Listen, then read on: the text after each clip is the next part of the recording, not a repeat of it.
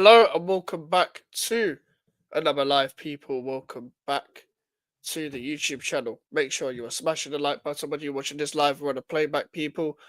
And make sure to subscribe if you are new. Trying to reach 1K subscribers before the Premier League season ends, everyone. And yeah, this should. I'm not trying to ruffle any feathers, but I saw this on Saeed's channel. Obviously, Saeed did it with Faz. And Rants joined that stream as well, talking about content creators and stuff. Uh, but obviously, I'm not on the fucking tier list maker. But I thought, why not? Bro, it's still international break. It's still international break. So I'm going to give my opinion because content is content. I'm actually thought of more ideas of content in the international break than I would usually. Like, it's actually been way easier to make content because you could just make random stuff, like utter random stuff. You can make, like, you can literally talk about anything anyway, and that's what we do on this channel. But on the international break, it gives you more freedom to go left. Like, we literally we did a whole 6-hour Pro Club stream yesterday. Like, people do Pro Club streams anyway, but that was a great opportunity to do that. It was a great opportunity to start an international break. We're gonna do it every Saturday. But speaking of Pro Clubs, Prem, tier list video, man. How you doing? And bro, it should be interesting, isn't it? Bro, this international break has been, bro. I like. First of all, it's a Sunday, so after the stream last night, I'm more than slept in. Yeah. I wake up and one of the group chats I'm in on Twitter is going crazy over a tier list, and it's Saeed and Faz. Like, Yeah. it's weird. They're not the people that would have thought that would do something like this controversial, you know. Yeah. But hey, Yeah. fair enough, man. Let's ruffle some feathers as well, because we're two people who we're not shy of opinions either. So Definitely do not. it. Yeah. So yeah, obviously I'm gonna how this is gonna go. I'm gonna share the tier list. We're gonna try and find an agreement. Well, actually, what we should do first, because I've not edited one bit of this, we got to agree on what we're gonna do as the tiers. So let's just share it. Let's just share it. There's gonna be bare ads on this shit, bro. So annoying. But basically, these are the tiers I've already been put in. So go, elite, good, underrated, mid, delete your channel. I don't think I'm gonna keep delete your channel as a tier list, just mainly because I'm harsh. I'm not that harsh. There's not a channel that I've put and seen in here that I'm like, delete your channel. Because even the shit ones, we need you for content. I'd say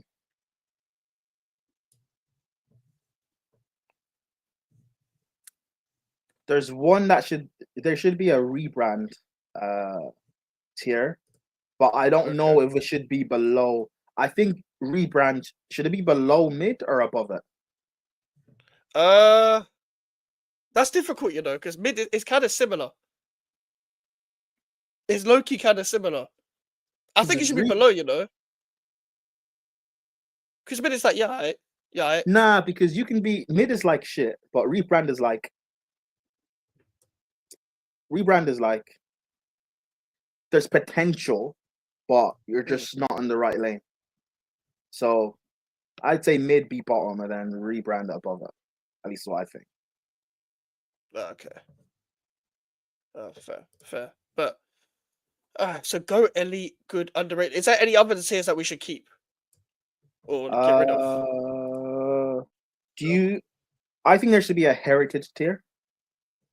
Oh, okay. But, or do you think GOAT is enough? No, I think there should be two separate tiers. Because let's say yeah, it depends what you're ranking it on. So like, go in terms of content, or go in terms of what they've done for the scene. Yeah, so that's why I say, like, okay, for example, right? People will say AFTV, what they're currently doing, that they've fallen off and whatever. But I would say AFTV is heritage. Yeah. So they're not maybe they're not like in terms of actively a GOAT currently, what they're doing, but they're a heritage like channel. I can't. It's like Ronaldo. People can say Ronaldo's falling off. Like he's heritage, so regardless of his age and whatever, I'm not gonna say he's shit or what. It's heritage. I think AFTV is in that. Yeah. So I would say heritage top, then go elite, good, underrated, average, then mid. I think Okay, mid is so just a nice way to say shit. So I say mid at the average. Then. bottom. Yeah, mid at the bottom. Then average. Because it's not going to let me add a tier. I don't think. You can't add another one. Well, hold on. Presentation mode. No, I don't know how to do that shit. Like, add a tier. Like, Lewis is able to add one. How do you do it? hold on. Let me stop sharing for a sec. Let me figure it out because there's bare ads on here. Oh, okay. Like, it's But yeah. annoying. I can't. I don't even think I could get to that part of the screen. Okay. But So yeah, that's it's just it's gonna have to be 6 tiers. 6. Okay. Yeah. It's gonna have to be 6 tiers. Then we can take away average. So Because what should we depending on put who in you rebrand? talk to, yeah, we can go on rebrand. Okay. Pick up Rebrand. Godfrey. Big up Godfrey every single time. Hope you're doing well, bro. So rebrand and then what we leave these two here, put GOAT second and then put Heritage top. Yes. Okay. Yeah, no worries, Godfrey. You're regular here, so I'm always gonna mod you, bro. GOAT. Well then GOATs are good. Are we saying Heritage GOAT good, underrated, rebrand mid? Is that gonna be us? Or did you want to change anymore? Heritage, go good, underrated, rebrand mid. Yeah. Yeah. Okay. Would you say underrated above good? That's what I was thinking, because that's what Rants said in Saeed's channel on Yeah. Saeed's channel. To Oh, put I didn't know underrated that. above good. Yeah, because But because if you're under, I put underrated above good. okay, all right.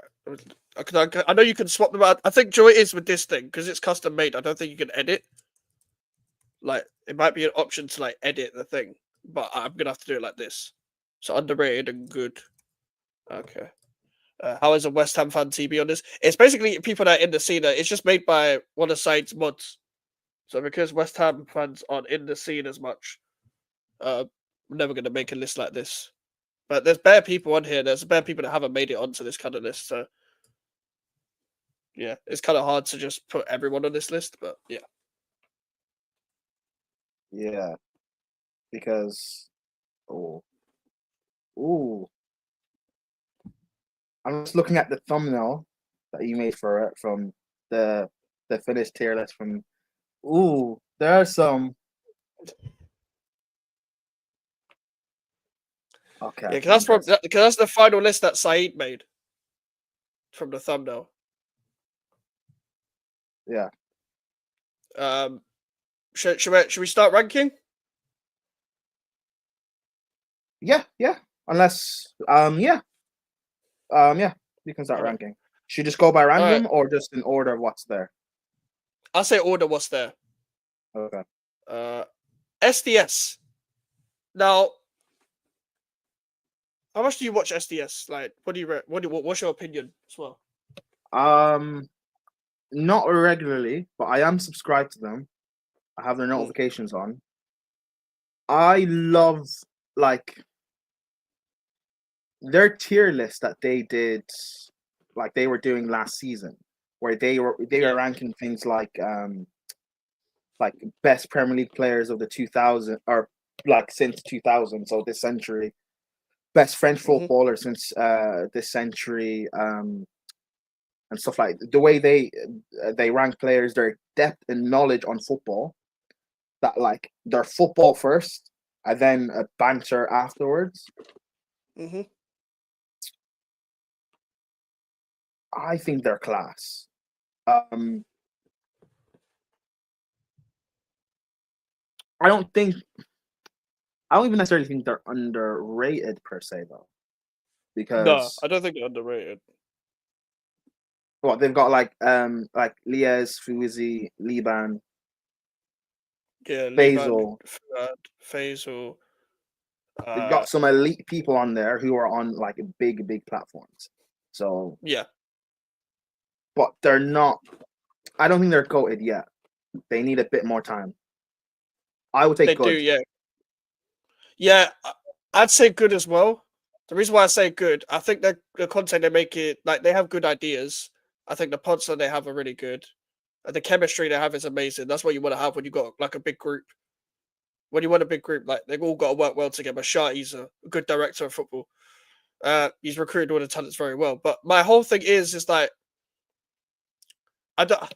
They've done live shows. They're doing big things because I guess they got access. They're like I don't know. Like I say that I don't know how far they can upgrade their content. How they're going to refresh it next.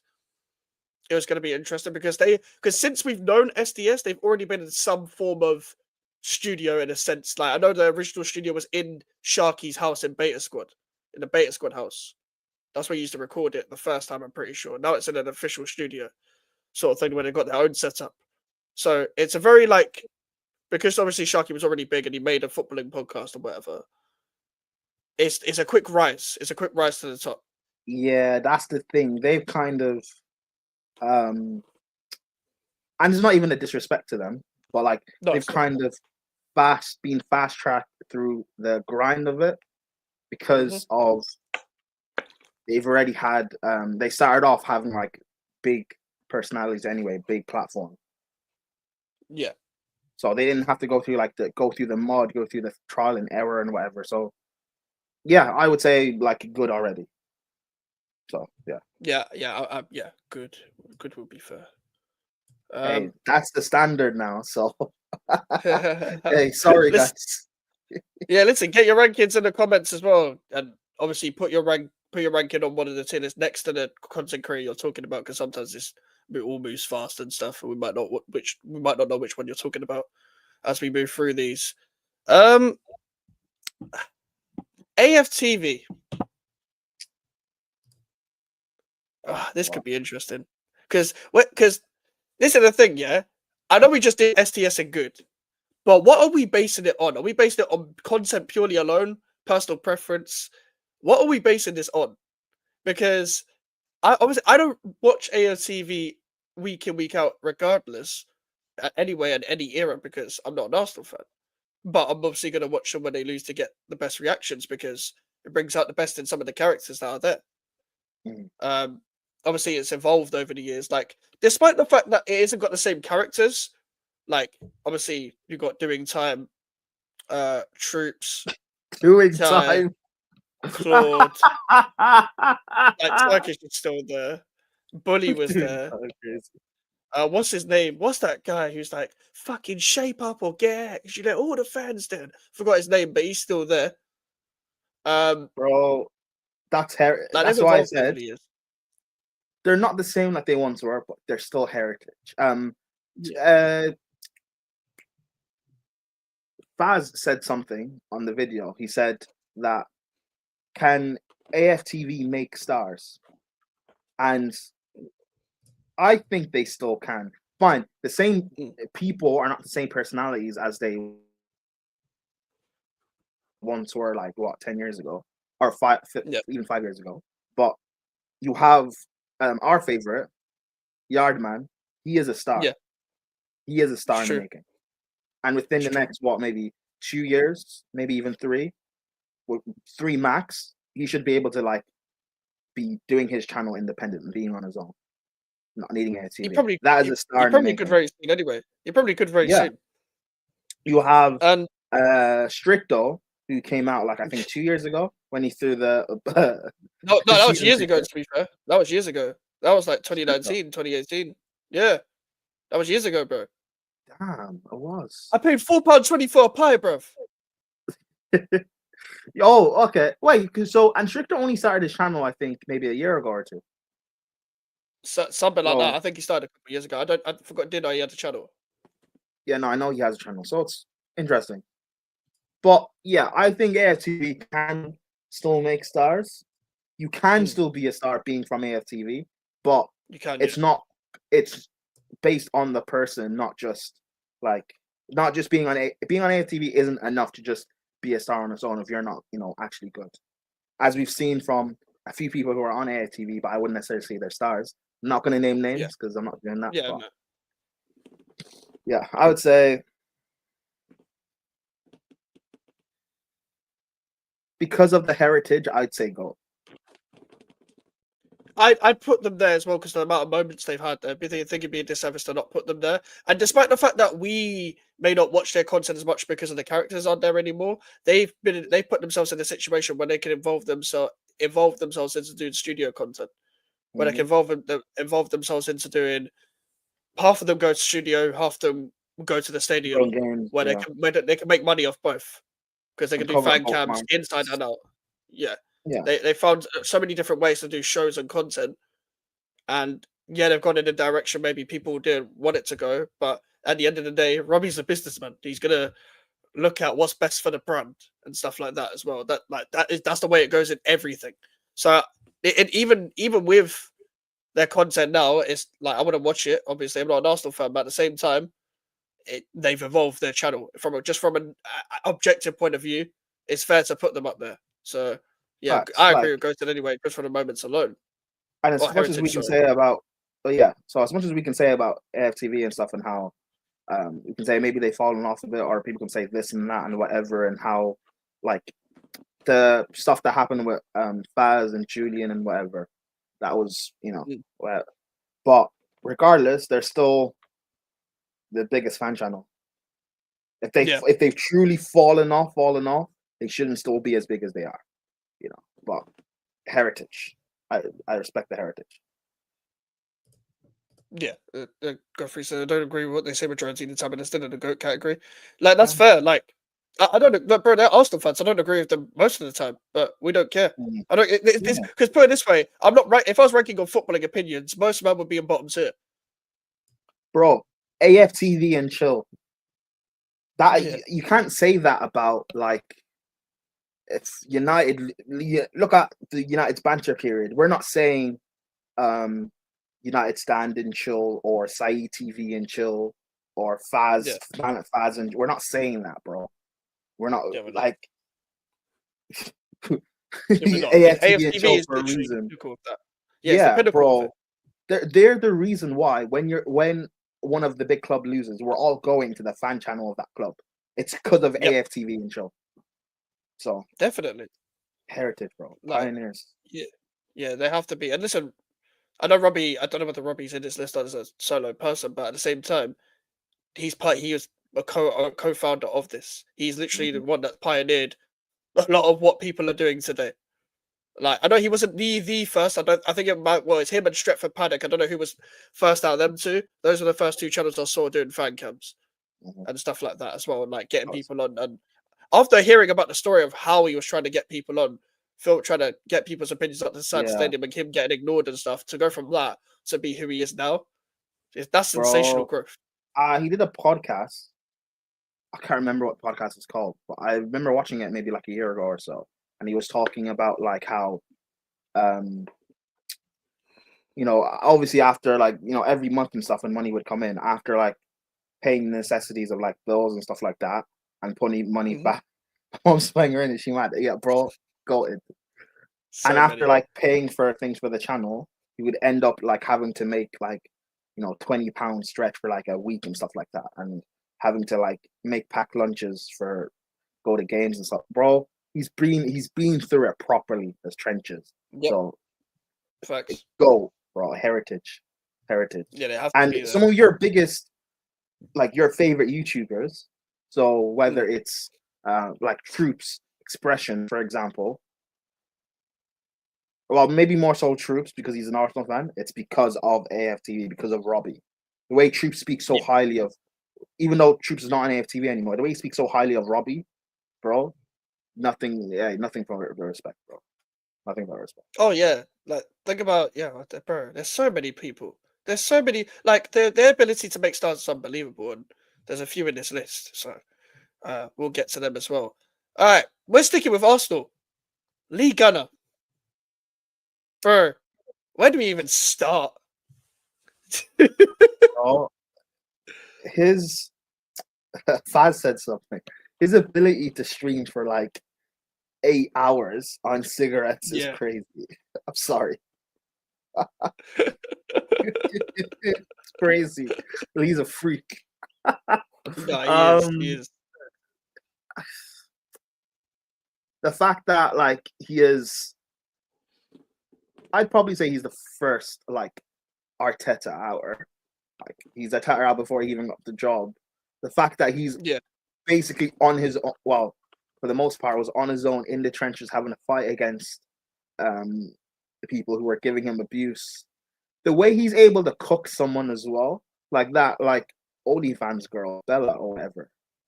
Yeah. The fact that like the guy made a quick stream cooking her, had to like he dropped his missus in the airport, made a quick like hour stream cooking her, was late for Rance's stream on his channel, went to do the stream at Rants, cooked her again, did the watch along and cooked her again. Bro, crazy man. I'm like he did 3 parts to that as well. Because he still didn't get an apology, so he just cooked her again. Bro, you don't beef with Lee, man. It's crazy. No, you don't.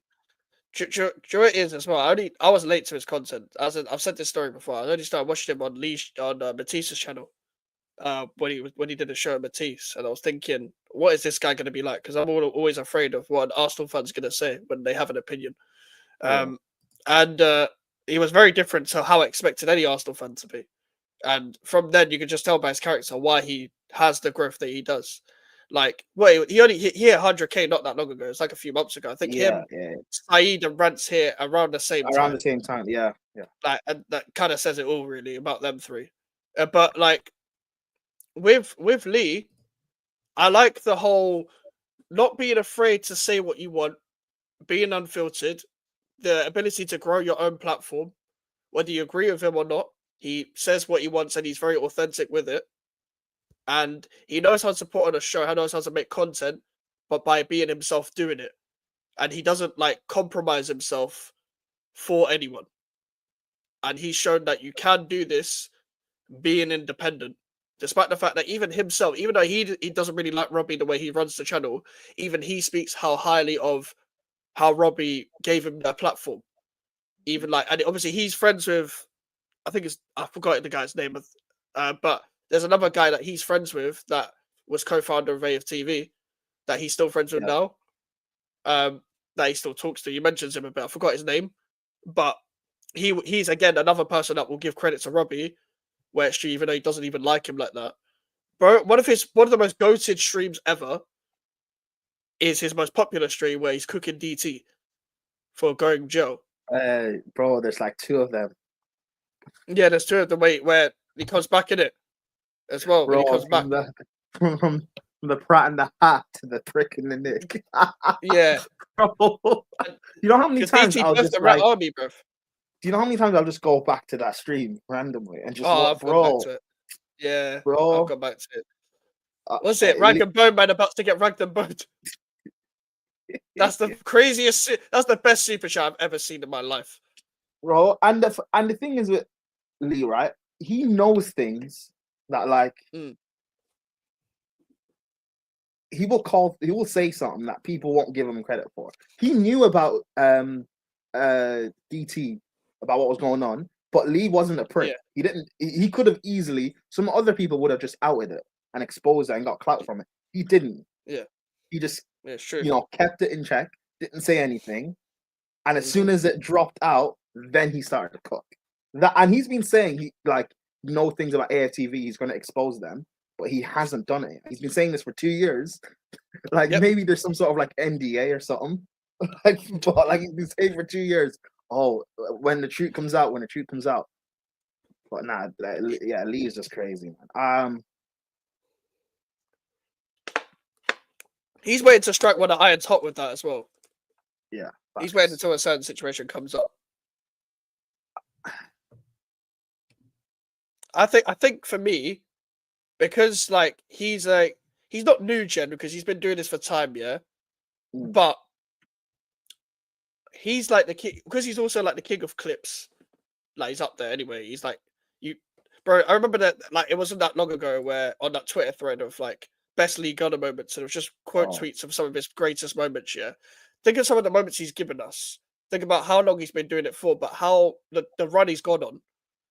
Like bro. you can't necessarily put him in heritage, but I think GOAT would be fair. Yeah, bro. How many times do we just uh like talk in League Gunner clips?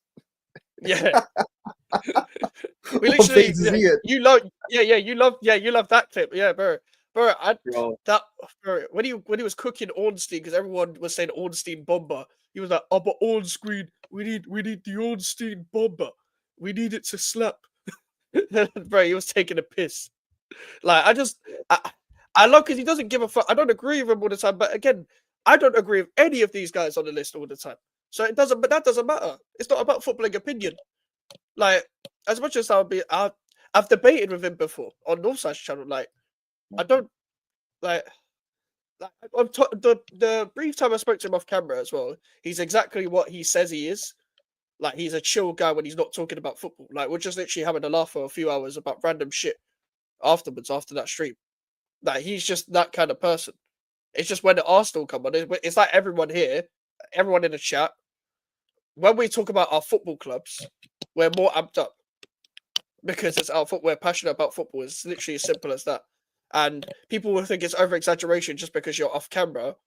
I mean, just because you're on camera, but it's actually not. It's literally how we are, but we put a camera on. Most of us. Obviously, some people Mm. over exaggerate and fake it till they make it, but like Mm. most of us are quite authentic, and he's one of them, to be honest. Yeah, no, no, I'm the same. The way I will abuse your club, I abuse my club as well. Yep. So how people know actually I'm even worse than my club. Yeah. Some of the You things are. I've You are.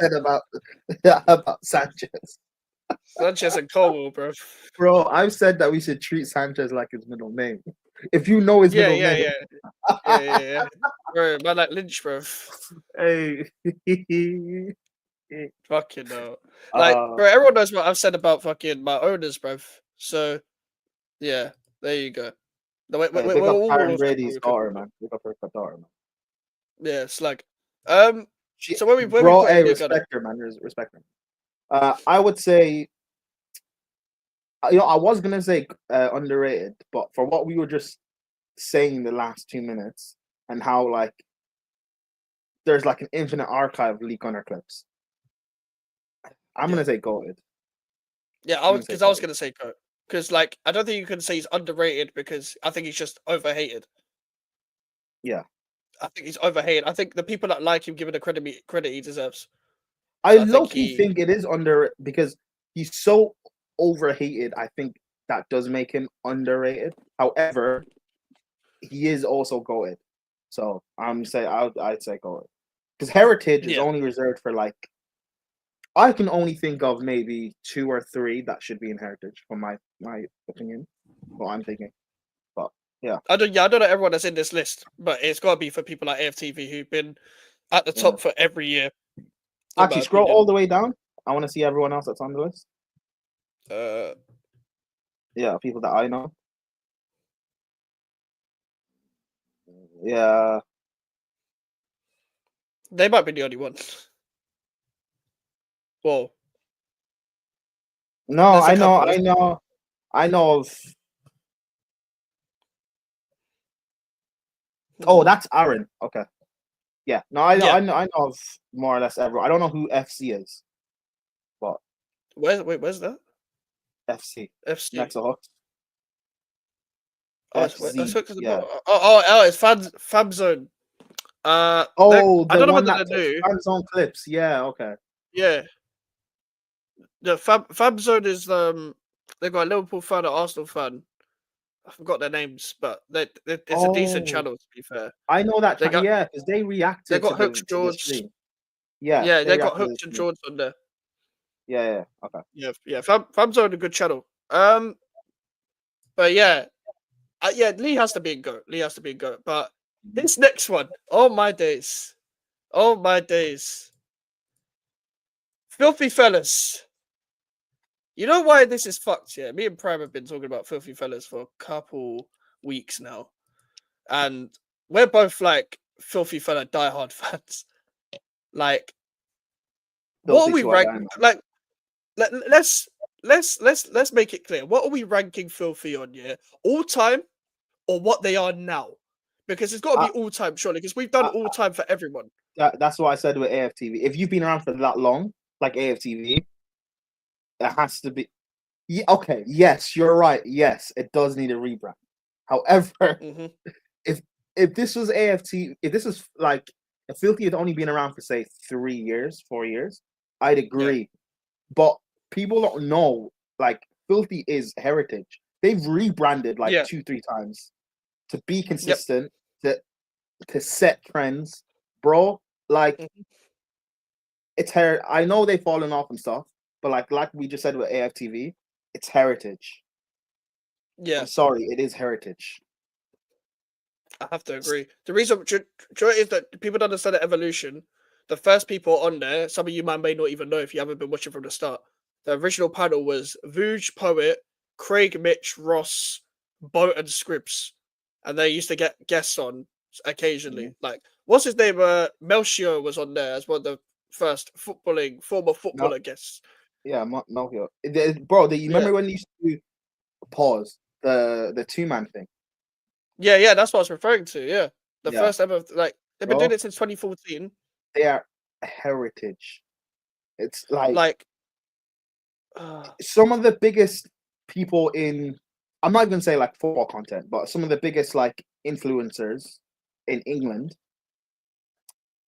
are from Filthy. Specs, hmm PK, what he's doing right now, Savage Dan, Poet obviously creating Filthy. You have Vooch who's been on there, Lumos who's been on AFTV and Filthy. I can yeah, keep going. Obviously, we all know Tigo, no, no bro. specs. Specs, There would be bro. no specs if there wasn't filthy.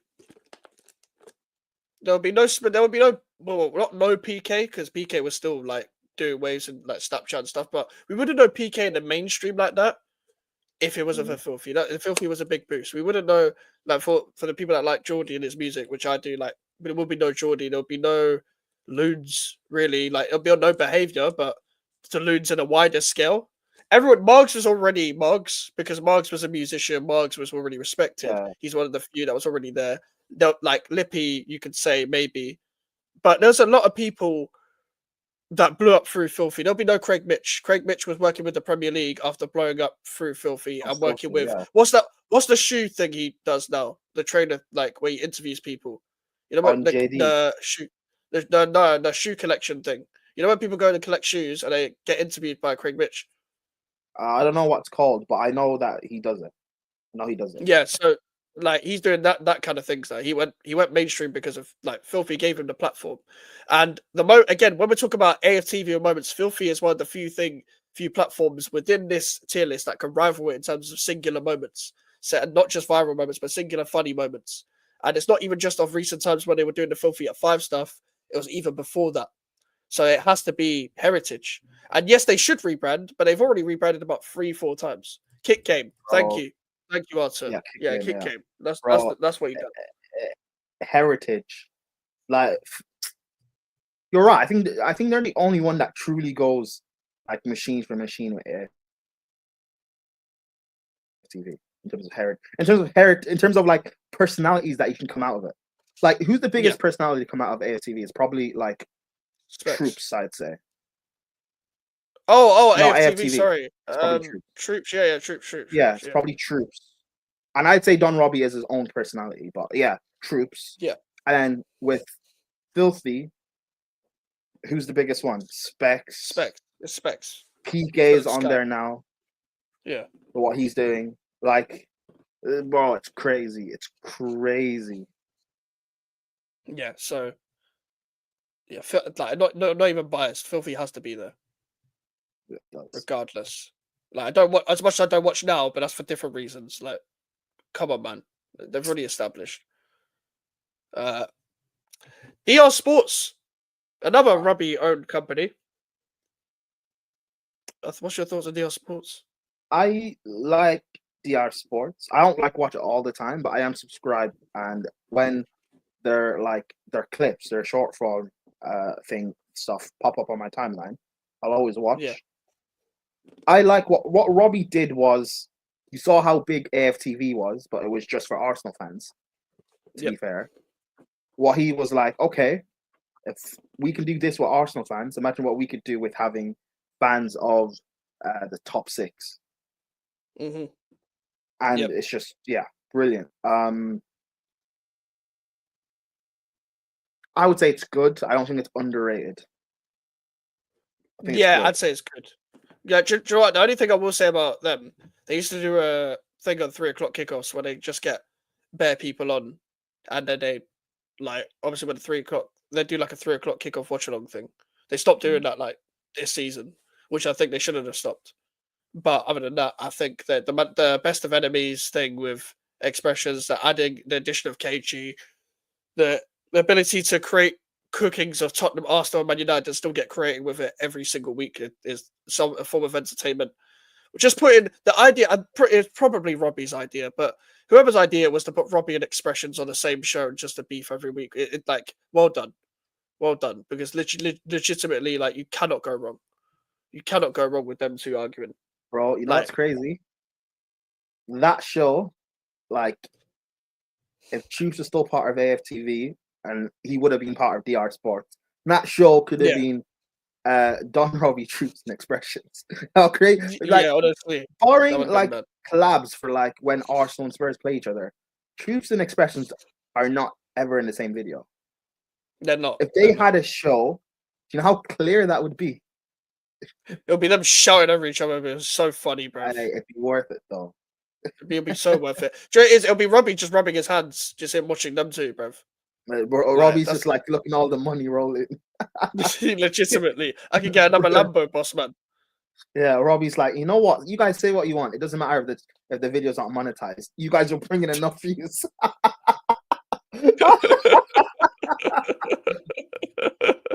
Oh my days! But like, do you know what Bro. it's done as well? It's allowed Robbie to show his personality a lot more instead of him just hosting. Mhm. Because he could do it on Yeah, AFTV. Obviously, he had shows before with Troopz and DT, like back in the day at AFTV, but it was still him talking about football and bro. his guest being the personality. Now he can be the personality with expressions because You- that Arsenal Tottenham divide, you'll never be able to stop You're down the show. seeing It's how always been. biased as well that Robbie is. Seeing how Hmm. like people are trying to cook Robbie for his delusional takes, but I'm like, but this is Robbie when he's not biased though. So Bears, Yeah. we're seeing his personality. You know what, Robbie, go back to being a host, man. I don't want you being cooked for delusional takes, man. I don't want to cook my uncle, man. Go back to being. Go back. Yeah. But Robbie's leading into And I also the guess the fact that he's like, it's a family. His daughter's on it now as well. His daughter's on it his as doors well. on Well, it. she's on AFTV, but like, I'm like, bro, daughter's on AFTV. Yeah, I don't know who his door is, so fair enough. I've never seen it before. but yeah. I'd say it's good as well. Same, Yeah, same at I'd say SDS. good. Yeah, I'd say good. Like that show that they got with they put Flex, Matisse, Abby, and AGT on as well. It's a good dynamic. It's a good dynamic. Robbie's got a good eye for like trying to get certain panels on together and stuff. Speaking of panels, I think this is the football terrace. Yeah, TFT, the Terrace. Yeah, I don't like. I'll say this. I don't watch panel shows, but I've been on the terrace once. I've got Terry on Twitter and stuff as well. So I've only very rarely spoken to him. Like, I've spoken to him once. Um, Uh, Shout out to them for getting Alfie on the other day, by the way. oh, he was on. He was on last week. Yeah, they got Alfie on for his debut. So he's been on it Oh, once I now didn't as know. well. Which Arsenal game was it? Oh, was it the last Arsenal game before the international break? No, it was literally just last week for a show. He was on a show with Tom Little and Henry Wright and a couple of other people. Oh, a big six show or top six show. Oh, okay. I'll check that Yeah, out. I didn't even know. I'll check that one out. yeah, it was good. But yeah, Terrace. Like I know Terry and KJ and stuff. I actually Yeah, used to be KJ on was the that Terrace as KJ. well. Mm. The Terrace, it's starting to get a bit of like disrespect lately, like in the last like year Mm. or so. But like Yeah, people have to remember how long the Terrace and Terry himself have been doing this football thing. Like yeah. not necessarily as long as AFTV, but Mhm. like whenever I started watching the Terrace when through Blood Brothers. Mhm. So it's been going on, well, at least for me, from what I know, for as long as that. I would say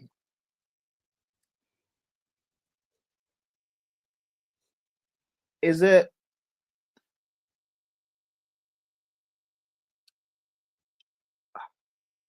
I'm gonna say underrated. I'm not gonna say goated. One thing that Terrace doesn't have that like scroll up that Lee Gunner has and AFTV and Filthy have is the clips that go viral on socials. Yeah, The Terrace just doesn't have that, which is probably the thing where I can't push into being goated. Like I can name you multiple Filthy like little viral clippable like moments. Like there's numerous with Lee Gunner, etc. yeah. AFTV. I don't know any of like. Well, I know some because I've been on the Terrace, but like if you're just asking just like someone who watches football content that's not like necessarily as in depth, Mhm. there's not many big clippable moments, which is probably at least I would say a frustrating thing if you're a fan of the Terrace. So I personally think it's underrated, but I don't know. What do you think? What do you guys think in the chat? Um, for me, I think the reason why it doesn't get clipped, and this is with all due respect to Terry, but I have to be honest. Um, I think like to quote, I guess TikTok merchants, it's their clippable moments is like very 0 out of 10 rage bait. I'll be real, like because like a lot of their debates end up just being someone saying an outrageous take for the sake of it instead of an active conversation, instead of On the actual Terrace, football. Yeah, and it's not Terry necessarily, but it's the people that are on there. Um, yeah. like But for the thing me, is, so like Igal and stuff, though they actually like because I know Igal, he actually but and I know he's also on the list.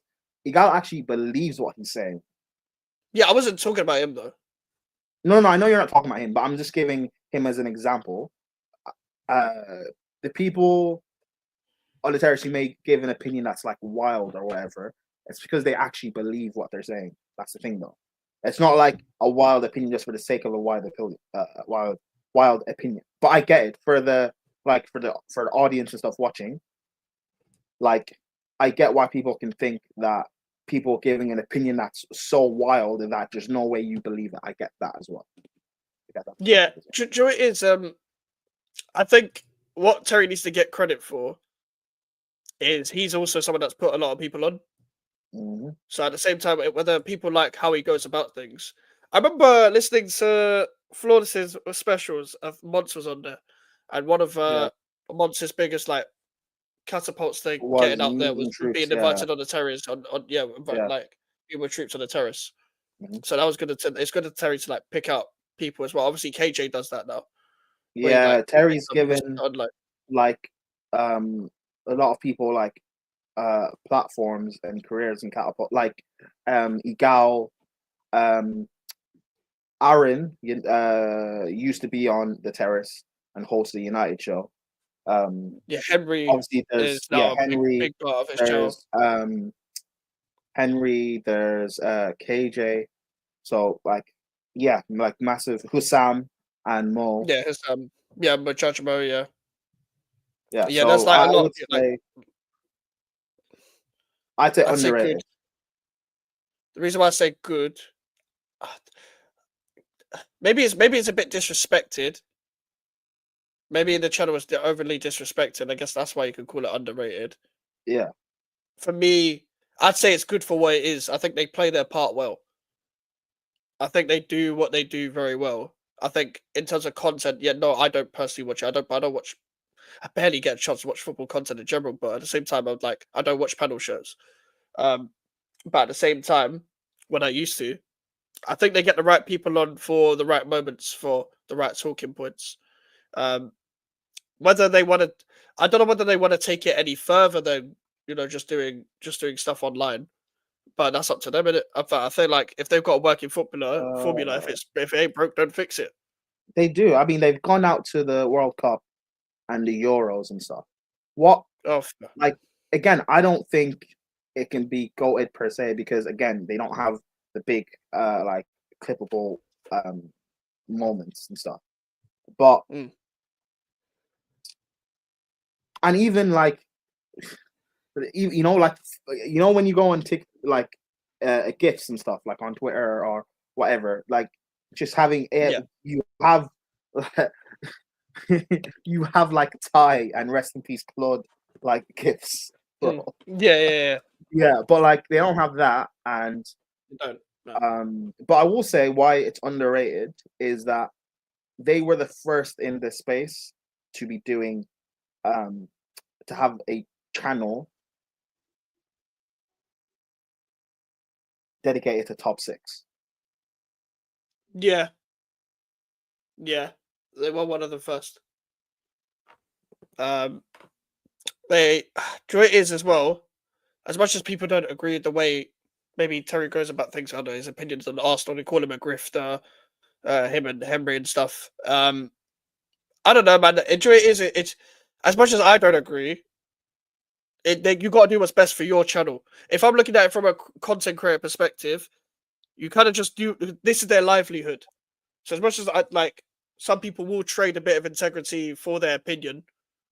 At the same time, like if it doesn't affect me, it's not going to affect me, sort of thing. Like I'm just looking at it from a content creator perspective. I wouldn't do it, but I get it. Um, but put it this way, at the same time, a little bit of personal preference does have to come into this purely because if I'm looking at it from a content point of view, I'm looking at the list. I can't say anybody in this list makes bad content, Yeah, like no one for makes. what it is. Like I don't watch all of these people, but at the same time, they don't make bad content. If you just look at the channel, look at the way they're branded, look at the type of videos they're creating, the thumbnails, So, or is there even a point to have a videos and mid stuff. uh tier? We'll see, innit? We'll see. We'll just see. Like, I don't know. But the chat is saying mid. And a Okay, couple of people in the chat said I mid. don't. But I've said good. I don't think it's Terrace isn't mid. It can't be as big as it is if it was like bad. Um, Yeah. But it's like that with everyone though. yeah, true. That I know that's my point. Um, I yeah, fine. I mean, I still think it's underrated, but if you want to go good, then I'll go good because I get it. Yeah. Yeah, I'm gonna go good because I can't put them above. Why is it doing this? I can't put them above DR and SDS. Yeah, For I me. guess maybe I'm Like saying because I've been part of it. I know like the guys and I know the what ins and goes in. outs. But yeah, I get it. Yeah. I've only Yeah, been on it once. Yeah. We'll come on to him. He's on the list. Uh um, Rants. Rance has been doing this for years. Like, didn't he used to be like on Vice and stuff? He's Yeah, he used to done be on radio. he's done an interview with I think a former prime minister or something, or not prime minister, but like an English politician. Yeah, he used to do political content with Channel 4, I think. I think it Yeah, was Channel 4. But when Channel 4 was Channel 4, not Channel 4.0. Like years ago. with PK specs in them, man. Yeah, Bro, he wasn't doing hey, that. I hey, say he did. if I say he did it. Do you not remember the thumbnail of Anthony? Oh, yeah. Yeah. Oh, Rance is the only one on here where Mm. when you go on Twitter, people will use his thumbnails to as like a meme. Hold I say smoke. he did it. Yeah, if you're young, old enough to wear the shirt, old enough to hold smoke, Yep. bro. Like longevity, man. For me, I'm putting him a. I agree When with the chat, bro. I'm putting him a goat. yeah, when people talk about the Onana thing now, where he was talking about Onana and it's like the racism, like, hey, I get it now, bro. Do you know how many Chelsea fans I see use that? Yeah, and United fans use that with Onana and Sanchez. How many times I see that go around on the timeline? When, Bro, you see this AI thumbnails with the way Dave puts bro, them on the clip channel, bro. It's is it Dave amazing. that does it, Yeah, I think it's Dave that makes the bro? thumbnails. The thumbnails are like stupendous, man. Mm. I'm on it. Like, I mean, obviously, I'd watch it anyway, but like the Clips channel, I'm subscribed because of the when something drops, yeah, I'm watching the video not because of the video, but because of the comments. The way people react to the thumbnails, elite, man. Oh my god, Bro, yeah, like, it's do you know what it going. is as well? If you could be at this part of the not literally the spectrum, but because I'm just used to using it in that context, but be at the top of this like stage of YouTube where you've done it for so long at a high level for nearly 10 years, over 10 years, however long it's been for Rents. He's been on United stand. He left and made his own platform again because that's what he was originally doing anyway. He did like the girl talks, the reacted to grillings, the red talks, the footy talks. He didn't even did when Kendrick Lamar Drake was going on. He did a whole breakdown on what he think because he talks about hip hop as well because he's passionate about Yes, that. He had as a hip hop fan myself, as someone who's addicted to watching that kind of content, he had the best breakdown for me in the UK of breaking down music because the guy is objective when he's a music listener. He's not like one of these people that will pander because of who he prefers, etc. Obviously, we all have our biases in every single thing that we have in terms of music, football, whatever. But he doesn't pander like everyone else in the UK did in that Kendrick Drake beef. He actually like what's it like did it objectively. And I watched the 2 hour break. I couldn't watch it in one go, but I looked forward to that breakdown and it did not disappoint. And footy is bro, this dead. is So another point.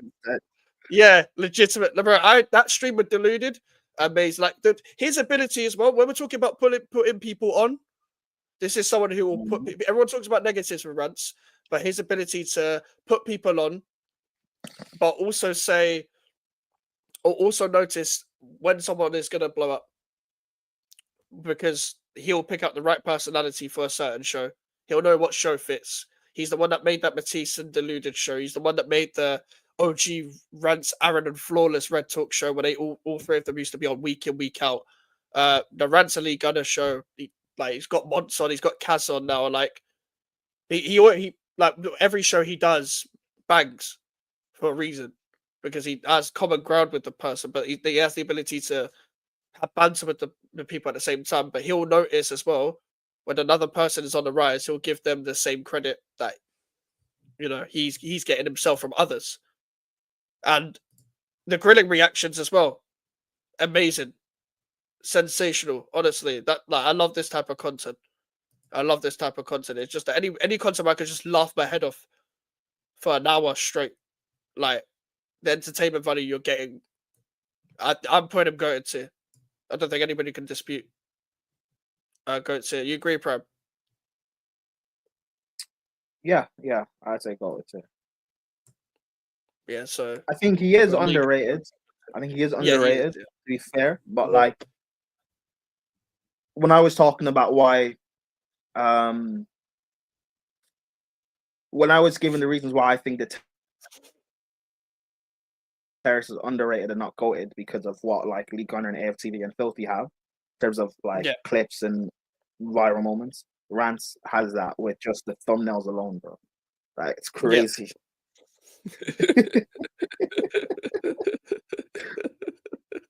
Bro, as much as he may be like Oh, misunderstood sometimes, and people don't like the way he goes about things, like he gets too much hate. Like, I know he can, like, he doesn't care, but he gets like too much criticism for what he actually deserves. Because, like, bro, I prefer the unfiltered, build yourself on your own sort of platform, sort of content. It's what I'm trying to desire to be one day, sort of thing. I look at these to certain creators, I'm like, bro, it's possible to do it in this kind of way, sort of thing. So I rate people like Rants and Lee for doing that, for going in that form of direction instead of just, pandering constantly, which I can't stand. And I can't stand content where it's just like there's a time to have a heated debate and there's a time to have a footballing conversation. There's a time to go off topic, and I feel like Rants does that perfectly with every single stream. So yeah, that's why I put him in going to. Next one is a podcast of the club. For me, I don't watch this. I've never not clicked on one. It's not for me. Obviously, it's got Boovie and Rory on it, which are rage bait merchants. And listen, Adam McCullough's been doing it for years. Credit to the guy, but I don't. I don't watch podcasts in Is general. Adam But McCullough a rage bait merchant? no, cool. No, Boovie and Rory are. Oh, But you said Adam McCullough's been McCullough, doing it for years. I thought you meant okay. Yeah, never mind. Yeah, yeah. But yeah, me personally, I agree with Arthur. Like, I'm putting them in mid just because entertainment value. Like, but no one's content is bad visually in terms of like they're all professional, but they are also like they've already made it sort of thing. So it's very easy for them to just make this kind of content. It's not like SDS where Sharky's already made it, but he's picking the right characters to go for years and years and years where you can watch it week in, week out, and watch the moments week in, week out and go back to it. You can't do that with this podcast. And like, I go on. with the club, the things that people say negatively about um like the Terrace or AFTV, where people say, oh, they just have people on to give controversial opinions, to rage bait, etc., etc. That's everything the club actually is. And what's funny is individually, they actually have good personality. Like They do. whatever, I don't like Rory in it, but like he is a Chelsea personality. I actually rate Boovie. I think Boovie has when Boovie's not trolling, he does have good ball knowledge. McCullough, again, he's been doing it for years, but them as a panel alone, with no real control, doesn't work. When they were part of the True Geordie podcast, the kickoff, Yeah. that was world class, and the kickoff truly could have been goated. I think at certain points that kind of was goated, but Mm. it could have been goated. Maybe stepped into heritage if they didn't just him and Geordie and Lawrence didn't just like fall apart. Whatever happened with them. Yep. But yeah, with the club, I think it is mid because am I even subscribed to them? No, I'm not. I've never I've watched been. a few clips, I've watched a few videos and stuff, but like it doesn't. I'm not entertained, bro. I'm not engaged. Yeah, Joy is like as you said with the kickoff. Like, don't get me wrong, I didn't watch it like vivid like all the time with the kickoff, but I understood the qualities of why people would watch it with that certain panel. They had something going on, even with Hugh Wizzy at the time, when before Adam was there and stuff. But when it's like them three together, as you said, like there's no control. There's no control. And the thing is, I don't actually mind Rory as a person. It's just like I'm not gonna come to you for football opinions. Like, but Boovie, I don't. I just you're just there, sort of thing. Like, I don't really care. But with Adam, I can appreciate him as an OG. But I'm not. Again, I'm not really gonna watch you for footballing opinions and stuff. I mainly rate you because you're an associate of filthy, rather than Yeah, anything. Not of anything else of but note. Boovie, I do respect. Boovie's been doing this for years. He was part of 19 in, Mm. um, and he's one of the first Man City fans as a content creator. So like, I give Boovie the respect like he deserves for his longevity. But in terms of the club and stuff, like it's a mid pack, like it is. And it's not even, but like in terms of how they produce and everything, it's a class. But just Yeah. it doesn't. You need nah. Like if the channel ended, I don't think anyone would like be surprised or care much. Yeah. Don't look like. Put it this way: if it was like, oh, like if they put a statement saying we're coming to an end, there'd be a lot of memes like online talking about oh no anyway. Oh no. Anyways, Yeah, it's the truth. So yeah, I'm putting him mid. Rory, the next one meant the footballing splendor, whatever that's it. It's utter posh nonsense. Arctic. But anyway, let's move on to someone actually decent again. Expressions. Do I need to even say anything?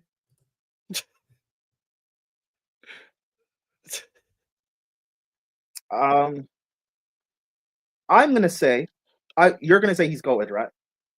Yeah. I'm gonna say he's underrated. Why I'm gonna say he's underrated is he should be a lot bigger than he actually is, and the reason why he's not is because of Tottenham. If he was Oh a yeah. United fan, a Mm. Chelsea fan, Liverpool, City, even, he would be clear. Because Arsenal have Troopz, and Lee Gunner and Robbie. You look at United, you have Rants, you have Saeed, you can put Aaron in there and stuff like that, and Faz. Chelsea, obviously, we have Lewis, we have Eunice. I guess people will include Rory. I don't, but whatever. Matisse. Spurs only really have expressions. I know there's We Are Yeah. Tottenham TV. There's Football Heritage TV, big up Sava. But Big I up mean, in Sava. terms of like the big one, like clear, it's just expressions. And what expressions has done coming into the mainstream as well. Like there's Yeah. he's been on Standout TV. The only reason I know about that channel, the only reason I'm subscribed is because of him. Yeah. His That's the grillings he's podcast what I done thought with about. Yeah. Michelle Mm. and the other woman, I don't know what her name is. Yeah. When he was on Cheyenne. doing the Cheyenne, yeah, when he was doing the 20v1, bro, yeah, expressions is elite, man. Mm. Expressions is elite. Yeah, not. I say he's underrated because of his club. However, I agree he is goated, but I don't Yeah. think people.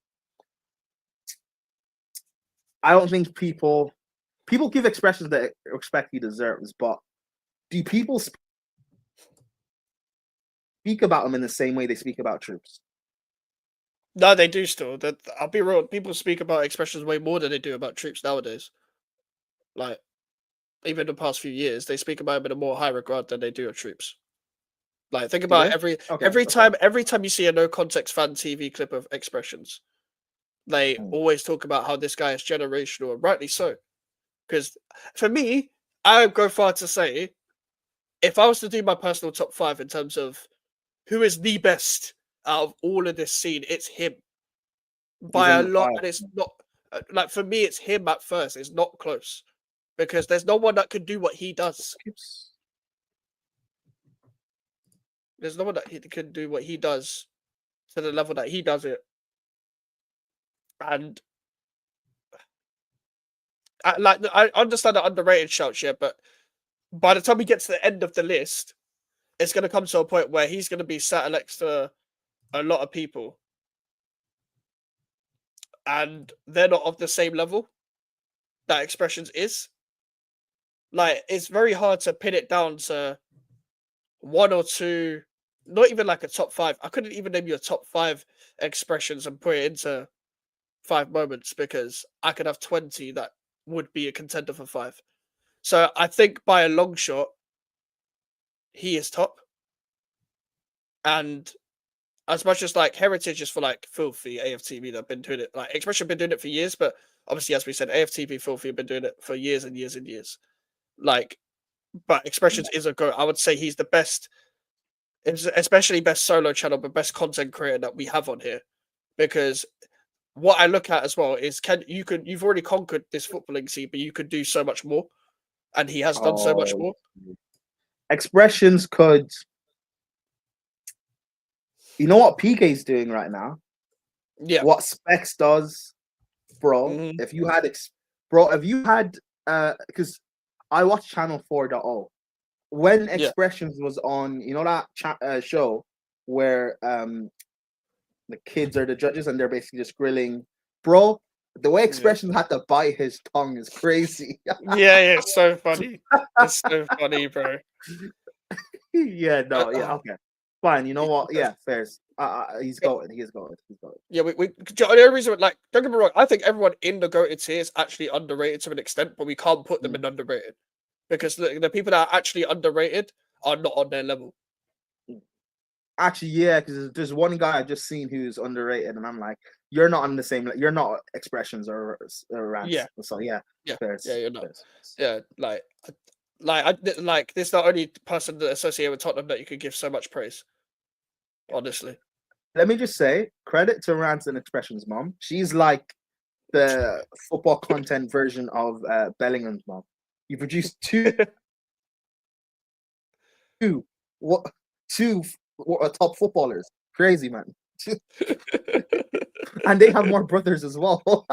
yeah, they do. They do. They promise that not on YouTube.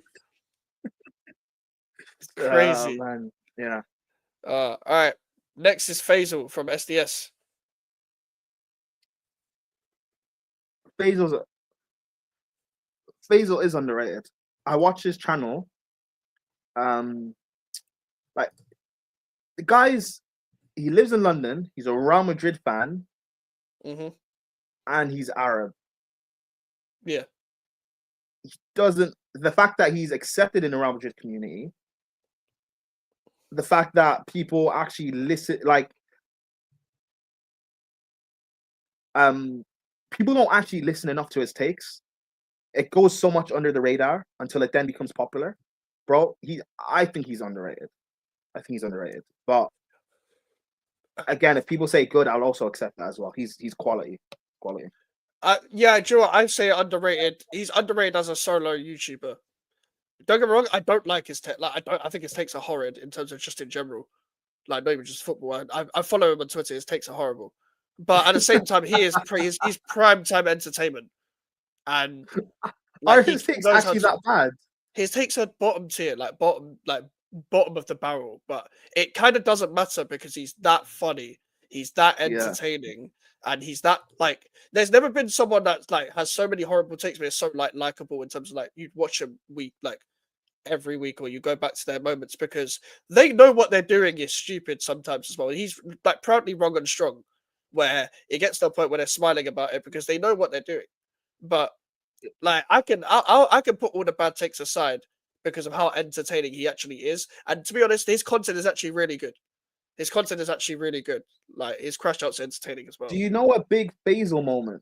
It went viral on Twitter. When SDS did Mastermind. No, not that. I think it was best French footballers all since 2000. Oh, I know what you're gonna say. Yeah, when he was trying to back Benzema over Henry. And that clip is on TikTok, right? And on his channel. Bro, I'm sorry. That clip is like elite. It is, bro. It is, bro. Where he's like, Ronaldo never said this. Benzema never said it. Oh, I love it, man. I'm sorry. He's there. It's for me, it's the Pogba. I can't remember what video it is, but it's a Pogba clip. And he's like talking about how good Pogba is. And he just sounded like he just bust. And then just taking the piss out of him. He's a massive Pogba fan. But he's always talking about LaBelle. The way he's always talking about Mbappe, Killy. Yeah, bro. His shameless arc of like every time Mbappe had a shit game, he's like, I don't want him at Madrid anyway. And every time Mbappe had a good game, it's like, come to Madrid, Kylian, and all that. And then he's finally there. Bro, he had a viral moment recently in the earlier part of the season where you like missed a penalty and he like hit the plant in his room, bro. Like, it was just hilarious, bro. Because that he's genuine. He knows ball in terms of history, but not actual ball. Yeah, he's got good ball knowledge in terms of like he's good, like he's a general knowledge guy. Like he does well in the masterminds. He's there for a reason. But at the same time, like in terms of his actual takes, in terms of his actual footballing opinion, hell no. Like his takes are bottom of the barrel shits. But at the same time, like I don't care because he's that entertaining. He's that funny. Like I do not care. So I actually agree with you in terms of underrated because as much as he's on a well-established platform in SDS, as a solo content creator, he probably doesn't get the credit he deserves because he's more known for being on SDS, despite him having a great audience there. He doesn't get talked about enough there. So I'm putting him underrated. I'm assuming you agree. Yeah. I said that. Yeah, underrated. Yeah. Turkish. Do you know what, when we talk about stars of AFTV, yeah, my whole thing with Turkish is that as much as he was known for being on AFTV and got given a platform or got given a boost by people knowing him from then, he made himself a star.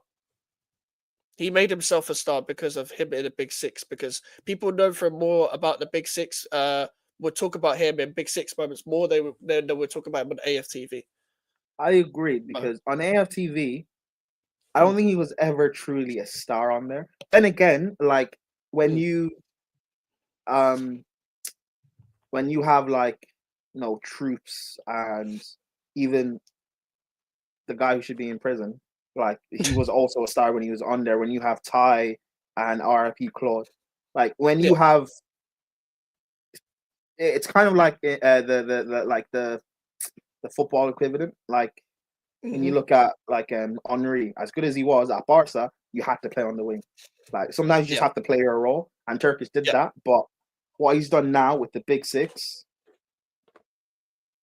I Amazing. rate it. Like I do rate it. Like at first when I saw the channel and first subscribed and stuff, I wasn't really into it because I wasn't really into Turkish pause as a person because I didn't really know him or his personality.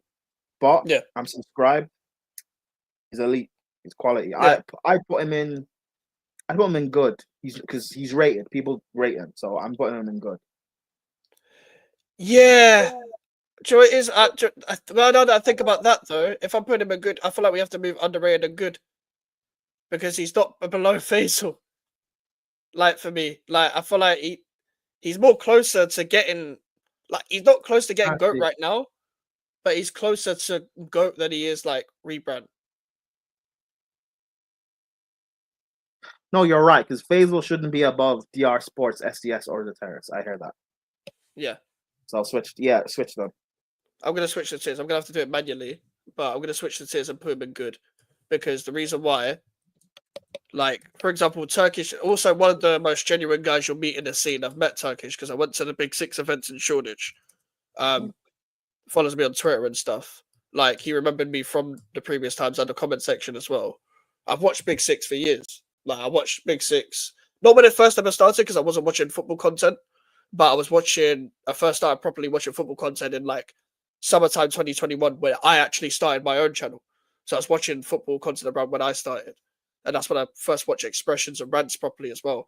So I've kind of watched it somewhat from the start. As much as I don't get to watch it as much now, the Big Six is probably the only panel show where I'm like, I don't want to kill myself watching it because of the chemistry between the six people, like talking about their clubs, etc. Where it gets to a point where you may have an occasional bad take, like you will do for most people, but they're not trying to find clicks. They've got great chemistry together. They will talk ball, very humorous, all great people on there, all very genuine people. What he's built is amazing.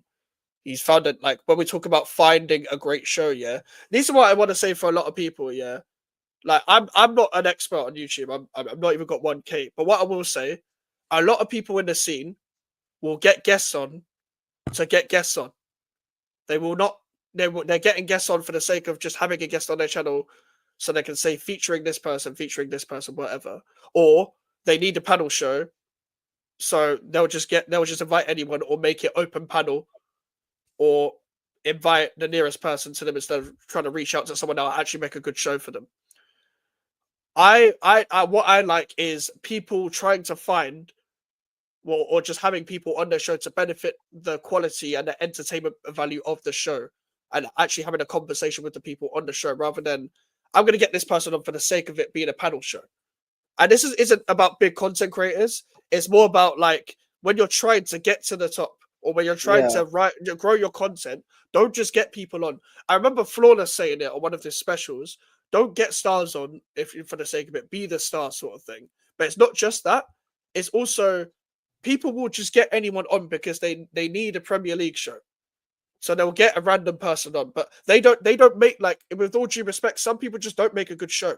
Like for me, I'm good with small panel shows if you get me on a good small panel show, I'll play a good part in your show. If it's on a big panel show, I'll be there in the background sort of thing. I ain't gonna do much. I'm not here for shouting and screaming. I don't care. I'll wait till I'm like when it's my chance to speak, I'll speak. So like there's different levels to it. When Turkish Oh, is getting like Saeed, Matisse, Steve, Grizz, and Troopz, all very good characters. They don't always like talk over each other. They let each other speak. They get their points off, and their chemistry is really good with each other. All from very different backgrounds. Everyone's from a very different background as well, in terms of come up, in terms of how they got to YouTube, and in terms of where they come from and how they support their club. So it's all different ideologies that connect really well in that show, and he's built that himself. yeah, but they're all also like I'm assuming they're all like 30s plus, no? Yeah, I Saeed think might so. be actually Saeed's probably in his Saeed, like late 20s, but the rest Saeed's in his 30s, I think, but I think Matisse might be late 20s. okay, yeah, but even Matisse, he's an old soul. He's an old soul. Yeah. So It's, yeah, it's, so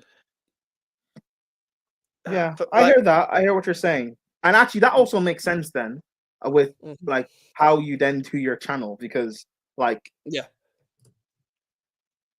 when I look at like content creators are also like small and growing and stuff. They're trying to Mhm, get like the big panels and stuff and doing a yeah. stream for the Mm, sake of doing a stream or doing mhm, something for the sake of doing something, but you don't do that. Which no. then yeah, that makes sense. I put it this way, yeah. I can't. You'll probably never ever see a regular 6-man panel show on here. You'll probably never ever see that on this channel. The reason why, first of all, I can't control that shit. There's too many people that just want to speak constantly all the time. And I'm like, bro, I can't lie. When it gets to the point where I can't control it, and I'm not like, you got to be the main guy on your channel regardless. Everyone has to be the main guy on their channel. So when it comes to the point where the game is drifting away from you, sort of thing, stop. The reason why I have people on my channel is because we get along, but also it makes a good show. Like Alfie's on here every week because he's my guy before this. Like Prime is always on here because me and Prime have a similar kind of humor, similar way of talking about football anyway. So he's always on it. Melon, the same, the exact same. Me and Melon get on off camera as well. Like even the big names, like the Northside St. Lewis's, even the Jay's on Never a Fire. I count him as a big name because he's about to take over. Like, because it reminded me because also mentioned Capital Conflict. The reason why that it show like is so good is because we all just get along, but we all like talk football and have got a similar like not even similar humor, but kind of similar humor at the same time. We just have that natural chemistry. I haven't even known for any of them for that long. I've known Jay for 2 months. I get along with Jay really well. Like, there's a reason why a lot of big shows don't work. A lot of shows won't last because the guests you're trying to get on, they might be cool people. They don't get along with you in terms of the way you see football, but the way you see YouTube shows. Then you don't have this. Yeah, when there's no chemistry, Mm, but like you're trying to get, and I get it. There's also like, I guess it's also sometimes hard to like judge um chemistry with someone who like you've not interacted with like properly before, done a show with properly before, or not. yeah, But sometimes, like if like for example, if we had done a show to, if you like invited me on and we had done a show and like it didn't work chemistry wise or whatever, yeah, but then yet you kept inviting me on because like maybe you say I'm a big name or whatever, then like you're not really doing a real service to your channel no, you're because not. the big guy you're trying to have on and he's trying to bring his audience, Hmm. they're coming to your channel, they're gonna watch it and be like, who's this guy? You don't get along with you guys, it's not a good show. What's the point of me subscribing? What are you bringing? Yeah, You know? So yeah, what exactly. you're saying is fast. Yeah. And it will reflect in audience no matter how big you guys are. So people always say that they look forward to the show of us two and they look forward to the show of me and Alfie. I always hear that. Really? Yeah, people say that in the comments or they say it to me on DMs, like the Oh, people that follow me. guys, guys, that actually means a lot.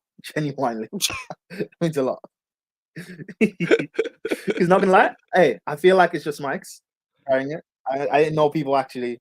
No, because it's always nice to hear that people actually like like what you're doing and stuff. Because sometimes, Yeah. not gonna lie, I kind of feel like an imposter. I kind of feel like a fraud sometimes. So it's nice to like be reassured, I guess, in a way that like what I'm doing is actually working and people like it. So thanks, guys.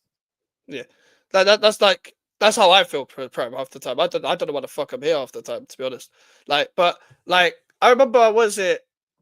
I'm not somewhat like a regular on the channel DM'd me saying like you're gonna like I'm glad you're mixing with the big names because you deserve it. You're gonna go straight to the top sort of thing, and it's like what the fuck. I don't know how to take compliments in it. I'd rather you guys just insult me. But like at the same time, it's very nice to hear those things. Like when I'm going into shows and people saying I always look forward to this show, bruv, even if one person says that, I'll take that. Because I'm Yeah, doing something, right? That means I know there's a platform there. That's what Turkish does so well. But also, Arthur says the capital conflict panel works because you might know when to talk ball, also want to also throw in banter, and then when to move on. Some parts get lost in that. Yeah, because there was a show where we did capital conflict. Yeah, we went over the like over how it usually went. We just started reminiscing, bruv, on like nostalgia, like about how like no, and just like football stories, bruv. And this was when Jay was like one of Jay's first appearances on the show, and we just went off on one because like we just went off on a tangent. It just when it had that naturally happens, that's a good part of the show. bro. That's also facts because you have Poch losing the lose. Yeah, well, that's Poch. But yeah, that's also facts what Arthur said because you have some shows right where, so for example, Capital Conflict, Arsenal fan, Chelsea fan, Spurs, West Ham. Yeah. The fact I think was it last week's show or the week before maybe, where Northside was basically talking about how I think he was talking about Chelsea and how like, oh, Chelsea in the mud, but I can't even, or maybe he was talking about Spurs, like they're in the mud, but I can't even cook them because I cook my own my own team's in the mud. How can I cook you and my own team's doing bad and stuff like that? Yeah. I respect that and how you guys work and stuff, and even how like kind of how I am, because you have other people who will be like, they'll get like salty and they'll snap back or whatever if like we're cooking your team and you've lost, and it's like, well, no, that's maybe sometimes how it goes, because if my team had lost, you'd be cooking me, but because your team lost and I'm cooking your team or cooking your player or your manager, you have to do defense league because you support the club.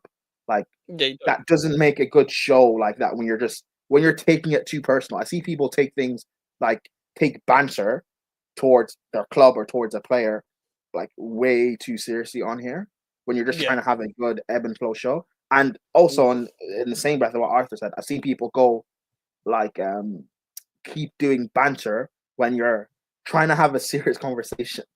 And people keep trying to do Oh. banter, and especially when I speak like with Gal and Tony, right? I don't speak to them much, to be fair, but when I speak to them, I try not to, because I know they believe what they're saying. So I try not to do the banter thing with them because I want to understand what they mean. But when you're on shows with other people and people are just trying to cook, and I'm like, okay, yeah, but like, let's get to the bottom of why do they actually cooking? And I'm like, it's not the time, man. Let's wait. It ruins the shit. I'm just annoyed. I'm like, I'm not. This is not what I'm trying to do. I know you want to cook, but let's cook in 10 minutes. No, that's facts. Bro, that's facts. Oh, it froze. Yeah, just come back out and come back in. No, do you hear me again? I can hear you, but your whole frozen? thing's frozen. Yeah, your whole thing's Okay. frozen. So just come back out and come back in quick. But Okay, you make yeah, a good point with that, Arthur, because like it also is it's a thing of like, for example, Lewis is another example. We'll get onto Lewis is in this list, but we'll get onto Lewis in a sec. Like Lewis is another example of he's good at picking up the right people for the right shows. So like I'm surprised that I am a regular on the channel still, because like, bruv, a year ago, bruv, I didn't know anyone. I didn't know anyone in the scene. So like to go a year later to like this is a bit mad. But like it's just a good dynamic. It's just a good dynamic. It's like a lot of people wouldn't have picked me because I don't have a big channel. They wouldn't have picked Jay because he doesn't have a big channel right now. But he picked me and Jay because he needed the right Tottenham fan that he thought Jay was funny. We needed a Tottenham fan for time that was free, and Jay was free, and he fits perfectly onto the channel. He's given the show a whole new dynamic himself. by just being on the show. So that also helps when, like, if you're doing a show, you gotta pick the right people. You gotta pick the right people. That's why you see me regularly with certain people. Obviously, like, I would probably have shows with other people as well if they were also not busy with the right, but they would be the right people. I only get the right people on this show. Then you've got to be a genuine character, but also good to have a show with. That's why I feel like the next three coming through in the new wave of YouTube is like obviously my mate Alfie. I'm not just being by saying that, but Alfie's always been good with people, good at talking about football, but is very charismatic. So Alfie will be one that is gonna like shoot up very quick, and people are gonna want to know his perspective as an Arsenal fan. Jay, as I mentioned, the Hotspur Cave, he's another one. He's already on Never and Foul. He's already doing mad numbers already. He's gonna overtake me in no time, bro. Like, this guy he's destined to go and do big things because he's consistent, he's funny, he's authentic. Touchline is another one. Touchline Facts is another one where he's very good at he's very opinionated. He's very opinionated, but he's very, again, charismatic, good on camera and stuff. All of this stuff is very important. I had to grow into getting used to being on camera. I had to grow into that. I'm not that kind of person that will have a certain kind of humor where I can make people laugh constantly. I'm the shock factor, but I'll give you good, like, football analysis to an extent. I know when to make it football, when to make it non-football. And that's what makes your channel grow, because people will initially click your channel on for football, but then stay for your personality sort of thing. That's what it's like. Because if people weren't staying for the personality, people wouldn't be watching me make a tier list on other people's content. They wouldn't be watching, me reacting to fucking Kendrick Lamar's album not that long ago, or me doing reaction videos, or me doing a Q&A. Like, the reason why we can do those things is because we grow at a certain audience that will take to your content and they know what to expect. Otherwise, people wouldn't be watching. Like, that's why I'm rating the new wave right now.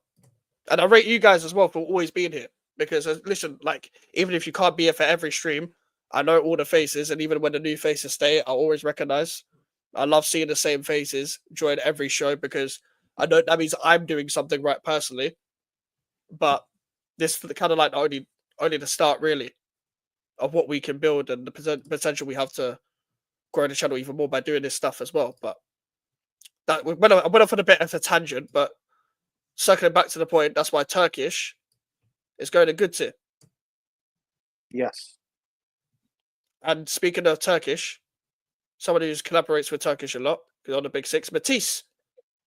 As a Chelsea fan, yeah, what do you make of Matisse's content? I like Matisse. Actually, he used to be big on Twitter, and I think it was Rants that first got him on his show on YouTube, obviously. And I think it was Rants that convinced him to start doing this YouTube. Yeah. He's one of the biggest guys in the Chelsea space in terms of YouTubers. He's well respected, and he makes very good content as well. I'd say good. I'd say good. Yeah. I think he's like the front end of good as well, because I feel like he's got so much potential to be GOAT. Like, with his personality, the type of content he makes, he always, because the most important thing is about pushing the barrier. Ever since I've been watching him, again, I've been watching him since like 2021.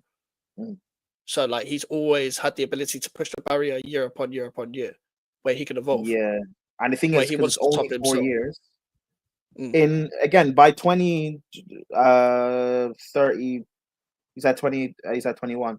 2031. I'm interested to see what we think of him then. Yeah, he can. Yes, he can get to. I mean, can he get to go? Yeah, he definitely can. You think he can be like an Expressions or Rants or League Gunner? No one can be an Expressions, but he can be Rants. No, not exactly like them. I mean, like, in terms of like status and. Yeah, he can. In the Chelsea space, can he?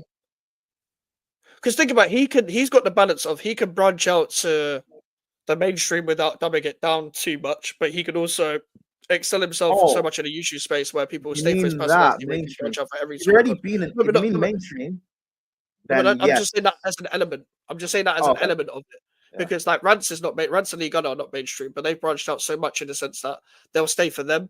Batiste has that personality Oh, where he's yeah. one of the few that you'll stay for them no matter what the content is. That's why he has the Yeah. ability to like he will add a skit to his match reaction. He'll do that Copenhagen thing he did the other day where he's like traveling with Oh, a no, no, 360 cam. that is no one does that stuff. So that is Yeah. like if you can create something new, like Mm. that, that's something I respect a lot more. Which is Yeah. how so yeah, he's definitely is in good. Can he be the biggest in the Chelsea space?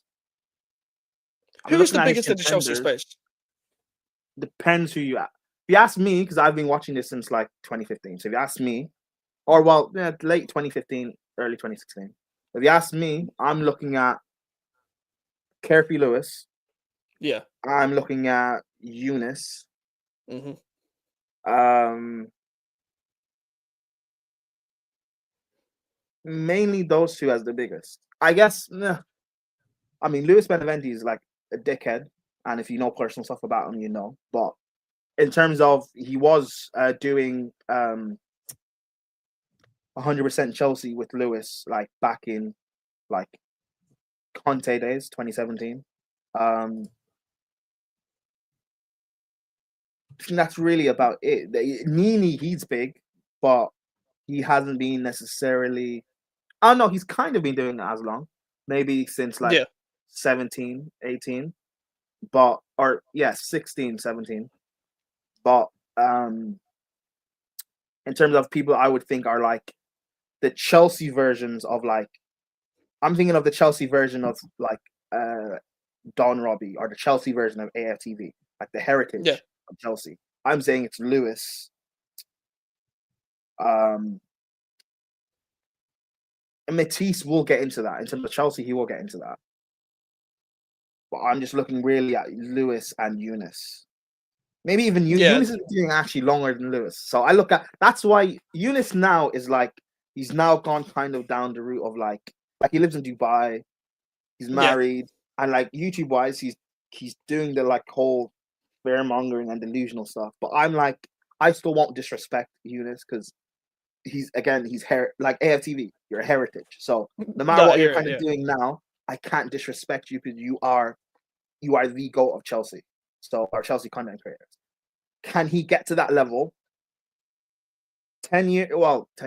By 2031, yes.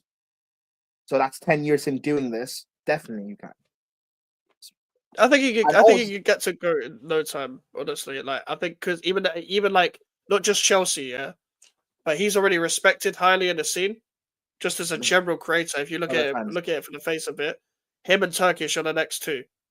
Like Yeah, but Turkish might be a year away. I'm Like a looking year. at being the I'm not thinking about being like the face of Chelsea. Like, and he's Mm. already done mainstream. Has he not done Sky Sports before and stuff?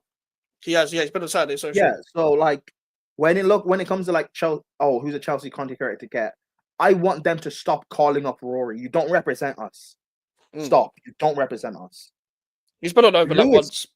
Lewis represents us, but they won't call up Lewis because Lewis will be like too honest Yeah, and yeah, might swear. But Matisse will keep it honest, but he knows how to be like um like articulate. use I was gonna say use office language. But yeah, he knows how to keep it like level. He's not gonna necessarily swear and stuff, but he'll also be honest about what it is. So yeah, can you be the face? Yes. Yes, you can. You're not Yeah. that far off. I mean, listen, it's only like if Rory's our face mainstream wise, listen, it's Mm. easy. Overtaken, please, man. Because I'm sick of Rory going on and making us look like a fool. I'm sick of it, man. Uh, And Johnny, yeah. I don't want to say it, but I think there's enough Chelsea fans that back Johnny, and the way he was looked as the face of the last protest. I don't want him to get into the mainstream. But if he ever does and he's called on the overlap, I'm dropping the racist stuff so he can get cancelled straight away. Because I'm not having this. I'm sorry. We're not going from Rory to Johnny. We're not doing that. I'm sorry. Johnny on the overlap and saying and talking about how bring Mount back, bruv. He's got the minerals, bruv. No, man, I'm not doing that. There's too much bad PR for him to be on there, so I think he'll be fun. Rory doesn't have bad PR. He hasn't done anything. The baddest thing he's done is snake through Jordy. That's not like cancer worthy. So like Rory has bad Chelsea PR though. Yeah, but it's not like bad enough for him to get kicked off the overlap. They don't care about that. They only care about their own brand. It's not going to affect their own brand. True. Minerals will affect their own brand. But Minerals is doing less. Minerals is having a midlife crisis, calling out Lee Gunner and stuff like. Bro, he's moving mad. But anyway, bro, Minerals called KG a gremlin and made monkey noises at him. Okay, what the fuck? I have a clip of that. No one knows that he did that. I do. There was a video he made calling out content creators, and he said, and Flex, and that little KG fella. I have that clip on my phone. So, yeah. Okay. But anyways, moving on. Hopefully the cocaine doesn't hopefully the come down's alright. But yeah, I put Matisse in good. Yeah. I think he's got really great potential into being goated though. Mm-hmm. Really great potential. Speaking of goats. Yeah. Well, hear me out. Goat or heritage? Is he worthy of a big name of himself to be a heritage because of the amount of clippable moments he has? And the reason why I'm saying this is because if we're going clippable moment, machine for machine and all that with every other individual content creator, his individual clips, his individual moments are probably the most iconic on the whole app, on the whole platform itself. My mom's Wenger in. She mad. You've got we're 15th. Even the whole take your time with it was Troopz. Yeah. He is still entertaining now when he crashes out. Yeah. Because he hasn't changed. I respect people that can evolve with the times as well. Like, and you know what's annoying? I view Troopz in expressions like this. So if we're saying Troopz is arguably heritage, against Spurs, you're the reason why expressions is not heritage. Yeah, it's because of you. Yeah, of course. Like, Troopz is heritage regard. It is heritage regard. Like, Troopz losing it with Willian. Oh, where he kicked the table, bro. Yeah, bro. Okay, you make a great argument for why he's heritage. Do you know? Like, think about it. I'm gonna go through all the arcs here. So we first saw Troopz. I remember the exact game. I'm pretty sure it was Liverpool 4, Arsenal 3.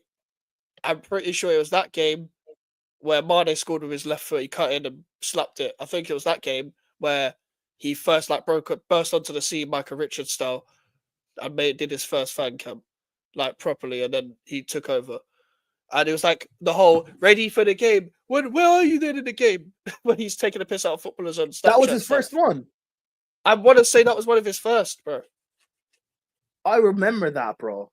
That was his first season, bro. That was his first season. You unlocked a big memory. I remember that. Bro, people were doing league tables of fam, blood, and ham roll in the comment section, bro. Yeah, they were. It's they never. I can't remember people were so new to fam and blood language. Like, it's literally like, bro, you grew up in London. There was a time on AFTV where, and I'm assuming, knowing what Don Robbie's like, he was doing this on purpose, where after a big defeat, he would schedule Troopz to be last. People would be going through.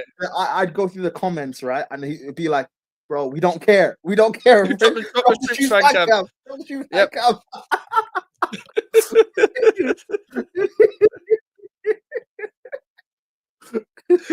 Oh, fuck's sake, man. Bro, like, I love it.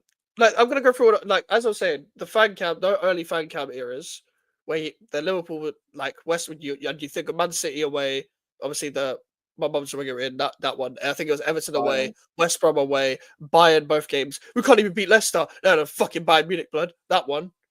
So all the Bayern Munich ones. Like, think about the fan cam era. Then lockdown AFTV, where they're doing watch-alongs and stuff. When they first started doing watch-alongs, then that opens the gates for them. Then he goes to America, makes iconic stuff with Czar. Then when he's off Barstool and stuff, he obviously does back again. Originally Goonie was on there and stuff, and I can't remember who the other guest was. It was Czar, Goonie, and someone else. I'm pretty sure there was another guest, but it might have just been them three at times. But then he gets obviously Barstool, the whole thing capitulates, whatever. But he still has the ability to go on his own channel without any backing of any company and do everything independently.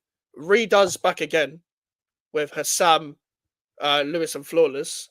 Now Monter's on there. His ability to evolve with the times of YouTube by not being on AFTV anymore and doing everything on his own. Not everyone can leave a big channel like that, even though a few of them have now, and some of them are on this list. Not everyone can just be like a part of a channel and the cool people give you credit because you're part of a massive channel, but also all them people will go and watch you alone because you can carry yourself alone and people just stick for your personality alone. Not a lot of people can do it the way he does it. And this is a credit to Don Robbie, because Troopz talks a lot about Robbie and how like making sure he was always good, nurturing him and stuff like that. Bro, if we're talking about like disciples, or not disciples, wrong word, offspring, basically, that is Troopz, bro. And yeah, again, it doesn't sit right with me that Expressions isn't GOAT. And actually, sorry, scroll up. Sorry, give me a sec.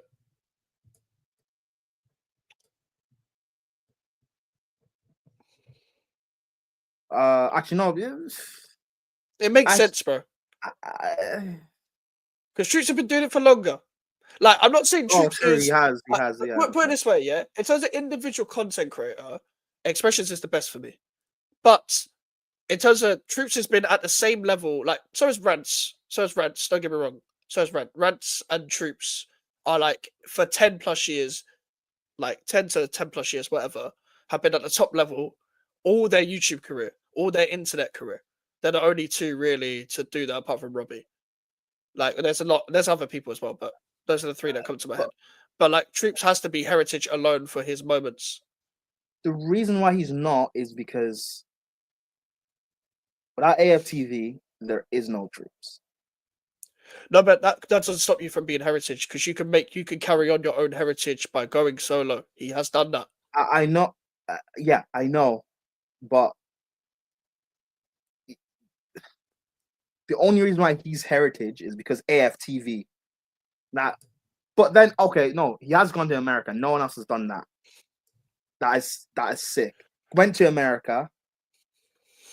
Whatever happened with Barstool at the end, it's not even Troopz' fault, to be fair. But Barstool, whatever happened, he came back, and it's not like he fell off.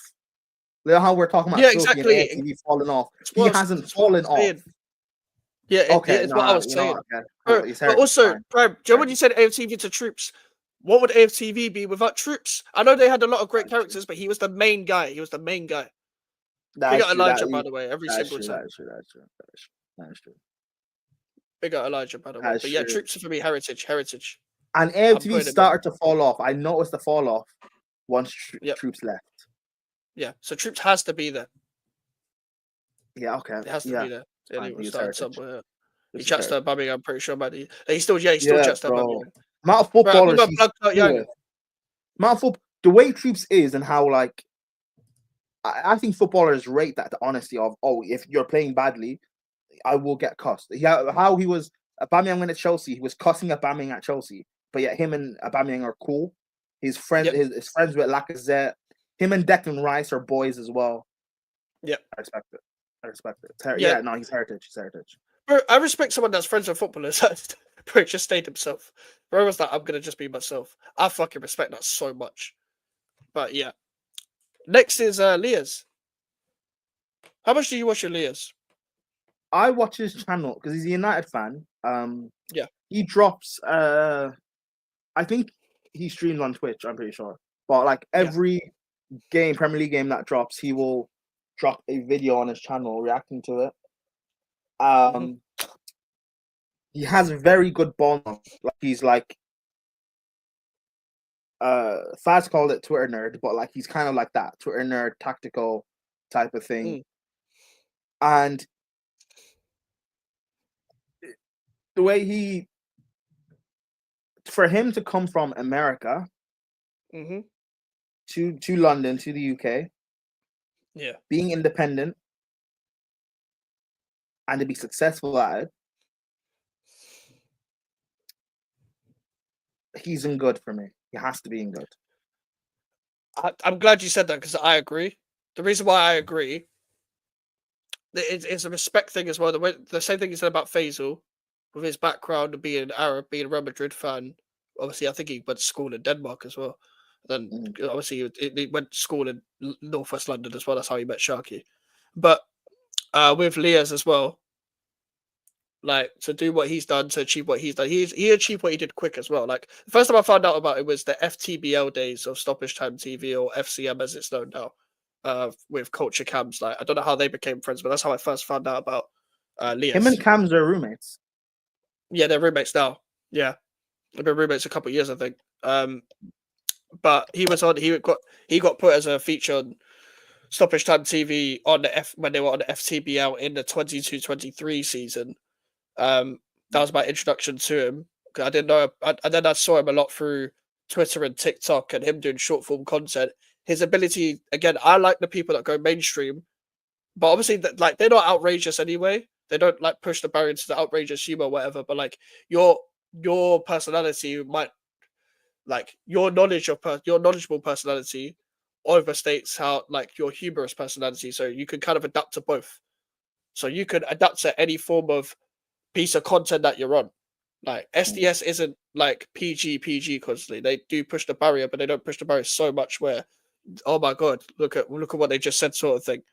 But Liaz has got that form of. He's also very entertaining, but his knowledge, people can't people can't withstand his like understate how knowledgeable he actually is of the game. Like this guy studies football, bro. He Bro, like studies the whole he game. might have some like he made a video a couple of weeks ago, a few weeks ago, about Bruno Fernandez, right? Mm, And regardless of what people may think of Bruno Fernandez, whether you're a fan, I know Max, you don't rate him and stuff mm, like that. But if you just watch that video on what he said about Bruno Fernandez and the what he was saying and the facts and the stats he was bringing to the table, like Liaz does his work and does his research. When he makes videos yep. like that, he's made videos talking about like talking about Neymar and stuff. Mm-hmm. He did a video talking about the Chelsea Barcelona sorry. He was talking about, I think, the Chelsea Barcelona semi final. I think the Mm-hmm. year Barca won it, when like Chelsea got like cheated, the whole it's a disgrace moment. He talks about Yeah, yeah. both legs and what happened in depth on his channel, bro. Like he is like, yeah, he can go mainstream and be like an actual like proper pundit. Like if if again, opportunities would he actually get it? Hopefully, eventually. But like, if he was on Sky Sports or was doing the match of the day, stuff like that, it wouldn't be surprising. He's I that wouldn't be good. surprised to see him on CBS. Yeah, I'll go back. Yeah, go back CBS. Listen, Carragher, thanks for the memories, but it's time to go. But it wouldn't be surprised if, like, during that Champions League section, they had like a separate section where Yes, Lias could be part of it, not necessarily main panel, bro. but he could be a part of that shit. Oh He could yeah, be a yeah. part Oh, of that easily. show in an alternative view. And the way, like, there's a lot of people that know football, but they can't translate it through articulating themselves on camera. And Lias knows a lot about football, but has the ability to articulate himself on camera to a top degree, where also it's not boring when you're listening to pure analysis, because a lot of people can be boring when they're just giving you pure analysis, but this guy will deliver it in an entertaining way. And even if you disagree or agree with him, his point is always valid. He never like hides behind any form of agenda to prove a point. He'll look at it for He's what it is.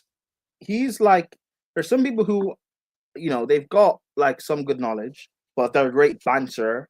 and stuff, having being Mhm. on shows and whatever, on certain shows. There's the Mhm. other side of people who are they've got great knowledge and they know what they're talking about, but they're not entertaining. They don't really have a Yeah. personality. So when you're listening to them, like it does get boring. So I don't really care what you have to say. Lias has the perfect balance of both, and also like his takes aren't necessarily wild a lot of the Mhm. time. Like when we were talking about Faisal and Yeah. how you were saying he has great knowledge, but like his takes most of the time, like you don't agree with them. But Yeah. I don't think you can say that about Lias. No, you can't. Because even when I don't agree with him, I hear him. I let him land. Yeah, Like the it's such a Bruno respect, thing. like the most Watch respectful that. way. Yeah. Trust me, I know you hate Yeah. I've Bruno, watched it. but I've yeah. watched it. I've watched it. I've And watched what it. did you think about the video? But it was very good points. He made very good points. This is the thing. He's been on form. He's not like the reason why Man United are the way they are this season. Mhm. He's not. That's for Yeah, like my whole point is in general conversation. Look at where people put yeah. Bruno, I agree with etc. that. I agree Like with that. like and even touchline you know touchline right Man United fan. Yes. He doesn't rate Bruno either. He thinks Man United fans overrated, but at the same time he said he's the most informed, like Man creative United player. midfield out right Yeah. now, like in the Prem, like because there isn't many. But he also says that is kind of due to the quality of the Prem and stuff. But like I agree with what Leah said about Bruno because even he doesn't rate Bruno. But at the same time, he gave an objective point of view on why he doesn't think he's the problem. I don't think he's a I don't think he's the problem. I don't think Man United will get to the top where Bruno, like with Bruno, whatever. But at the same time, uh, they've got a lot more problems than Bruno. I Yeah. I just said find this to him very United fans. overrated. Like, if you just get rid of Bruno and you think you're back, you're in for a Mm. rude awakening. But I also do think when you list the midfields that Bruno's played with, and he's been the only one there, and everyone else has gone, it is worth talking about in that sense as well. That's my thing as well. Because think about the amount of different midfields he's played with. We can't just also say that everyone else is the problem and he isn't part of it because he's part of it, but he's not the main issue. Yeah, but There's a lot of bad people are the main issue, but I I don't think he's the agree. main issue. But I think he's part of it. But I also say because United fans always like to scapegoat like players and give the brunt of the blame of why United are failing on them. I said to Yeah, United, like when you look at it, people said Ronaldo was the problem. He left. They're still bad. People said it was McTominay, Rashford, it was Pogba, it was this guy, it was that, it was Rooney. Every yeah, player that is the problem that you get rid of, you end up getting worse. And that's why I'm like, I agree Bruno's, not good enough, but just thinking Bruno is the worst, get rid of Bruno. If you get rid of mm. him, you're going to be worse if you don't upgrade, you know? Yeah. But what United tend And, to do is they'll get rid of a guy and then they'll get a massive downgrade. They went from Ronaldo to Hoyland. They're going to go from of Bruno course. to like playing Mount in the 10. Just, bro, I don't. And this is the thing. I get that. I agree with that, but I also don't agree with. You know when people say, "Oh, if it wasn't for Bruno, we'd be 19th." But bro, like, listen, that's not the, like. Even if that's true, that's not the standard. Bro, that's not saying much, bro. You're 15th anyway with him. I'm not saying he's the problem. I'm not saying he's the reason why you're there. But like that's not saying anything. That's not True, saying anything but because when you were at the top of the table, he wasn't doing anything of note. true, but people will also say about Ahmad, if it wasn't for him, we'd be. I hate when people say that about players in general because if they're not Yeah. achieving anything, who cares? Ahmad's overrated anyway, but that's a conversation for another day. Oh yeah, Um Bowen's better, but people won't talk about bro, if anyone wants to debate that, fuck off, please. Like, I'm not it. Bowen entertaining that. Ranieri, bro. Bro, we're not doing I saw another guy. I don't think he's a West Ham fan. You've okay. seen the video as well. I don't think he's a West Ham fan, but he was talking about the whole Wanieri, um, Bowen Wanieri thing, and Callum Fowler. yeah, man, yes, He's Barnsley fan. Don't get any more objective than that, bro. He has no association with either club. Literally. But yeah, I went off on a tangent, but like the point is Leah's fantastic way to articulate this point, and that makes great content. And no one does it. He's another one, and no one does it like how he does it. So I'm putting him in good. As you said, good as well, right? yes, he's good. Yeah, I think he's earned that as well. This but she's called Alice, right? Yeah, This person, Alice Abrams. She's I a United fan. I've never seen a Uh, piece of content. I've seen it on Twitter, I but that's it. I know her. Her channel name escapes me. If anyone knows, put it in the comments. But she's a Never need to United have a look. fan. Uh, she started making content maybe 2 years ago. I think maybe 2 or 3 years ago. She's Alice talks been football. on Alice Talks Football as a channel. Yes, she's been on the Terrace before as well. But she is independent. She has Mm, like done collabs with like Saeed and stuff like that. right. Um, I say she's good. She's not above Faisal though. See that now it messes up the underrated thing. But is Um, she underrated? no, I think she kind of is where she should. Hold on. Okay. Is there okay? Let's just quickly look at this list, yeah, of who's left. Yeah. Is there anyone Yeah. here that we think needs a rebrand? Just real quick. Um, you know what? Probably not. I'm not too sure. I don't think Okay, so. cool. So can we get rid of rebrand and say instead of rebrand say good, and what good is have that as great? Well, we'll have the one with Turkish is that a great one, and Yeah, then yes, the great. great. Okay, okay, Yeah, cool. Actually, it's just good. because she is good at what she does, but she's not underrated. And she's not like on like the Leah's Turkish level. Makes sense. So she could be And I good then. yeah, and I think that also makes sense because you can be underrated but not great, so that makes sense. But yeah, she's Yeah, good. that makes sense because underrated above good is, but the people we have put in this is great because to be fair, Yeah. going from goat to good is a big jump. So that makes Yes, sense. yeah. Like, Like saying like SDS and DR Sports is good is crazy. yeah. Even seeing Leah's Turkish And and good. Matisse. And that fucks up the standard because if they're good, then what's everyone Yeah, else? yeah, Yeah. that's true. Right? If they're good, I'm fucking dog shit, bro. So there you go. Hey, hey, you're a rebrand. Put me in rebrands here, mate. But yeah, I've never watched a single. I've not even. I don't even know what she sounds like. I've seen her before on Twitter, but I don't know. I don't even know what her voice sounds like. So I can't say anything about this. Barra Brothers. You know I've Barra seen their Brothers. logo and stuff, but I don't think I might follow them on Instagram, but I've not watched their channel. I don't think. I've just seen TikTok clips. Their clips are hilarious. I need to watch pods, yeah. But they'll get like SDS. They've had SDS members on. They've had Abs Busquets, Liban.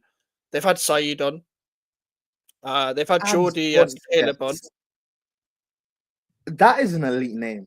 Is his real Yeah, name it actually is. Abs? Yeah, his real name's Abs. I don't think his real name's Busquets. No, but Abs Busquets is just Abs Busquets. Podolski is an Mm. bro. You couldn't do that now though. You couldn't call yourselves uh Mohammed Amadouike.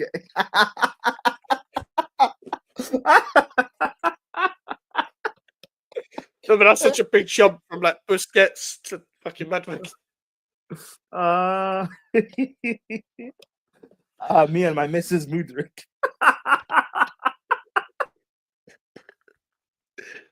What the fuck?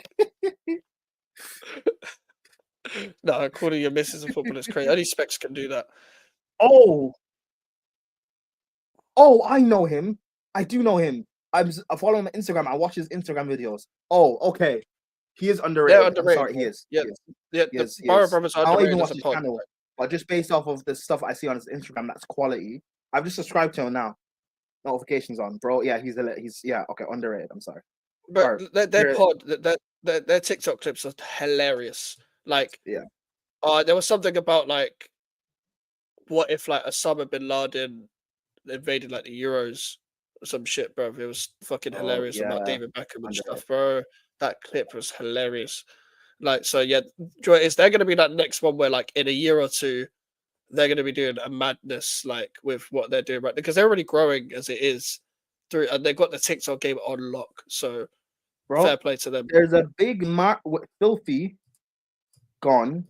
I'm saying gone because basically until they Yeah, rebrand and they flip things, there's a big market there. for Mhm. another big like panel channel. Mhm. Our brothers, you guys need to be on alert. SDS, Yep. they're big enough that they could fill that space. There's Mhm. also From My Left, who I think they're just gonna fill that filthy space. I think what Tigo's Yeah. doing, he's gonna in like a year or two, he's gonna have that unlocked. I guarantee Barra Brothers will be a part of that From My Left thing. It's the easiest crossover in the world because they've already got Geordie on on their podcast before. They've already had Caleb on. It only makes sense for them to be guests on that pod. Like that's gonna be Oh, a crossover that you'll probably see facts. because like the way they talk about football in a humorous way, bro. There's nothing like it. There's nothing like it. I think they're the next up. They're like, and even Vuj has been on there. Like even Yeah. got Vuj out, make Vuj in like that one league appearance that Vuj makes on someone's random podcast every fucking year now. What? Like Wait, you think Bar Brothers will be on From My Left and not Filthy? yeah, From My Left. They could because it makes sense. But they've had Geordie on there. They've had people on it. Oh, Like true. Yeah, Jordy. they, Yeah. yeah, so like easy connect, easy connect. Speaking of pods, FCM. Now for me, I'm already saying that I'm putting them in great. Um, the Yes. reason why I say that as well.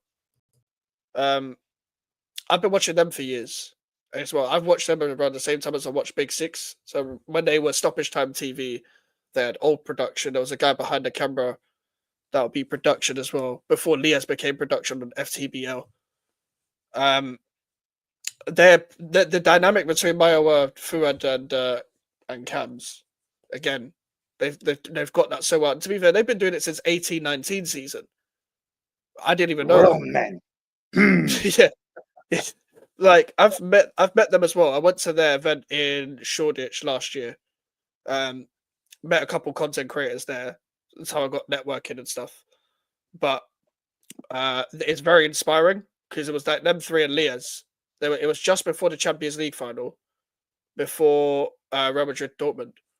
So they were like kind of previewing that. It was like 2 days in a row of shows. So I think one of them was they were talking about the Euros, and the other day they were talking about the Champions League final, and specifically Jude Bellingham because it was like an Adidas event. And I think Jude Bellingham was sponsored by Adidas, so it kind of made sense. And the way, like, to see them do that live, like they like more than deserved. We already talked about Lias, like them three as well. Like all four of them are great people, by the way. They just had Martin Tyler on their latest episode as a guest. I need to watch that. That's Yeah, amazing. I'm gonna lock in probably tomorrow when Mm. I have the time. Yeah, Tomorrow or Tuesday, I'm watching that. like again, like listen, I've even gone like I've even said it like not a shot, but it's like what I like. Even when Cam's made like a tweet about Moyes, for example, about his opinion on Moyes and stuff. Like I've talked about it in my video and stuff, not maliciously towards him, but maliciously towards that opinion and stuff as well. But despite disagreeing, as I said with Lee Gunner, whoever it is, it's not about footballing opinion. It's about entertainment and what they provide as content creators. They provide a spectacle literally every episode when I can watch. Again, I don't watch as much as I can because I just don't have time anymore because I stream now. But when I do, I'm always entertained. I'm always interested in what they've got to say. They've managed to keep the same level of entertainment every single year. They managed to rebrand a couple of times, and they haven't like fallen off in terms of entertainment, and they've only just gone up in production quality. Um, and that dynamic can't be topped. And they know when they've had guests on as well, they've always done it well. I remember they did an interview with Ledley King. That was brilliant. Like they can do that stuff as well. Like because they've got good interviewing skills. They've all got good presenting skills. You've got Maya, one the more articulate one. Cabs can go in between when it comes to being articulate and being the banter guy, and Fuad can be either like very the energetic guy or very like knowledgeable when he talks about football. Like they can all like vary in their personality. Where when we were just talking about earlier, when it comes to the balance of talking about football and talking banter, they probably have some of the most perfect dynamics in terms of that as well. Very nice people in real life as well, but like yeah, they're that's why I'm putting them in great for me. I don't know what you think. And also, FCM, Mm. Don Robbie.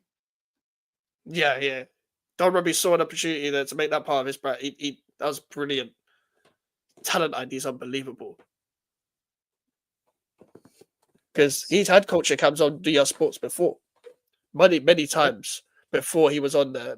Same with Fuad. So it only made sense because they didn't have a home after Stoppage Time TV. Like FTBL was a 1 year thing, and then all of a sudden they were on DR Sports. It made so much sense. It made so much sense.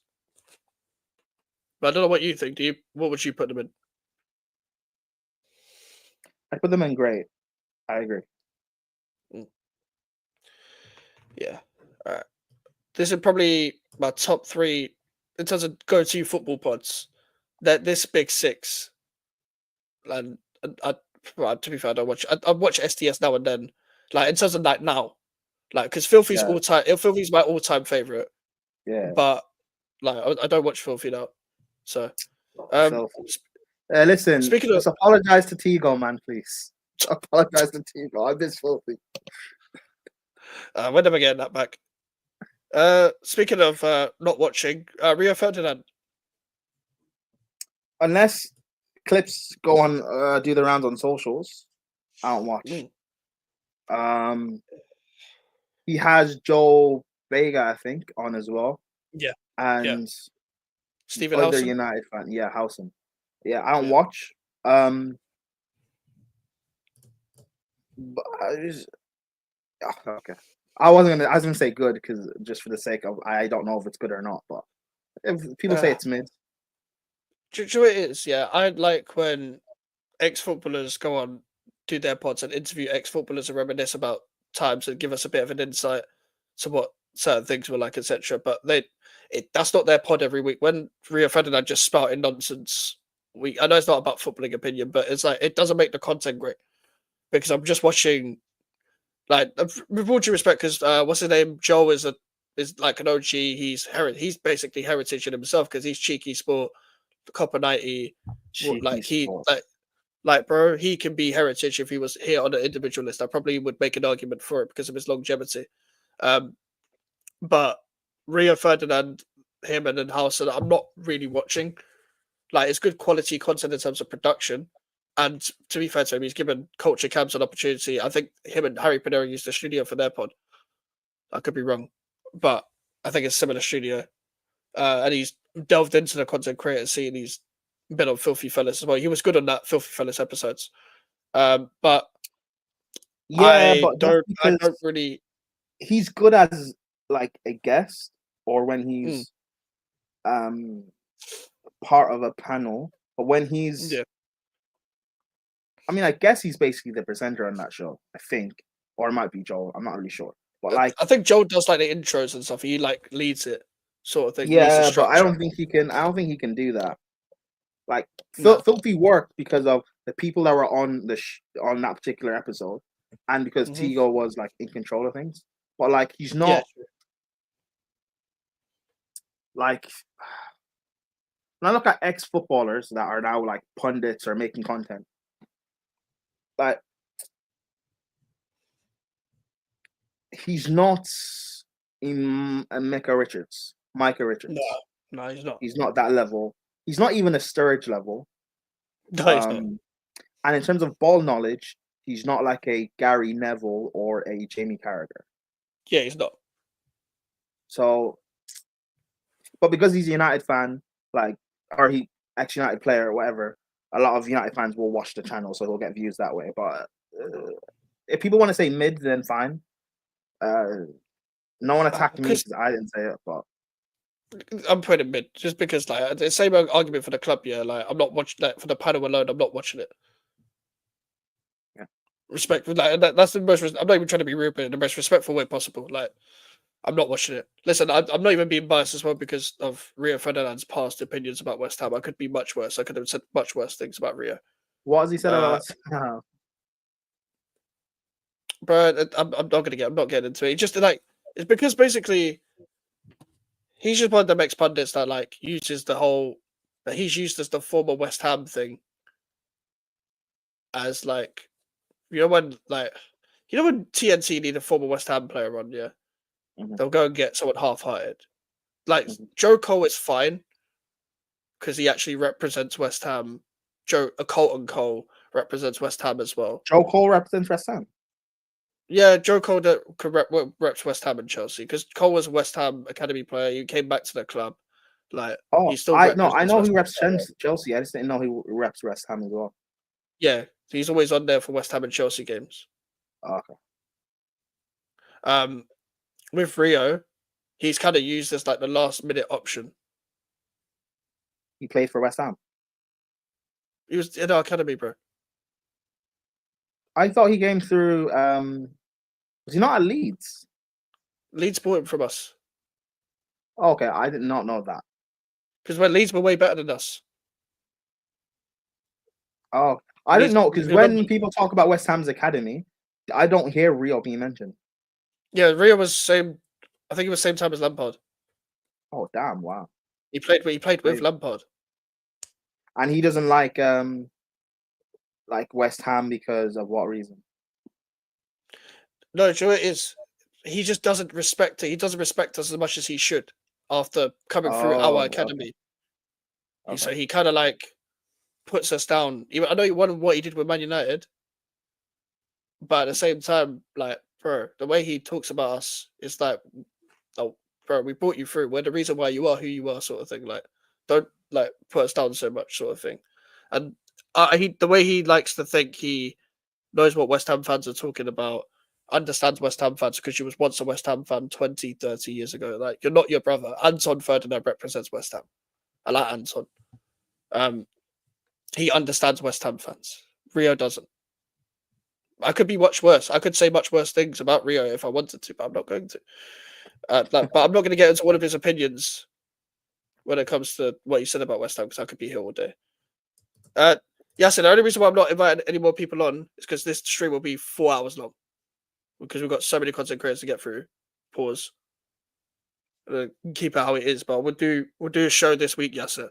Do a show this week because I need to get you on the channel. You haven't been on the channel yet. The overlap. This should be interesting. For me, I like it to an extent. I think it's for ex-footballers, for an ex-footballer pod, I think it's decent. Like, I think it's good. Because I do, like, despite the fact I don't agree with everything Neville and Carragher say, I don't like everything that they do. I like the dynamic. I like the fact that I get to, if I can watch them a bit more because even if they can be a bit deluded sometimes, the dynamic is always good. More Roy Keane content, I'm not complaining. It's Roy Keane. But that's also just stick to football pod that I'm thinking of. Because if we're doing the overlap, I've got to think about, the fan content that they do, which I wouldn't watch. I haven't watched it since they started putting fans in and stuff. Because, listen, do you remember that video, when they were discussing best right wingers ever in the Premier League and Charlene shouted Saka? No, how did people not notice that? The comments did. He's like, Saka. Bro. And big up fuck, I lost her name. Stumpeg. Yes. Legend. Mike. Yeah. Queen. The schooling Rory, because no one calls out Rory. Yeah. No one calls out Rory. No one challenges him. They just let him waffle, bro. They're like, we're getting a clip here. But then Stumpeg has the freedom to challenge him. Also, she did a TikTok the other day. Or like, streets won't forget ballers. And the filter kept popping up with Balassi. Yeah, no. You know the filters where they're just broken, bro. So they pop up with the same thing. Even Balassi commented, bro, on the TikTok. I rate Balassi, man, but no, she's quality though. She's quality. Like but it does kind of. I'm not going to get into that myth about what I was about to say. Darius was about to say, but the point is, like with the overlap, there's so much range of content. Like, I know they're trying to branch out to other stuff like rugby, trying to branch out to like behind the scenes of broadcasting and stuff as well. And they're trying to do as many different pods so they can branch out. The stick to football thing is probably the highlight for me from that channel. I know when Gary Neville does the one-to-one interviews, I do actually enjoy that. I did actually enjoy it at one point. I don't know, he doesn't really do them anymore, but I did enjoy the one-to-one interviews when he was interviewing ex-footballers and Tyson Fury and Usyk and Anthony Joshua and whatever. I would put it in good. Uh, what I like most about the channel is um when they do the sit down with the ex player. That's mainly what I like best. Yeah, The fan zone thing that they do is like I like when I hearing from fans of like other clubs that aren't top six. So I like it for that aspect. But for the they top barely six do that. fans, yeah, true. But for the top They only six do it fans, for Everton. yeah, that is true. But for top six fans, because I know the fan that they're having on, you could do a lot better.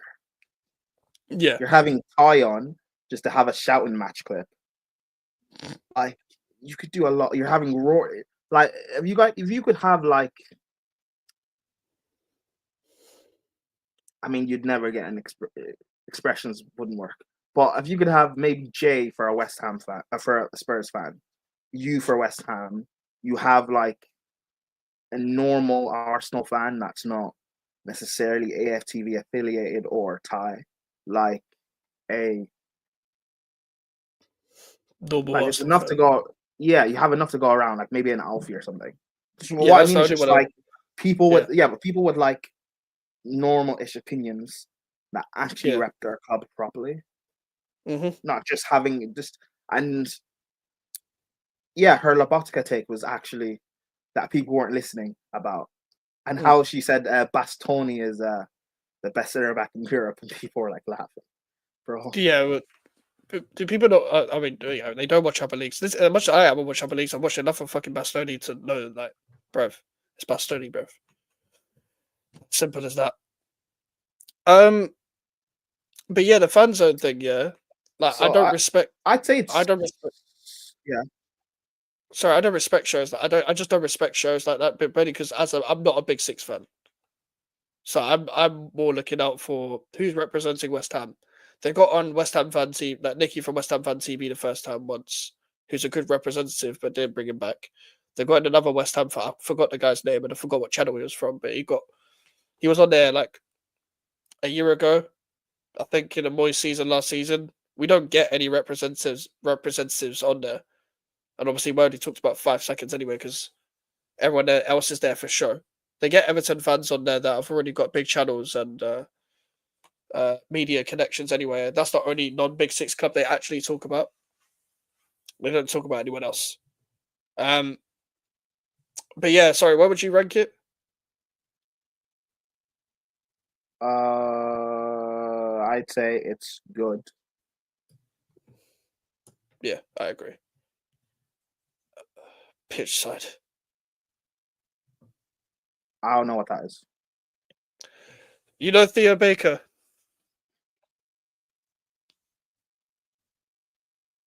Yeah, The other one that looks like he's balding.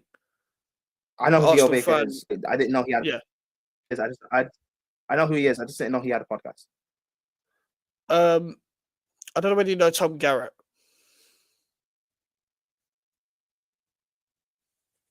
Oh yeah, okay. I've seen clips of them on Instagram. Yes, okay. He did a Saliba. Wait, what? Wait, you didn't know about this? No, He did a Saliba, but he was the one doing it.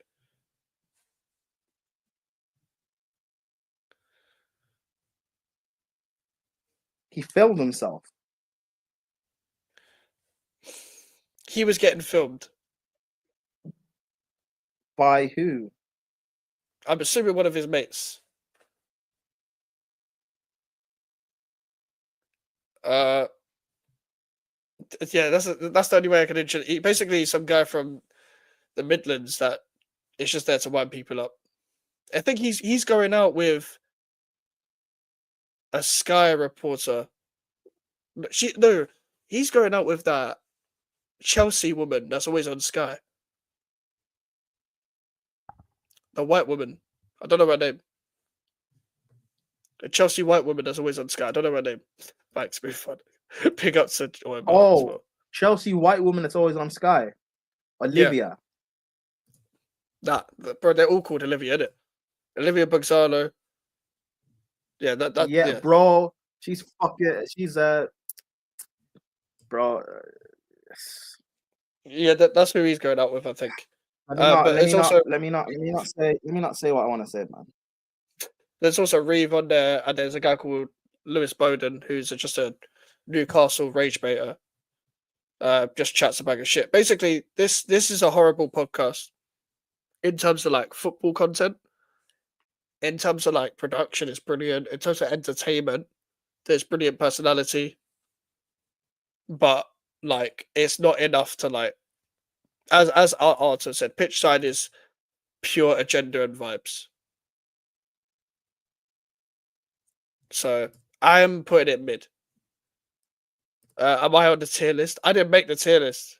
Halimi did Saeed's mod, so I don't think you made it, Omar. But maybe one day, maybe one day you're doing bits to be fair. So give it like Hey, a year. maybe in the summer we can make a tier list of the like the smaller channels, the underrated smaller channels. Yeah, that's what someone needs to. I can't. I don't know how to make a fucking custom tier list. But I'm gonna have to figure it out. I think I can still make. Because I used to make. I made a few back in like 2020, 2021. So I think I can still make them. So So it's top and mid because I'm actually entertained by it.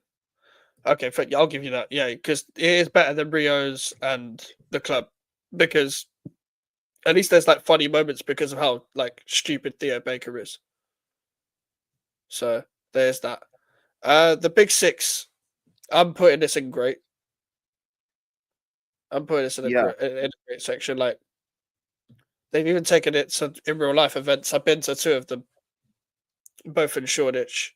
That was actually in the recent upload. Funny enough, the other day I was just in the background. what was that? Because wasn't that done back in the summer? That was done in September. Yeah, that was And done why are they first. only dropping it now? Fuck knows. I didn't think they were dropping it. Me and Arrest were in it. So what was that video? What were you guys doing that day, filming and stuff? So basically, it's called Back Your Chat. They get basically one of the panelists will have a take, and then one of the fans that have arrived there can basically have the opportunity to challenge the take. So they would usually do like two or three, but because Big Steve had there were so many Arsenal fans there. Big Steve was pretty much the take was Man City's bigger than Arsenal. So they're like bare Arsenal fans were trying to challenge him. Oh, so they have a take and you have to argue against it. Yeah, you can put yourself forward to argue against it. So Oh, they're debating with a fan. It's very interactive and stuff. and is it one? Oh, I'm assuming it was multiple fans of different clubs there, not just one fan of each. Yeah. But And did you get invited to it? no, I didn't get invited. They didn't know. They don't know who I was outside of me meeting them.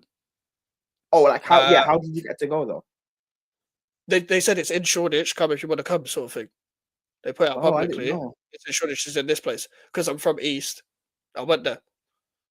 So I Oh, thought, nice. fuck it, because I want to go to a YouTube event. Like I always go to a YouTube event anyway, but in East, especially, it's just easy for me. I went because they did one in Yeah.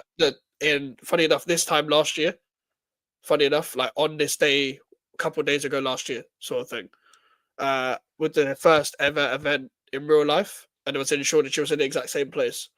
They were all there. So only four of them were there last time. Everyone was there this time. Everyone was there the first time. I ordered a panelist, and I got to meet all of them. All very nice people. Obviously, this this pod's been going on for fucking years, as we were talking about it with earlier about with Turkish and stuff. We kind of already talked about it, but yeah, the dynamic is brilliant. I'm putting it in great. I don't know about you, but I think it's class. Big, yeah. I think it has to be on the same level. Yeah. Uh, never a foul. Um,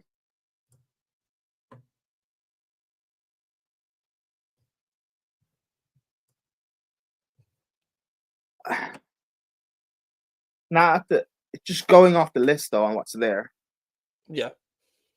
it's not in great.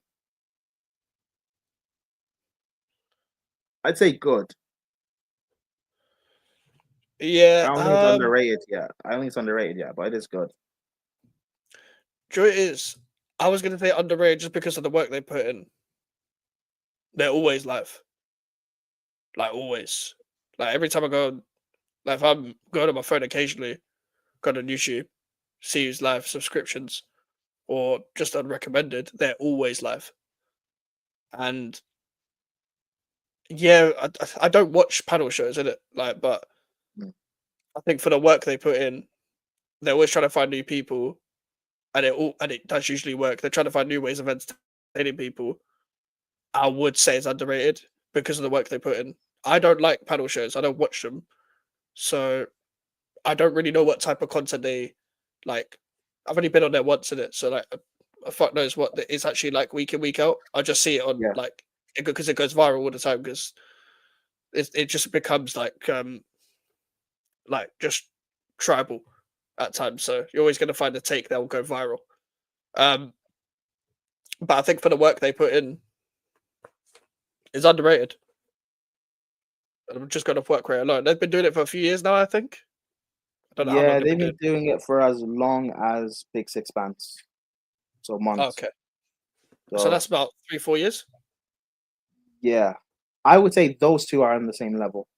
Big Six Bands and Never Okay, Foul. I So haven't seen as much Big Six Bands either. I To be do. honest, I watch Big Six Bands. I watch more Big Six Bands than Never Foul, but I do tune into Never Foul, when it's that's great. particularly when it's like after games or I know Mm, there's going to be cooking. When it yeah. comes to stuff like that, like cookings and stuff like that, it's amazing.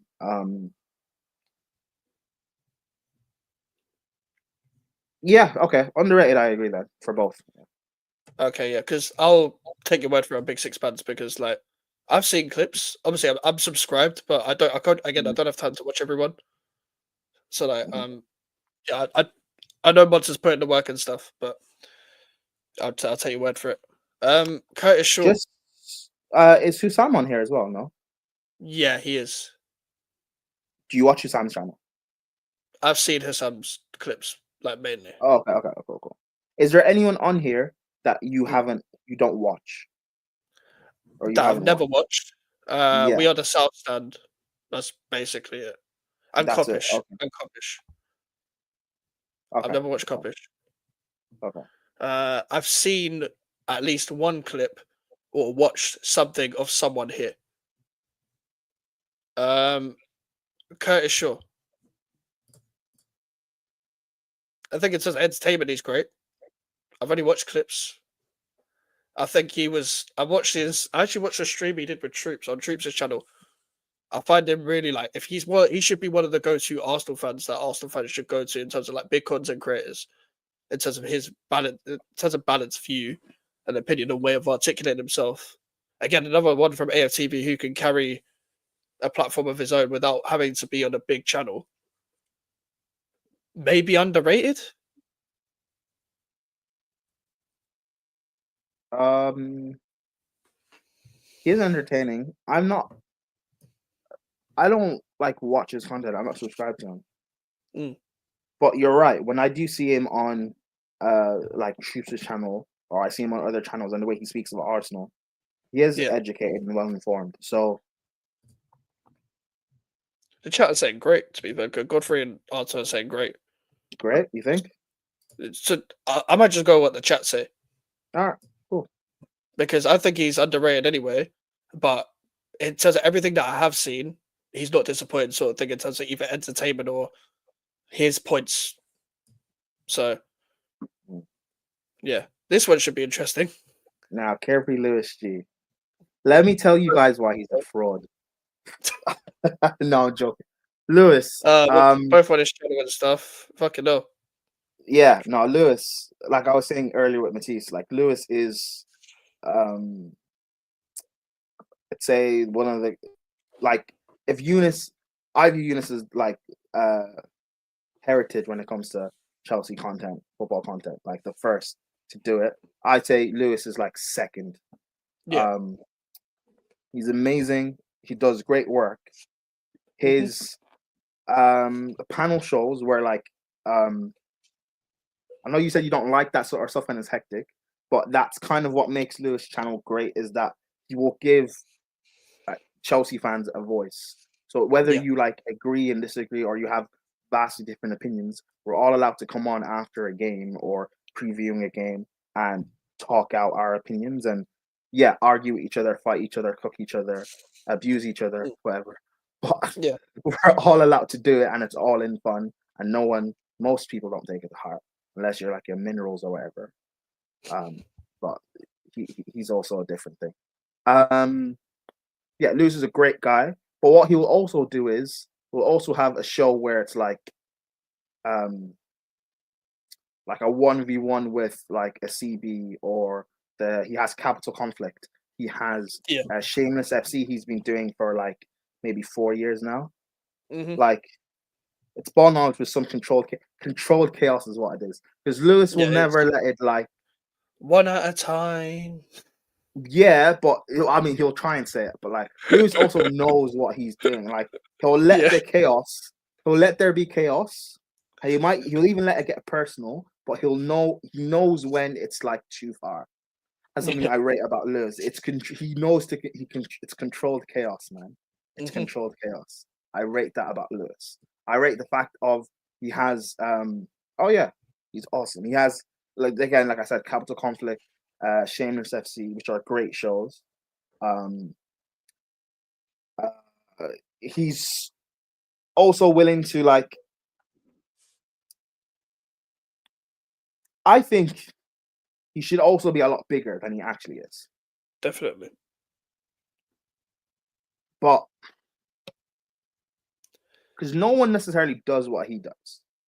There aren't many people on here that like will give like if you're just a guy in the chat or whatever and like just watching or you're like you're a viewer of his channel and you're a Chelsea fan, if you Hmm. ask him for the link or disagree with opinion, he'll give you the link so long as you have your face on and stuff, whatever, or your camera on, he will give you the link for you to like back your opinion. He reads the chat, he'll bring up comments even when it's not a super chat.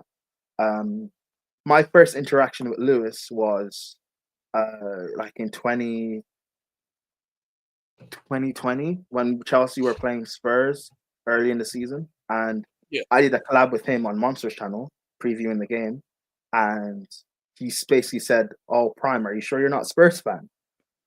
Because you know what I'm like. We had Frank at that time. I hated Frank, whatever, talking about how bad he is, and Lewis was trying to back it. And I remember we lost in December, lost to Arsenal 3-1. I think it was like a few days or a day before. No, it was Boxing Day. Lost to Arsenal 3-1. I went on his channel asking the link, demanding the link so I can gloat and telling you Mm. guys, well, not gloat about the loss, but telling you guys that he's not good. And people were starting to turn. And yeah, we've been like good friends ever since. He's a great guy. Should be a lot bigger. Like the fact that I don't know how close he is to 100K, but like he should be there by now, honestly. Definitely. I'm gonna Because say, yeah, go on, sorry. I've been talking a lot. I was going to ask actually, before I say anything, did you see what Saeed and Faz said? Did you get to that part About about about Lewis? no, I'm like an hour 18 minutes in. Okay, so I'm going to, because you haven't watched it still, I'm still going to say what you said Mhm. and what they said. Like, they said that he needs to cut off, like, they want to see him do more solo watch alongs and, like, maybe control the panel shows a bit where they need to stop getting people on with no face, like, when they don't show their face because it ruins it a bit. That's what Did they they said. explain So why? because they think that will upgrade the quality of the content.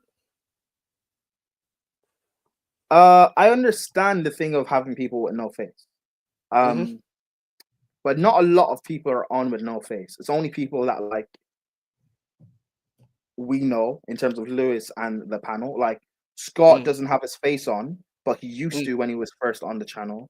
yeah, You have Kai, who used to have his face on. Kai used to be on the Terrace. He was on no KH no filter, which is now um Casually FC with his face on, so we know who he is. There's Daniel, who doesn't have his face, but like he's had his face on before, and we know who he is. And I think that's about it. Oh, Melon when he's on sometimes, yeah. and But Lewis knows Melon in real Nathan. life. Yeah, yeah. And then there's Nathan, who we know. So it's Yeah, only like that's a handful of people who don't have their face on. In terms of Lewis doing watch alongs on his own,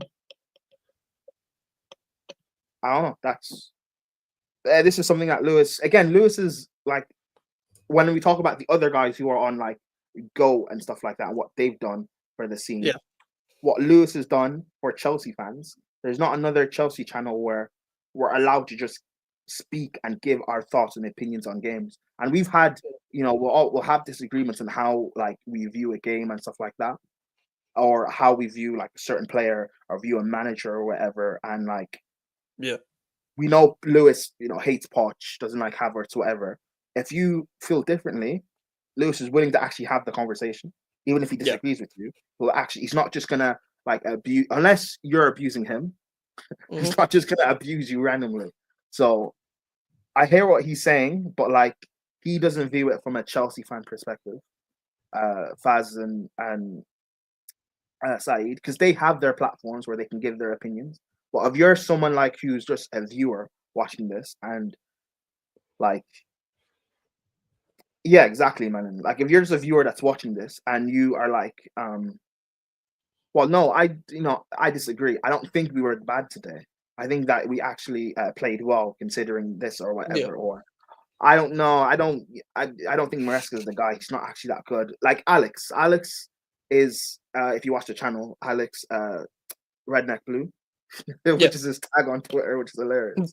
yeah, He is against Maresca, doesn't like his style and stuff like that. Was willing to somewhat give him a chance, but he's against him on once and gone. hmm, And he stood his ground on it. People have had debates with him and stuff like that on it. He's not a fan of like Jorginho and stuff like that when he was at Chelsea and we won the Champions League. So it's like I rate that we're able to have our own opinions. It's not an echo chamber. We can say what we think and feel about a game. And mm, but the thing is, if you say something, you have to back it now. It can be a yeah, thing. You can't. It's not just like, and that's the thing. What I rate because I hate people that will talk shit in the comments about what we think and not back it. So it's like you can't just talk shit now. Come on yeah. You stream, can't. back it, and we'll get on to actually Sarcasm City eventually. But like that's Mm, something Flawless does with the calling shows. hmm. Instead of you like going back and forth or whatever, you don't like what we said, cool, come on. But if you don't like what we say or you have an opinion, you do have to back it and give Yeah, it reasonings as to why. You can't just talk shit for the sake of talking shit. But yeah, I yeah. same level as Matisse. Yeah, I think he should be goated personally. But and Ow. Lewis has enough like viral moments. Like when Alex he took a He shot, shotgun shot. and he Yeah, shot out yeah, the window yeah. and he didn't even Bro, know. he Bro, said, "Sorry, camera on." That bro, was amazing. there's so many clips of of Lewis. Like Mm, watch Lewis's like every year he'll do um like the best bits of his channel where like he'll play the clips and stuff like that. Well, sorry, camera. Yeah, bro, the clips that we have he has and mm, people have in general is elite. Like Lewis, again, he should be goated. Honestly, he should be goated. He should be the face of yeah, kind of. Half Hope is also elite as well. I've met him in real life. He's a cool guy. But yeah, Lewis should be goated. But if we're gonna say great, then I won't disagree. So I still can't believe that I'm on this guy's channel, bruv, at times, because Facts. like I would say this. I'm glad Arthur mentioned the Watford clip because I think that was my introduction to Lewis. It was the why didn't none of you fucking took him on? Fuck's sake! When Delafeo scored, and even Delafeo's reacted to that. Even the sidemen have seen that. Like that clip's gone mad. Um, for me, with Lewis, as you said, probably one of the best people you'll meet on here, if not the best. Just because, like, even before I met him or met him on YouTube, I knew he put people on because I watched his special with Flawless. Like, I watched all the specials that Flawless did. Because I was thinking before Flawless did that, why does nobody interview like the content creators and see what they're like? Like, I was thinking about that idea. Obviously, I don't have any connects, so it ain't gonna be me. So someone like Flawless is perfect to do that. Um, and I was just watching his thing, and I was like, no, the story makes so much sense, and the longevity and that. And for me, my first interaction with Lewis, I don't know whether anybody actually knows this. It was last season, but it was before I was like ever on his show, before I knew anyone in the scene. When Chelsea beat West Ham 5-0, he was doing a match preview. I was in the chat. Obviously, you guys were negative about Poch and stuff, but I was obviously negative about Moyes.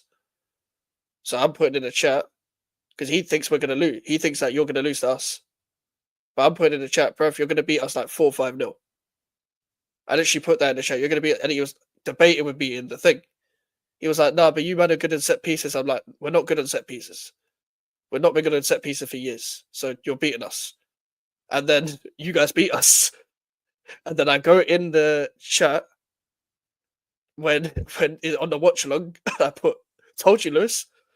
And then he recognized me from the fucking preview and he was like, yeah, to be fair, Mike, she did. And Steve is just laughing because Steve is the only one that I knew from YouTube because Steve was on my channel beforehand. And Steve is just laughing because he's the only one there that knows who I am at that point. So he's just like, what's up, Mikes, and all that. That was one of the first interactions I had with Lewis. And the other one was, first time I was on stream with him, was through Joey when he's doing the Copa America streams last summer when he opened up his channel. And I was pretty much on every stream. Lewis was on one of them. And then we briefly talked then. I just said big up in the chat once when he was doing Euro watch alongs. And then he invited me on. He was like, if you want the link, I'll send it to you. I was like, what? I was just, well, I was just in my house, just like, what? What do you mean? It was like, what's it? Germany, Denmark? Højlund versus Havertz. That's the only reason why I remember it, because Højlund and Havertz were going man for man in terms of missing chances. And I was invited on there. I didn't know what the fuck to say. I was invited on a watch along, which is like, with all these people that have been on there for years. I was like, huh? I don't know what the fuck to do because I was still new to streaming. I wasn't on many streams. Like outside of Joey's channel, I was on no streams. But Lewis is willing to give you an opportunity if you're like the right personality and you're just a good character in general. I'm actually going to agree. I'm down to put him in GOAT tier because of he has been there for years and he stayed at the like even though he should have more subs, even though he should be on 100k because he's got the quality of content and he's got the personality. I think he should be there regardless. So he is underrated in that sense, but obviously I'm not going to put him there. I'm willing to put him in GOAT tier.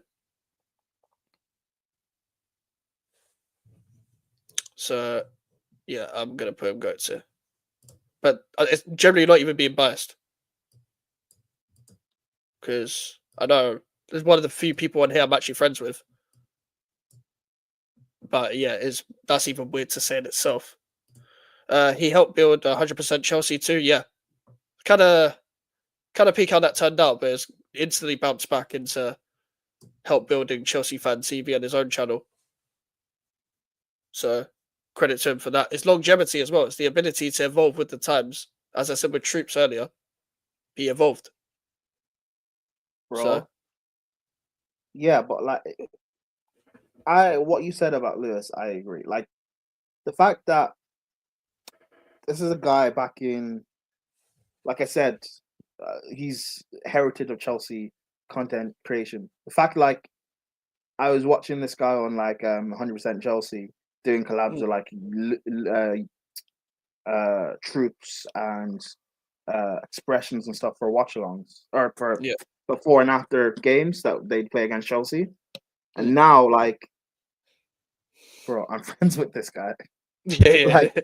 the fact that I can make a tweet about something that's that I want to try and get more traction, and I just like will send it to Mm, him and be like, yeah. bro, can you just uh you know cheeky little retweet? And he'll do it, bro. The fact that like, bro, we put Troops in GOAT tier. The fact that Mm. we are like one connect away from Troops. How Bro, crazy that is, do you know, I thought about that once. I was like, what the actual fuck? Like, what the fuck? bro. Troops and like Lewis and Flawless, and we're Mm. just like, you know, one random collab away. Yeah. Yes, honestly. One random Troops is like, oh, I need a West Ham fan. He- That ain't happening. I need a The, West Ham fan. the only reason why that ain't happening is because Lawless exists. Um, so I ain't Oh gonna be yeah, there. I ain't true. gonna be there. Yeah, But true, um, true. I thought that like last year when I only knew Steve and Jimmy, like Steve and Jimmy at one point were the only two people I knew from this scene. I was like, bro, these people know like Lewis and Flawless, and, and I'm like, and then like a few months later, I know Lewis and Flawless. I'm like, what the fuck is going on? Like it's crazy. No, that's Like how I and feel when I was first on the terrace, and mm, like I was like, bro, I've was and meeting like Have Hope and Meeks and stuff in terrace. I'm like, I was watching you guys. I've been watching you guys, and now like I'm cool with you guys. It's weird. yeah, honestly, yeah, it's I weird. It's still weird. like again with the first thing I did with Lewis when he called me a husband. I'm like, bro, I've been watching you for years, and you're bantering with me. Why, bro? I'm a Bro, weirdo. You don't know who I am.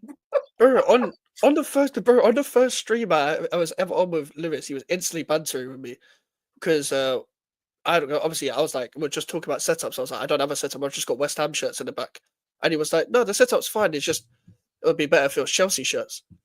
And that's what he said. Like, I was like, oh, sick, brilliant.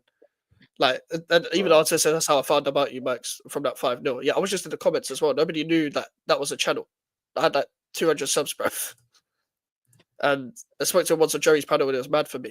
But that's how I found out through, like, well, that's how I connected with Lewis was through Joey. So it's great, bro. It's crazy because I'm like, when I was on the streams, like, floor, like, bro, you talk about Shameless. You mentioned Shameless. I I got invited when I got invited to be on Shameless. I'll tell the full story another time because there's a bit more to it. I got invited to be on Shameless in the summer. I'm like, wait, I've been invited to be a Premier League show. What, like, Lewis does a Premier League show, and I'm thinking it's not the one I think it is. I go on YouTube and I'm like, it's shame. Wait, he's invited me on Shameless. What the actual fuck? And I'm like, and I get home, I go on StreamYard. I'm like, hold on, I swear this Flawless is in this, and all like there was like Flawless and Jan, and I was like, hold on, I've seen these people on screen like for years on this on this show. I've seen this show before. Me, I had like 300 plus subs. Like, bro, he doesn't need to invite me on. I'm not a big name. I'm not gonna get you views. You can invite anyone. He was like, I'm gonna give you an opportunity. I'm gonna put you on. He invited me to put me in the spotlight, and then now I'm on the London show, Capital Conflict. But you don't need to put me on there. But he did. Like nobody need like put it this way as well. It's so hard to grow as a West Ham fan in this scene as an individual. But you don't need a West Ham fan for a London show. You can make it Chelsea, Arsenal, Tottenham. But that's the kind of guy Lewis is. So there you go. LB. This guy's always uh, live. He's always live. He makes. Like, he's probably one of the biggest West Man City representatives there are. I don't watch this channel, Mm, but I do watch like the 12th man and stuff, and when he's on there, yeah.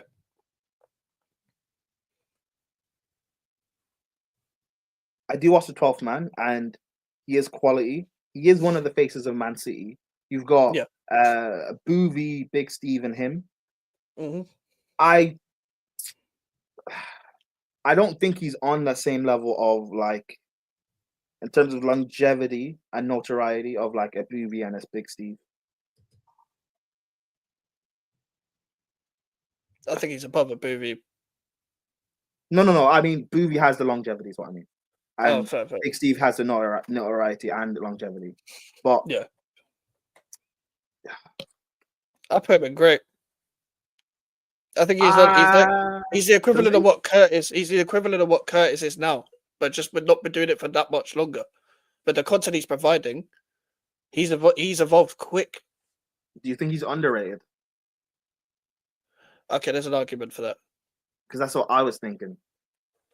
Because when I look at the great tiers, I'm looking at people who are like um established, been doing this for years.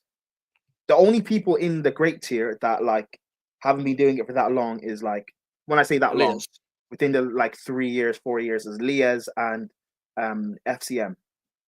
But even FC have been doing it 18, 19. Yeah, exactly. Well, individually they have. Yeah. But no, as a So pod. oh yeah, that has yeah.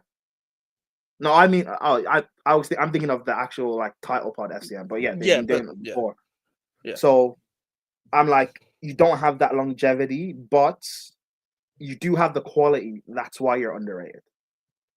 Yeah, I just think the numbers are shot. Okay, maybe in a year or two he'll be great, but like his numbers are shot up so quick, and he I does do know, good. He's one of the few that does City panel shows.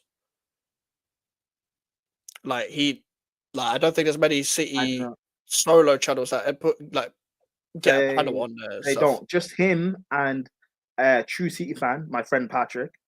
Um, Yeah, big up Patrick. yeah, like I've known this guy since maybe 2020 or 2021. I've known him for years. We're good friends. Mm, Um, and yeah, so he does a City panel as well on his channel. So like they're the only two that I know of. But yeah, that's why I'm saying underrated. If this was in a year or two and he has more, I'm not talking about his quality. His quality is great, but just in terms yeah, of the subscribers, if they were bigger, yeah. then he'd be a great. But because he doesn't have that, he has to be an Mm, underrated. okay. The chat say underrated as well. So listen, I listen to it. I think in a year or two he'll be in a great tier. He'll be like because I see him as right now as the equivalent to what Curtis Shaw is to Arsenal fans right now. Just a representative is quite honest and just evolves his content very quickly, but has that core audience that stick with him week in, week out. But also, he was also one of the first content creators to ever be on my channel. So shout out to LB. On this channel, oh, shout out LB, big up man. Yeah, because he was on West Ham played Man City last game of the season. I managed to get Big Steve and LB on two separate streams in the same day. LB couldn't only do half an hour, but he still made time. So for that, not many people would make time. So I respect. But again, I have to give context to people. I'd like 250 subs then. Like, you don't have to collab with people like me. Um, DG, he's been doing it for time. He's been at a good level for time. Like, for me, is he even like? I think a couple of years ago I would have said underrated, but I think he's earned himself to be great. I think he's put himself in that tier. He's built his audience long enough. He's even branched out to the mainstream, get recognition mainstream. He does well with short form content. He always keeps himself to be authentic. I found out about him through Rants' channel. Obviously, the Bro, show Matisse used to do. Deluded has people don't know the longevity Deluded has, Yeah, bro. Like people only know bro, the longevity.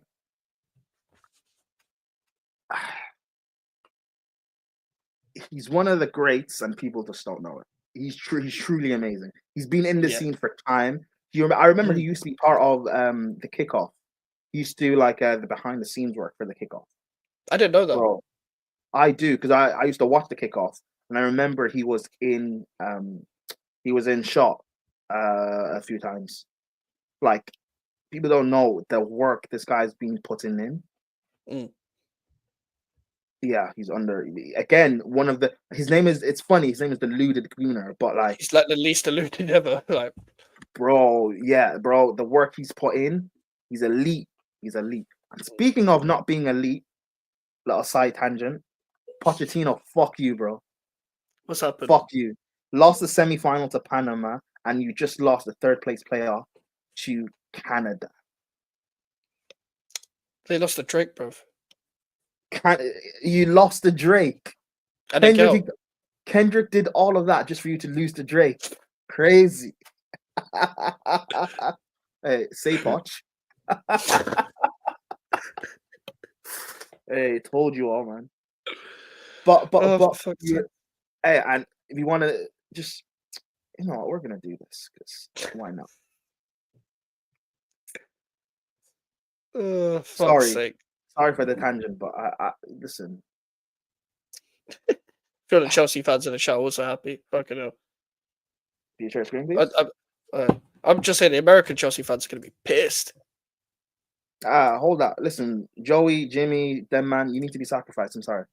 Someone had to die for this. I'm glad it's not me. Poch. I think we can dominate soccer, football, maybe in 10 or 15 years' time, or maybe less. Because in 5 or 10 years, for sure, we can be number one in the world. It could be.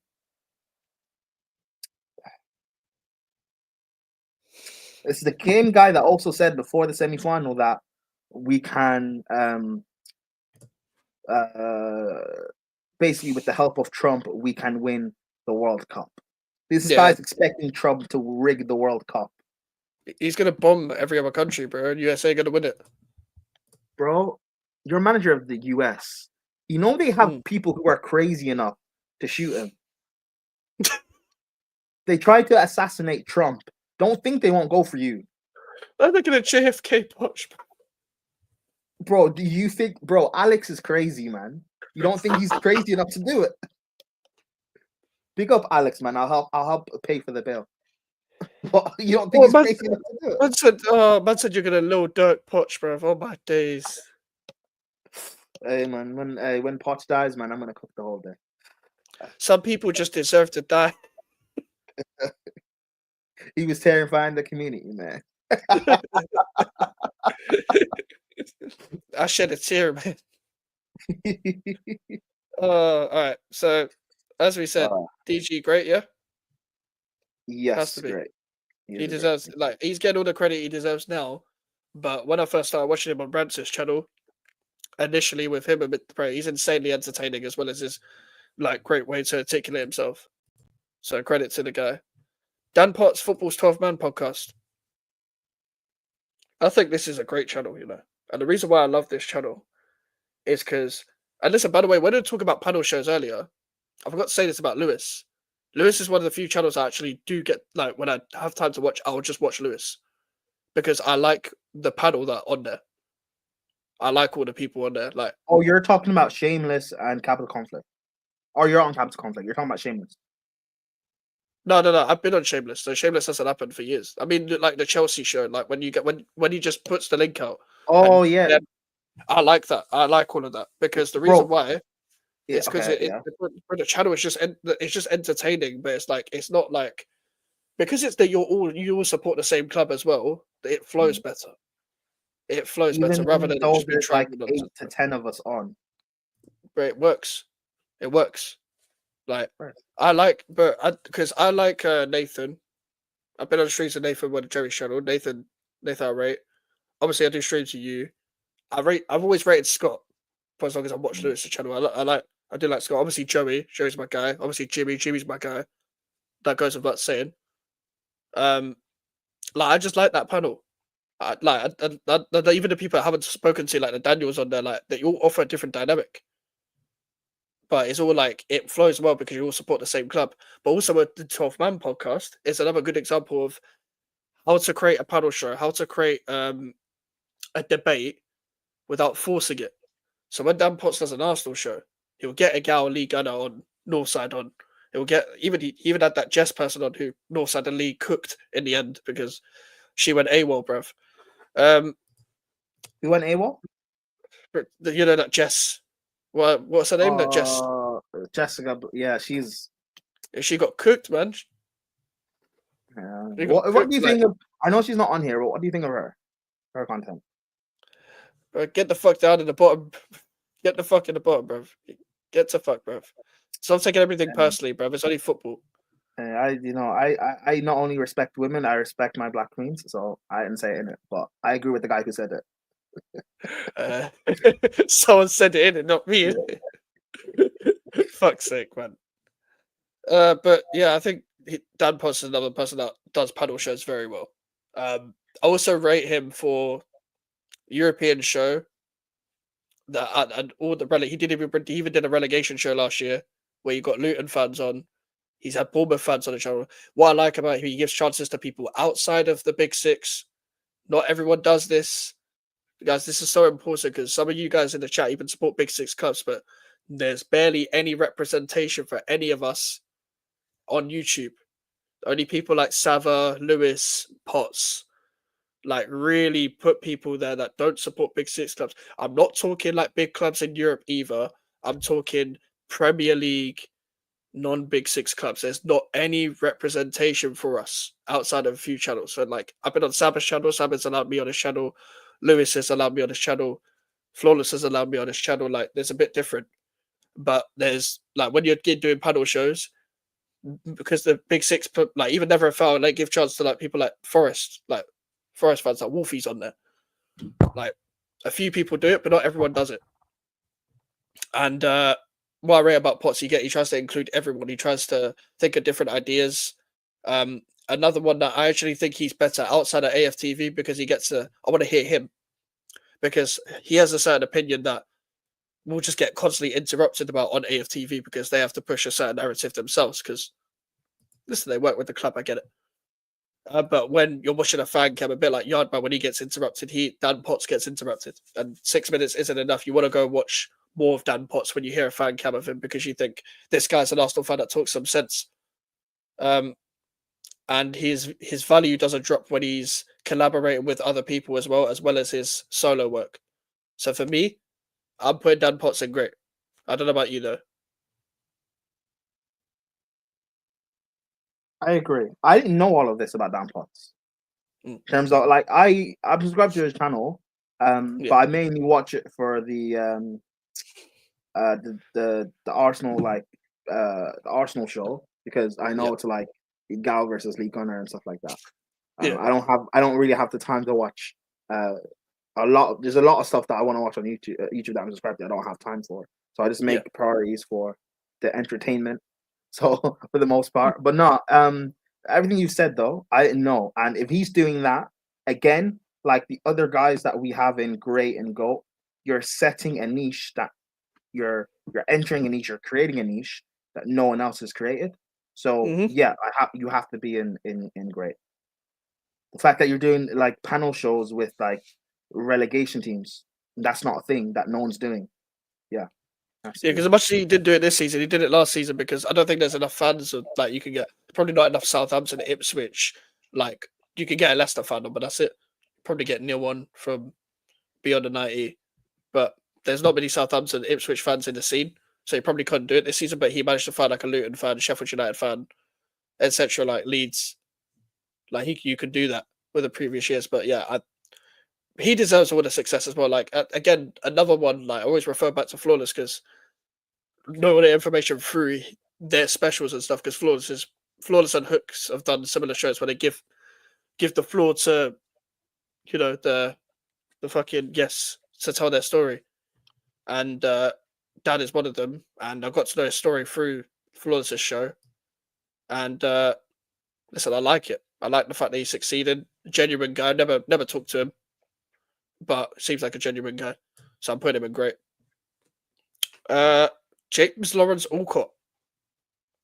Have you watched much of James Lawrence Alcott? I do. I watch his channel. I'm subscribed, and also to his second channel as well. I think he also used to be part of 90 Men. He's also who's been in this for years. He has Yeah, the he is. longevity. Yeah. He is. He also used to be part of the Kickoff. Yeah, I remember that. His channel is like goes into the tactical aspect of things. Yeah. Very well spoken. He has a bit of banter and stuff about him, but like Yeah. he's cool. I think he's in great. Oh, So do I. actually, He's close to GOAT.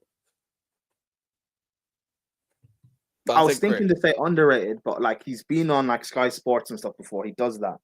No, So he gets the credit he deserves. you think GOAT? No, I think he's close to GOAT. I think he's on a good side of great because of the type of Mm, content he does. yeah. It's articulate enough for the nerds, but it's not too nerdy enough for the people that just want to watch normal analysis. That like, if you despise Tacticos but you still like analysis, that he's the perfect person to watch. Like for me, even as a it's not just because of this, but as a West Ham fan, when he makes videos on West Ham, cool, you're not going to know everything about my club as you don't watch my club week in week out.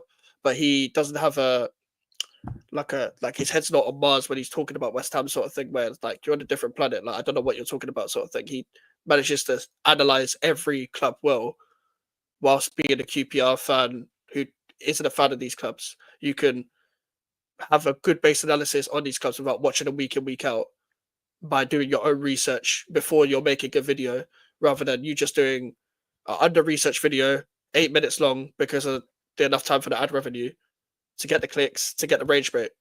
He's not like that. He will do research. He takes time in his craft. I don't watch every video, but if I want to know his opinion on something, like if there's something like that I want to know about, I will go to him because his videos are not that long. I have enough time to watch them, and they're interesting and they're entertaining, and also because he's been in the scene for so long, he's going to be on the left side of great for me because he gets the credit he deserves. But he's always put again when I talk about pushing the barrier, that's the phrase I've used a lot this stream. Mhm. I think he's one of them, and that's what's going to put you closer to GOAT tier rather than not. In terms of outside of Turkish and Matisse, he's the number one that's the closest to GOAT tier.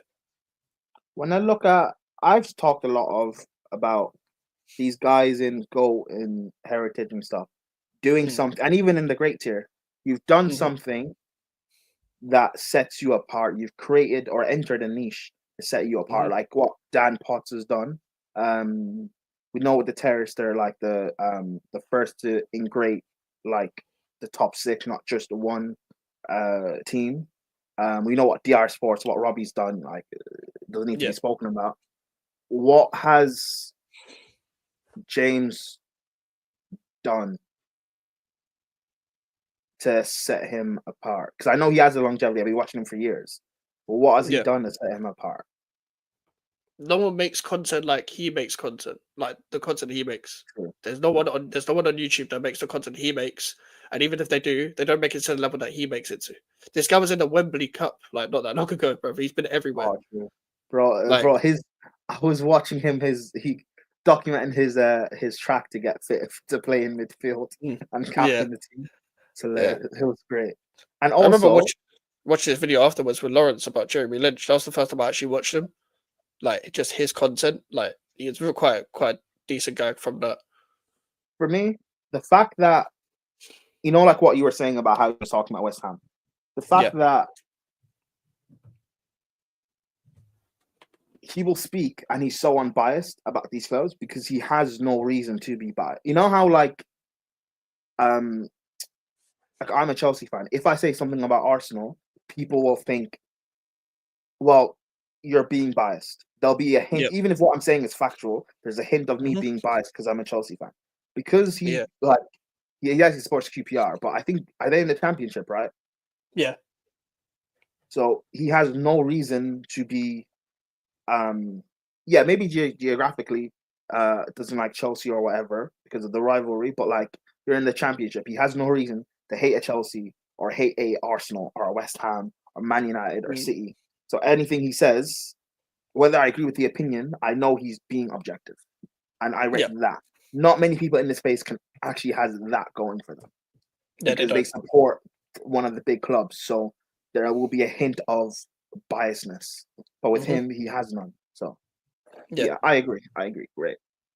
yeah, I'm putting him like here in terms of great because these three are more likely to make it here for Mm. me.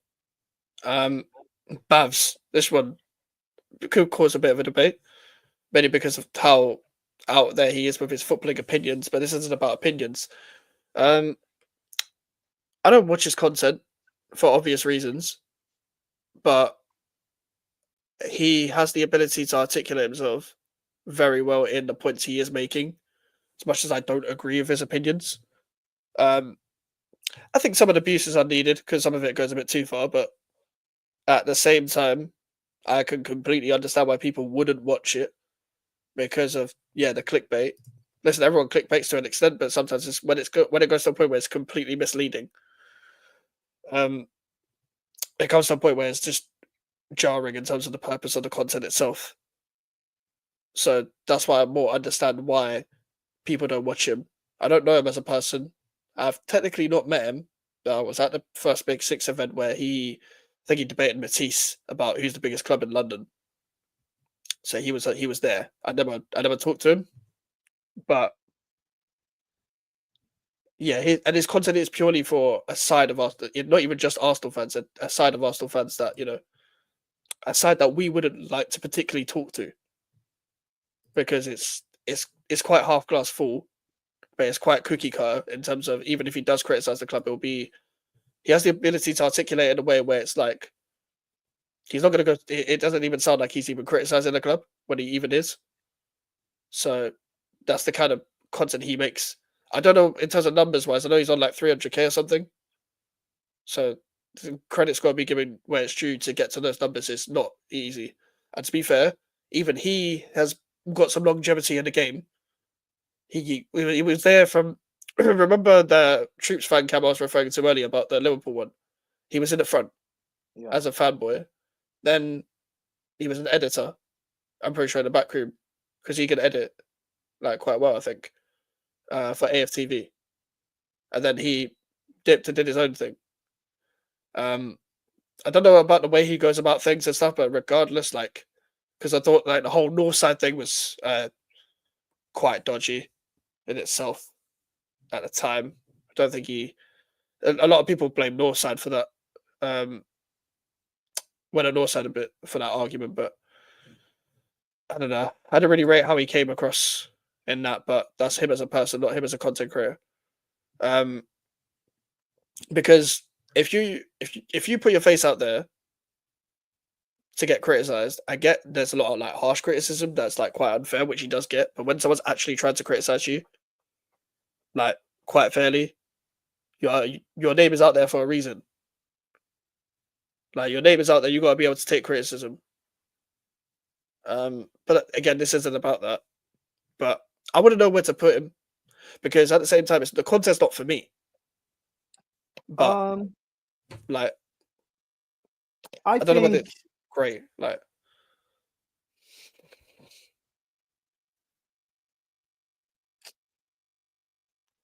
if he was just someone that, if he was a content creator that was just about banter, I think he'd be fine. But yeah, because I come across his TikToks and stuff where he's trying to be like calm and professional, bring out stats and stuff like that. yeah, He tries too hard. right, Like if I'm watching a video or watching a TikTok and it's like, say James or Liaz or whatever talking about things, and they're bringing up say a stats or whatever to show why this player is actually good or whatever, or to prop their club. I won't question it because I get that's what they do. They know about this stuff. They know about stats and stuff. But with him, like his professional videos, quote unquote, just seem way too like forced and not authentic. I don't know. That's just me that thinks that.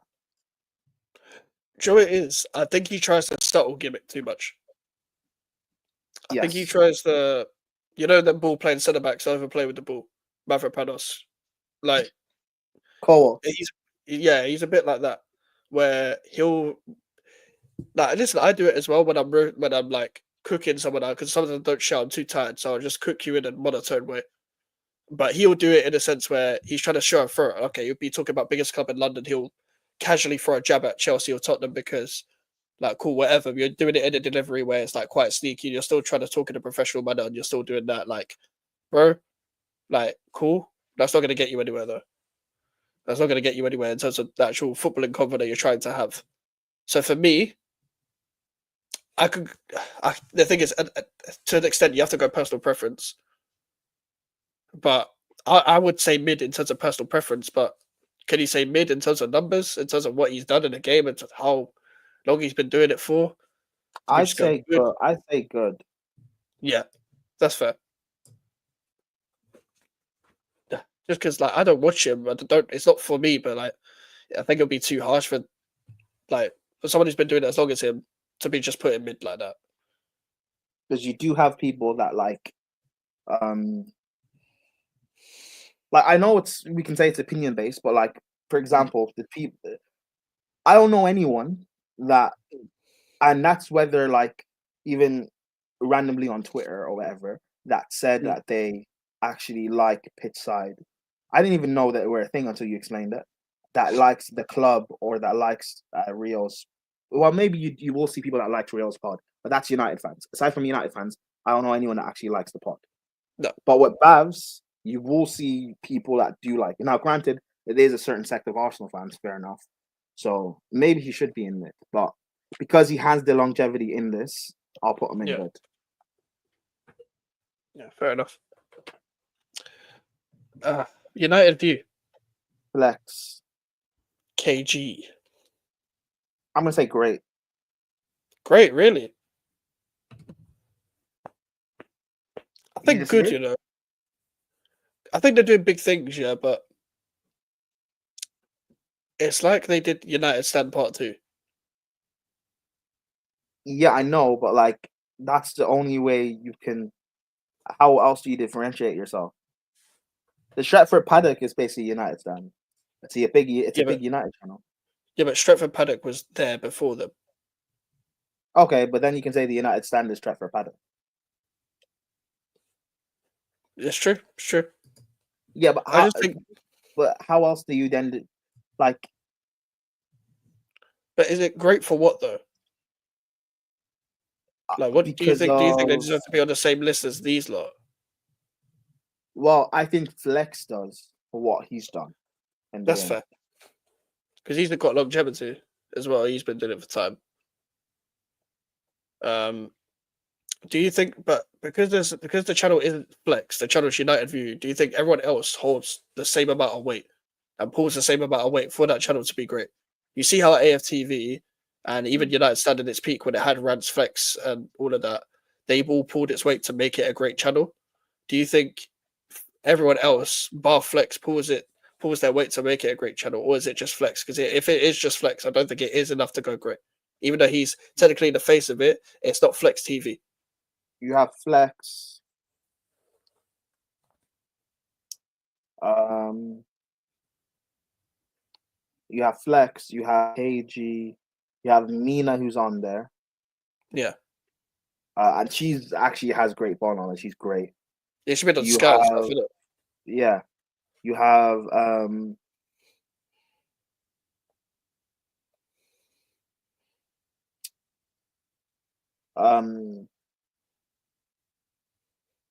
Mr. Structure. He's been on there. I'm assuming. I don't. I think he might have had it. I don't think he's like a permanent part of it though. I don't think Okay. Nuruddin's just more with Saeed. Okay. Okay. Fine. You know what? Fine. Good. Fine. Yes.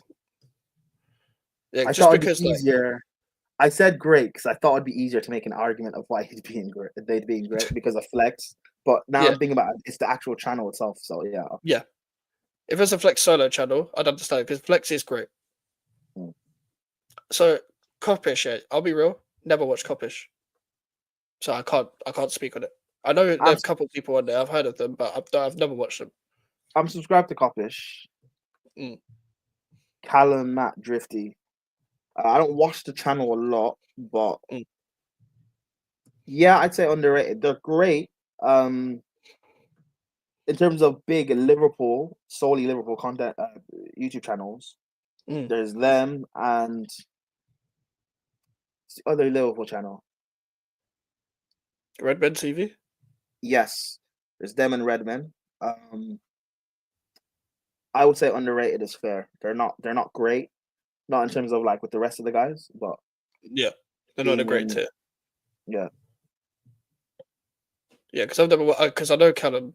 I know who they are. I've seen them on other channels before, but I've never watched them, so I can't speak on that. But this is the person that made the list, or person that started all of this, Saeed. Um, Saeed's in great. Yeah, he's getting there though. Like He's he's not really underrated. He's not underrated. no, he's really getting to go, bro. Oh, is what you mean? Bro, he's Um, really getting there, man. Like, bro, Saeed's putting the work. He's you literally know on the what? most. He's on the biggest generational run I've seen. Especially this season, bro.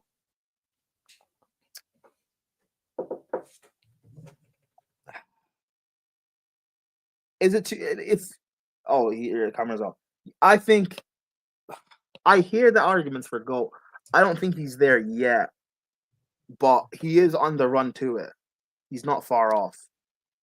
I'm gonna say he is. You know why? Okay, Because the reason yeah. why his heat map has been crazy for fucking years, bro.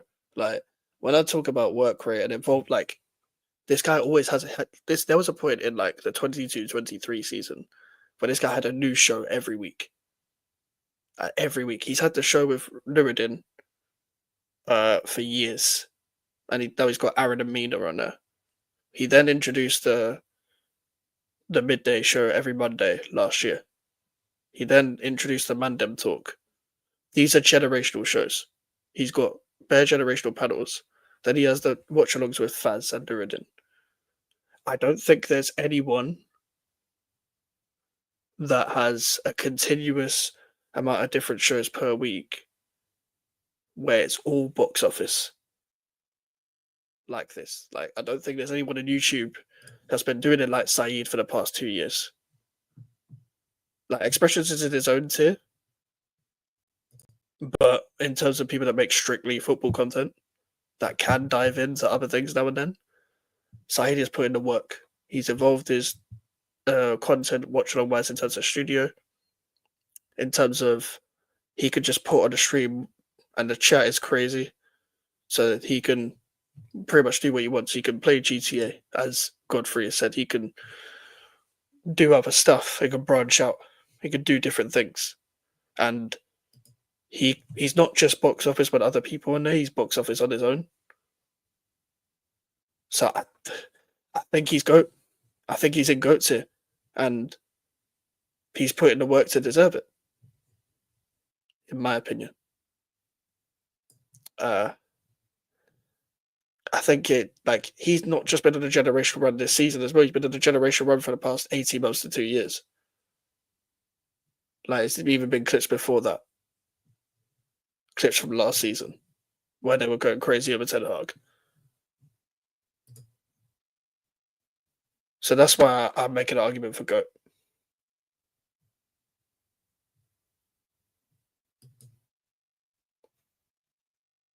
So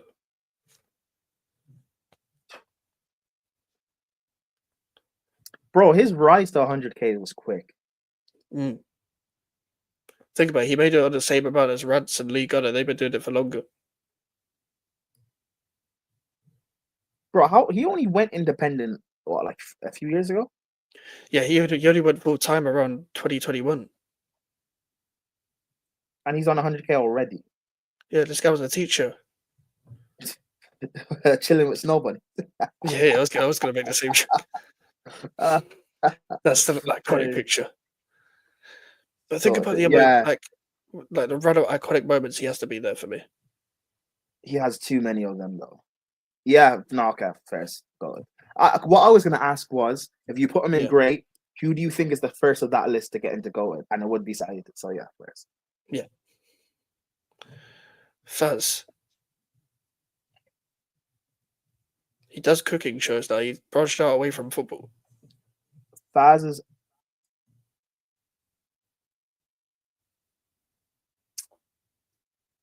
Faz is underrated. I think he's on the verge of being great.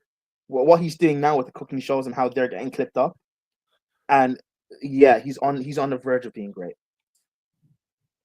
So what would you say? Sorry, underrated, yeah. Yeah, I'd say underrated, but he's on the verge. He's on the verge. I agree. I think he's branching out well. I think this is the start of like the building blocks for what's yet to come from his content for me. Like I think he's only just getting started. So for now I'm gonna agree. But I think literally in like a couple months' time, even a year, however long, um, he'll be in a great tier soon. Like he'll accelerate there quite quick. All right, this one should be interesting. North side. North side is underrated. You reckon? Yeah.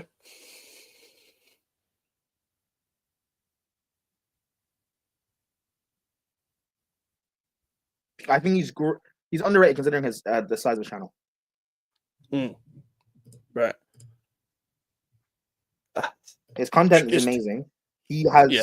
great opinions, great personality, but like he is underrated because of the size of his channel. Same with Faz. That's why but Faz is on what he's doing with his IRL streams. He's on the verge of breaking in. I think with Northside,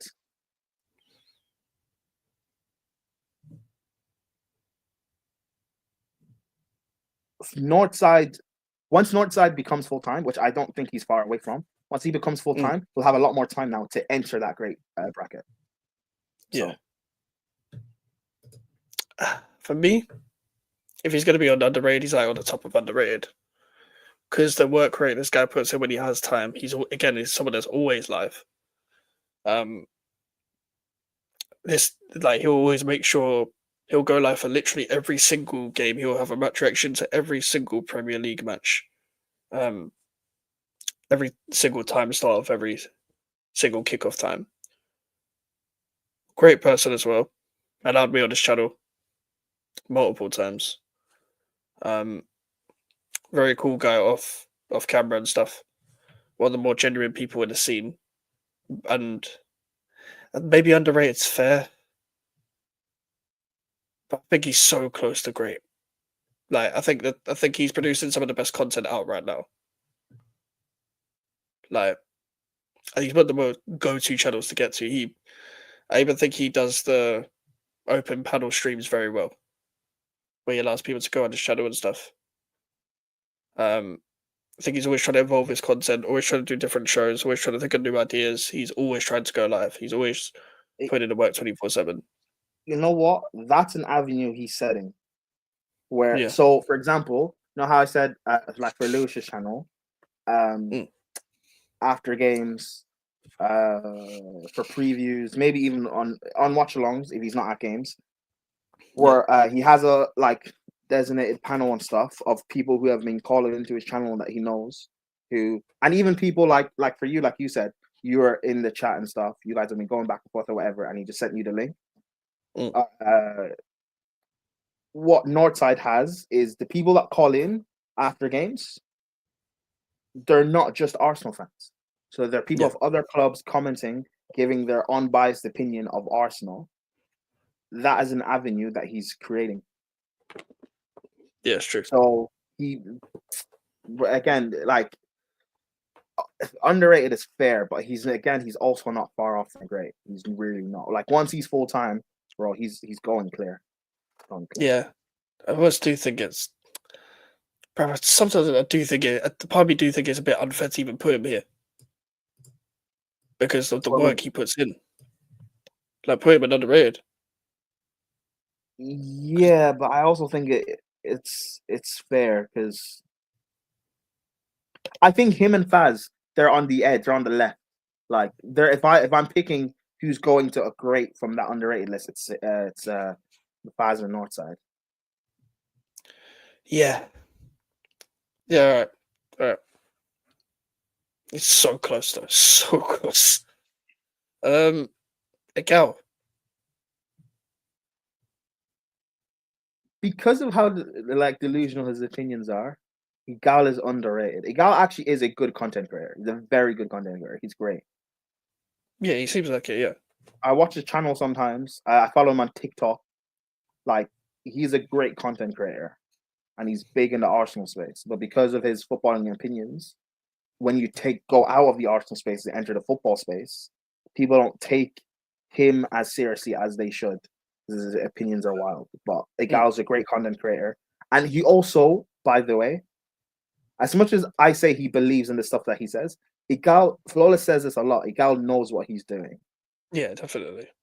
So I'm saying he's great. Are we putting him Well, above no, North? I'm saying he's underrated. I'm not gonna say he's great. I'm saying he's underrated. I was gonna say you can't go above. I don't think he's above Northside and Faz. Yeah, but I also don't think he's far off from being a great though. I don't think he's that far from being great. Joy is because you guys clip so much that he's close. Mm-hmm. So he has a lot of viral moments. So that's fair. Next, again, a channel we've both been on.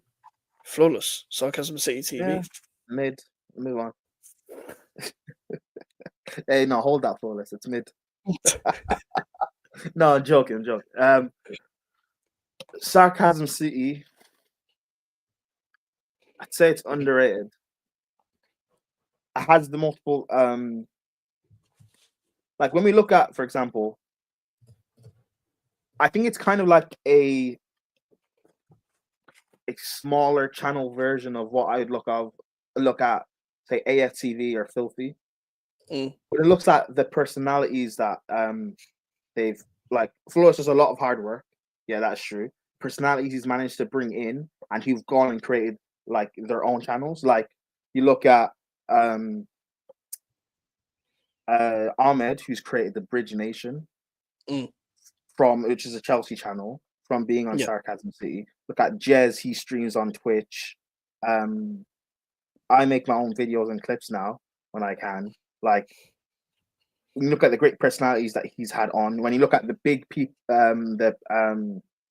like Lewis, who like again, Lewis who's giving people a chance, regularly comes on Sarcasm City when he has the time. Flawless regularly working like what twice a week with Troopz, who's in like Heritage. So I'd say Sarcasm City is very much underrated. And also the work that we did at AFCON, like the way we like on the amount of people who on Sarcasm City who are funny,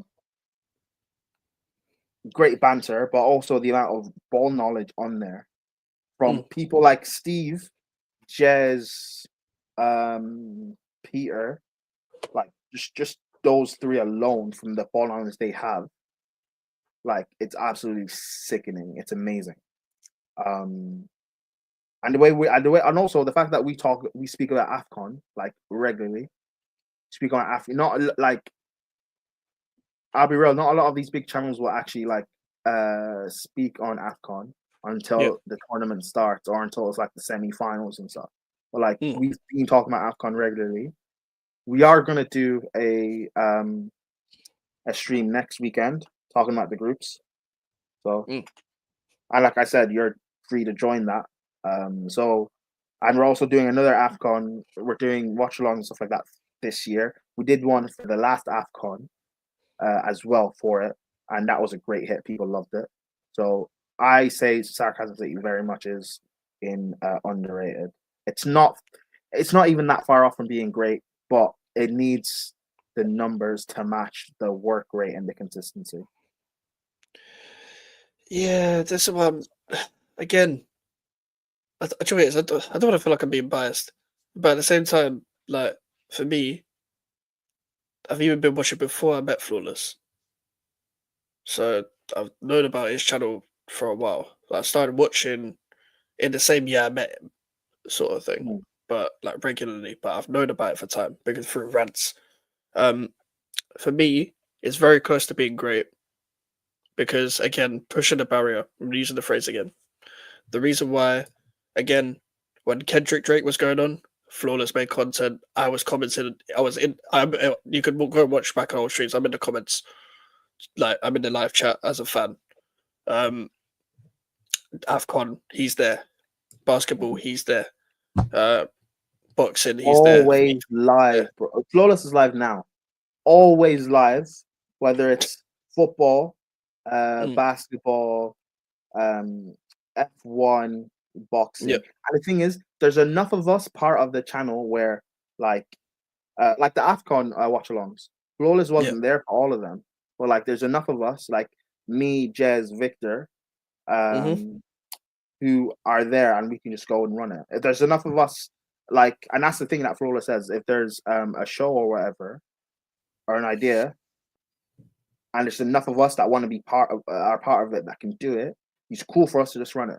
The AFCON stuff, he's not there a lot of the time because there's enough of us. Cool, we can run it.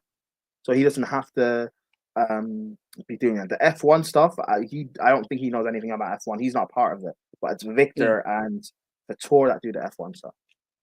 Like, bro, it's like, and he does gaming as well. The pro clubs that he's been doing for like I think a year now. Yeah, a year.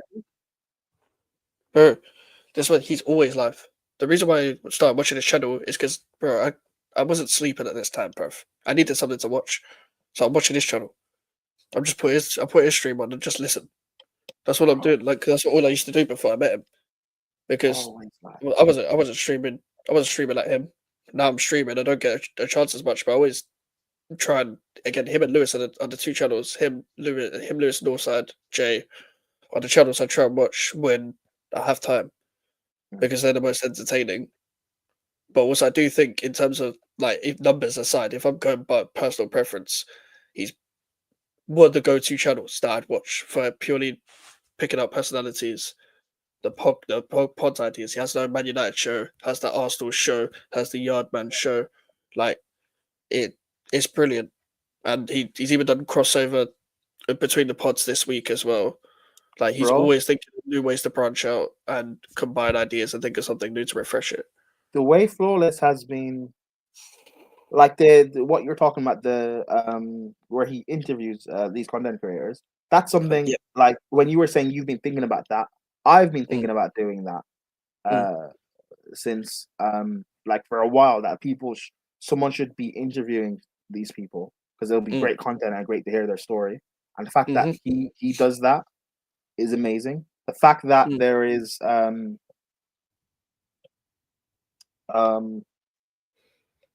lost what I was going to say. I lost what I was going to say. But as I said, the special thing for me that changed the game. That changed the game on YouTube, and it brought a whole new light to how people should be making content in terms of the way they should be branching out. If you've got the personality, branch out as much as possible. That's why people like Rants are successful. Like that's why people like Expressions are so successful because they branch out because you're there. You initially click for the football content, you stay for the personality. Flawless's channel is one of them because those specials, no one's doing things like him before. Like Hooks has got About the Fan. Before About the Fan, there was nothing like Flawless's specials, like nothing. He made that specific to give people their flowers. Every show banged, and every show you got to know something different because we don't know all the stories behind these creators. We just know them either you're friends with them off camera or some of them we just don't know at all. I don't know Daps. I don't know Potts. I don't know who else has been on there. I don't know Hassan personally. They're Czar. Like these people that he's interviewed. Monts. I don't know Monts. I've never spoken to Monts. Like I didn't know these guys' stories. This great insight. It's developing content, and I put him underrated, but it's very close to being great. Like very, very close to being great. Like what? I'm not just being biased, but it's like right here. I'm putting him above Faz. Like I put him above Faz. I know Faz gets more numbers, but Flawless is always live. Simple. Yeah, and you've got something for everyone. So even if, like, like me as a viewer, because I watch Sarcasm C. Mm, I don't watch basketball, so I don't really watch the basketball content. But mm. I will hop on the playback if, like, when Doncic, when Yeah, he that went to trade the thing. Lakers, when he got Yeah. traded, I was there on the playback for the next few Laker games because I was like, I know Jacob will probably be there and crash out. I know it'll be entertainment, so I'm gonna tune in. Mm, You know, yeah. like that's what like. So I was like, yeah, I know it's gonna be worth it. But there's so many shows where and so many things Mm, where if you're not into um certain things, you don't necessarily have to watch mm. because there's something for everyone. So if you're Yep. um you know you don't want to watch, you're an Arsenal fan, you don't want to watch the Chelsea show, that's fine. You can watch the Arsenal Mhm. show that's there. There's the Q&As. If you're someone who has an opinion and or you want to call Flawless or someone else out on something, there's the Q&As that Well, you call in. Yeah. Or the Q&As, the call-in show. There's always something. So yeah, he's always this guy's always live. Literally always live. Doesn't rest, bruv. I'm surprised if Flawless has any fucking free time. Honestly, this guy's always live, but he's putting in the work in, and he's getting the rewards he deserves, but he still deserves more numbers. Um, Aaron, I think he's underrated. The reason why is because he's more than just a content creator. He's a commentator. He's he's perfected the short form content game. He speaks many languages, and he's finally branching himself out and branding himself where he can take all the opportunities where he can use those skills properly. Bro, one time this guy was on an under 18s West Ham game, bro. I heard his voice. I was like, yeah, I know this fucking voice somewhere. And then I see Aaron tweet out that he was on the commentary. I was like, hold on a second, yeah, what the he's always doing youth games. He's mm, done women's games as well. The guy he done the women's Champions League. he used to play football, Yep, so he's an played against ex-player. Bayern Munich. So he Yep, gives a different insight into the game as someone who's yep, actually played. yep, So, when we're giving our opinions and what do we know? We've not played the game, well, he has. So yep. I'm gonna look at his opinion with more validity. Mm, Bro, I watch his channel. When United, whether even United play or not play, when they lose or draw or whatever, mm.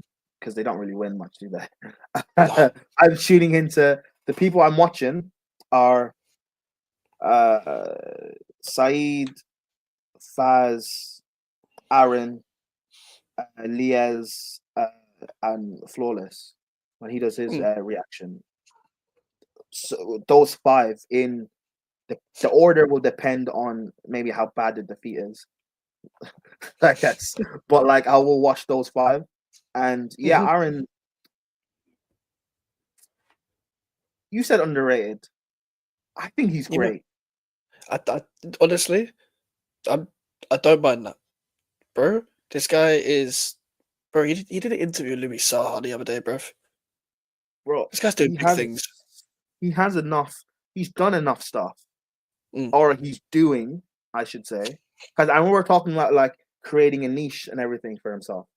You hmm speak about a billion languages and you're using it mm. like to like you're commentating on games, um, Women's Champions League, youth tournaments. I think he's done like a Youth World Cup or something, or maybe a Euros. I think He did a Women's like Champions League as well. yeah, like you're using your skill set in something that you love. Like you played football and you're still in the sport that you love, bro. Yeah, you're in Yeah, great. yeah, You're yeah, in yeah, great. yeah, No one's yeah, doing what yeah. you've done, bro. Yeah, he has to be. He has to be great. Like, don't like when as I said, what's it? I forgot the phrase I used, but pushing the boat up. Whatever the fuck I said. I'm tired. But this guy is. Breaking He's a barriers. great. Yeah, pushing the barriers. Like, bro, he's there. Like, he's done more than push the barriers. He is the barriers, bro. Um, Nuruddin. Now, Saeed said that he could be like a great content creator if he wanted to be, if he put his mind to it, but he's more on what he stands for rather than him doing content. And that's why I'm going to put him in good because he's a great personality, but it's just because he just doesn't want to put his mind to the content that he just doesn't. I agree. He is a very good content creator. He's insightful. Yeah, He should be one of the people that United fans look at yeah. in terms of knowledge. Um, and he does amazing when he's on Saeed's channel for like the watch alongs, or he's on Mandem Talk. Yeah. So if he put his mind to it and took it seriously, he could be on Even great. he's literally one half of one of Saeed's pods as well for years. That's been going on. And again, when we talk about putting people on, that's Saeed's Saeed, that's his guy.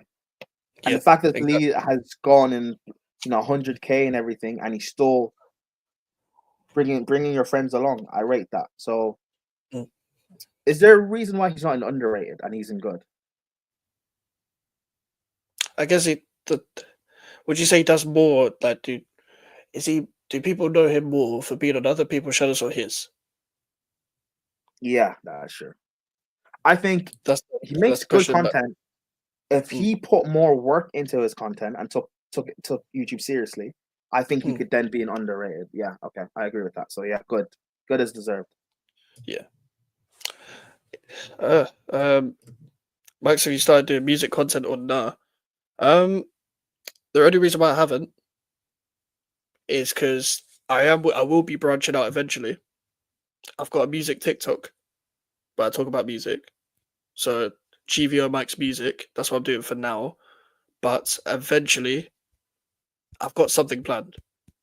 But get me to 1K first, and then this channel is about to develop, and we're about to branch out like even more because we need to build our own audience first, where they'll follow you whatever you do.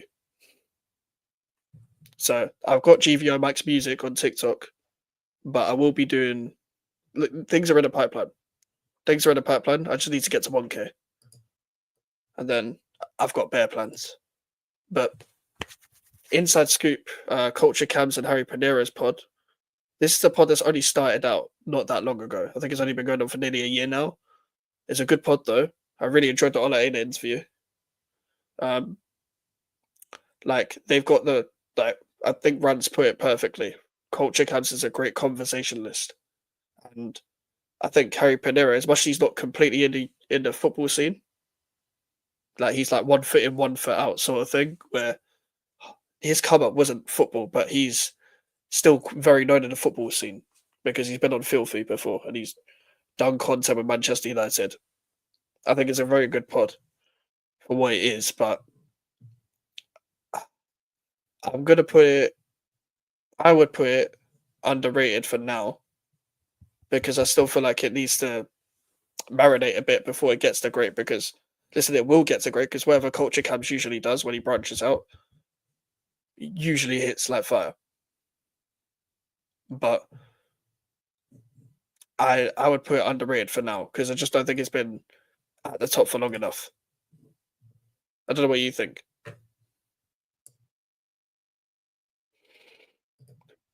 Yeah, sorry, just Appreciate sharing it, by that. the way. Yeah, appreciate it. Culture Cams and Harry Pinero. Individually, they're great. Mm. I don't. Inside Scoop. I watched the All In interview. That's actually Mm. something I recommended when I was on Lucia's channel. People should check Yeah, that out because it's very good. It's quality. I'm yeah, gonna start watching more of their stuff now because that's the only thing of theirs of that channel I should say that I've watched. mm. But just based off of that interview and the fact that I know what their content is like individually, and when Mm. they've done other stuff, I'm gonna say great. Fair. The only reason why I haven't put it as great is because I feel like they need to. Because Faz and Saeed and Rants put it perfectly. If they've got if they've got the capabilities to do that on an interview, they've got the capabilities to do something of that quality week in week out where they can develop that pod. Mhm. So I think it will be great because it's them. Oh wait, But so is this channel new? it's quite new. It's only like a year old. No, I mean in terms of the content being made. Like, I'll even check the channel. I think it's a year or just under. I'm not too sure, but it's quite recent. but they don't upload as much, I don't think.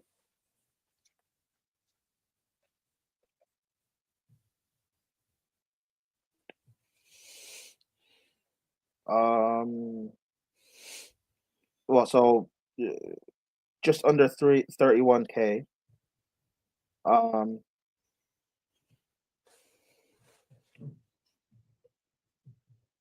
Yeah, been going for a year. They did a Rudiger interview as well. It's really good. Had fine. I'll put okay. Maybe not great then. Where did you say it should go? Underrated, like around here. Yeah, I'll go under it as well. Yeah, just I think it will be great eventually, though. Man City, we are the South Stand. I've never watched them, so I can't really speak on them. No You ever clue. heard of them? No clue. Yeah, No. we can't rank them. Sorry, but I'm gonna see if there's anyone. I'm just gonna look at the channel quickly, see if there's anyone I recognize. We are the South Stand. 6K. Oh, they've had Big Steve on there. Daps has been on there. They were part of the GoFundMe for Patrick as well. They did that stream. They've had Troopz on. Dan Um, Potts, Matisse. Yeah, Specs, Newcastle fan Specs. That's on. Yeah, different Specs. Yeah. But yeah, I can't rank it because I haven't watched it. So I might have to leave that them one, either. So yeah, yeah, I'm just gonna put it in the back. Pause. Culture Cabs' solo channel. There you go. I think Culture Cabs as a solo content creator, again, he's only been uploading regularly on his channel for about the past 6 months. As a personality, he's in great. As a personality, he doesn't. But as I said, that Saeed made this. I think it was Faz. That Faz made a great point. Is that he's chatted on so many other channels and so many other podcasts that when he's on his own, the point is kind of moot in the end because you're still talking about football, and you're not really going to talk about anything else. But at the same time, because of Cam's vast football knowledge, hopefully he gets his own time to put more effort into his channel. But for now, I'm gonna go underrated. But he will be great. Bro, I was on my YouTube just trying to look for the search for the South Stand. And what came up is Barra Brothers TikTok or a YouTube short. Fuck's sake.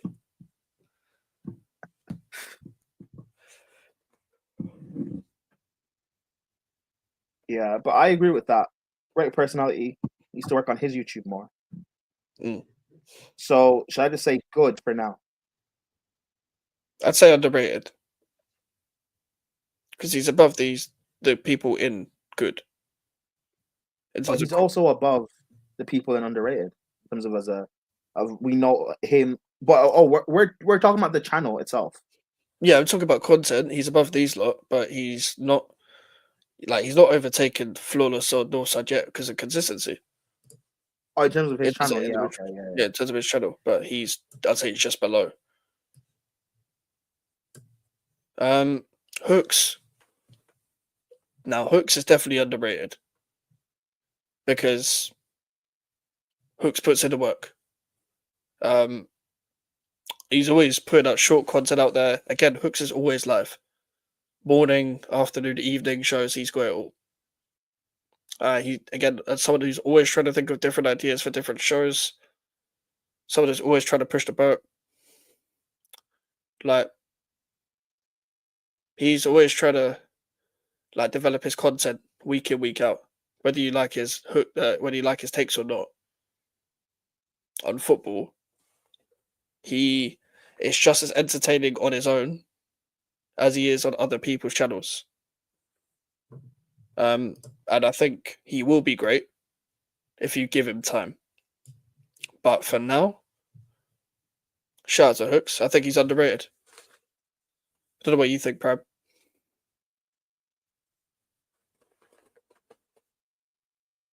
Yeah, I think he's good at what he does. Mm. He's great at what he does, and he'll say it with his chest Mm. when he's on his own channel. I think he needs to just be he needs to know what YouTube is and not be afraid of just speaking your mind, even if it gets you clipped. Do you really think he? I think he does do that though. No, but when he's on other channels, he's wary of giving predictions because he might get cooked. To be fair, he did it with the Newcastle game for Never a Foul. Yeah. When he was it Never a Foul? I was watching it on. Yeah, it was a Never a Foul. It was on a show Yeah, with Kaz and Lewis. So yeah. Yeah, where he was talking with and that Newcastle fan Yeah, and I Specs. think Cal and stuff. Yeah, so or not the Newcastle, the Forest fan and Cal and stuff Yeah, Wolfie. Yeah. were him and stuff like that, and he was like, or maybe I should not give my opinion, and stuff like that. I'm like, you shouldn't be. Just give your opinion. It doesn't matter. You shouldn't be afraid. Big up, Cal. Big up, Cal. But yeah, I agree.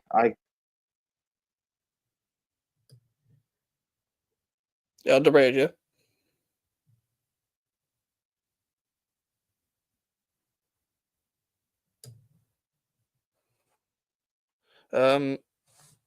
Fam Zone TV.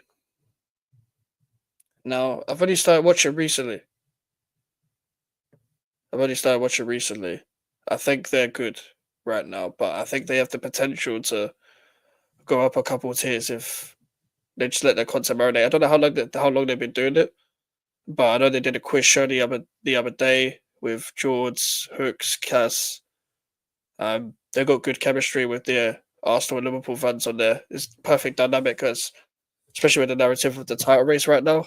So I think it's the perfect time to grow. They've had some big guests on there already with the connection they have. They've had Lee Gunner on there and stuff. As I said, Kaz, George, etc. But it's definitely got potential.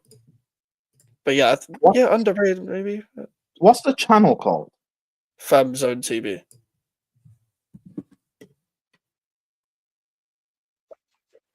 Fan Zone TV. Fam.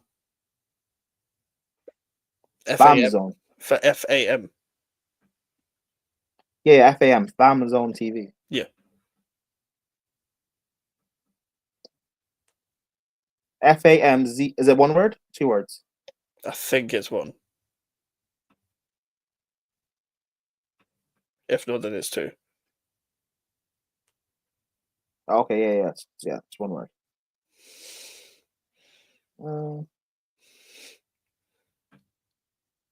Yeah, I don't know. I don't watch their channel like that, so I've only started watching recently, but do you remember? okay. No, you know what I'm saying? They released a video yesterday saying Vardy better than Drogba. Never mind. I don't care. They're in mid. Anyway, move on. I'm gonna put them in underrated. Vardy better than Drogba. Fuck off. Do you know who they had? They had Leo Knight on. You remember Leo Knight? Yeah, Yeah, they had Leo Knight on the channel. the guy that which won was the fight. interesting. Rants. No, not him. That's LV General. Oh yeah. No, Oh yeah, he yeah. was it. Leo Knight went to the fight Lippy. Oh yeah. George. Again, this is like, as much as George's channel's new, George is underrated as well because this like George should have had a channel a long time ago. Because he was obviously known for being on other people's channels like Terrace and Never a Foul. I was one of the first people on his channel because shout out to Matt back in the Net podcast. George needed a West Ham fan. Matt added me, have got onto the channel, and at this point I had more subs than Troopz because he only just started it. But now he's on like 1,000 or so, and he's a bit like Hooks in terms of the work rate. Always live like when it's evening, morning, whatever. He has a schedule already where he's got the own Tottenham show. He's got boardroom talks where he's got like Jay, he's got Jacob, Deji, Mr. Box Office, Bear Tottenham fans on there. He's got a call-in show. He's got a show at Hooks, the North Divide. Um, the combination with Hooks, the shows with Hooks that they do on each channel as well. They've got a great dynamic. I think in no time, like he's got great potential to be in the great tier, just like Hooks, just like Northside, Flawless, Cams, etc. For now, I'm going to put him underrated because he's got the personality already as well. And again, just like Hooks, just like most people that I've said on this panel or on the tier list, he's just as entertaining on his own as he is with other people. Like his watch alongs are funny when you see clips of it as well, because obviously it's a ton of fun. He's going to crash out. But yeah, rate George.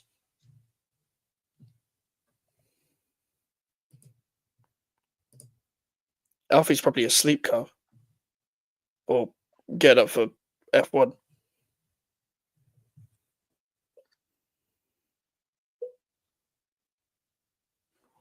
What do you make of George prep? I don't know. Yeah, I agree. He's an underrated. Again, when I was talking about the Spurs fans in the space and stuff, when I was talking about expressions, Yeah, George is a Spurs fan that can actually help bring in quality content, Spurs content creators. Yeah. Because there aren't a lot of Spurs content creators in general. And barring expression, I don't think a lot of the rest of them are actually quality per se. Yeah. But George is, so he's an underrated. George has done really well in like just helping out Jay as well. Like he brought Jay. I'm pretty sure he brought Jay through. I'm pretty sure he put him on. That's giving him the quality. Like giving him the platform of his own. He's always on his show and stuff as well. So yeah, Deji's funny. As much as I don't agree with his opinion, he's funny. Oh yeah, fuck. Sorry. Yeah, you got Deji who's good. And Jacob as well. Yeah, Jacob. Yeah, big up Jacob. America, bro. Fuck. How did I not remember those guys? Yeah. But yeah, Wrong obviously Hotspur Cave. Like big up Jay as well. Next one. Kaz. I forgot he had a solo channel. He does have a channel. I don't know what it's called. I've not watched the channel. But at the same time, when he does solo vids on Never Foul, he carries himself really well. A great articulate himself. Could run a show, could host. Good panelist. The couple of times I've been on with him on Sam's channel. I would put him, if we're going to his channel, do we put him in underrated as well? I don't know because I've not watched his channel. I think it depends on where he's at right now with his channel. Because I know on like as much as I haven't watched his channel, him as a solo content creator, and the way he is, he's got the ability to be great, obviously. Yeah, but that's the same with culture cams, no? Yeah. But culture cams are more with the culture cams, it's just him being consistent. Okay, Because he's got to build up his own platform because he's so known on everyone else's platform.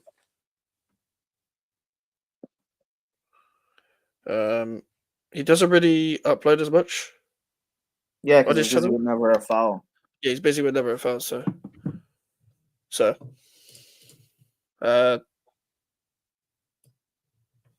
guess underrated or good, or I don't know. I'd say good. Okay. I'll put him like here. Something. I don't know. Eunice. The goal of Chelsea content.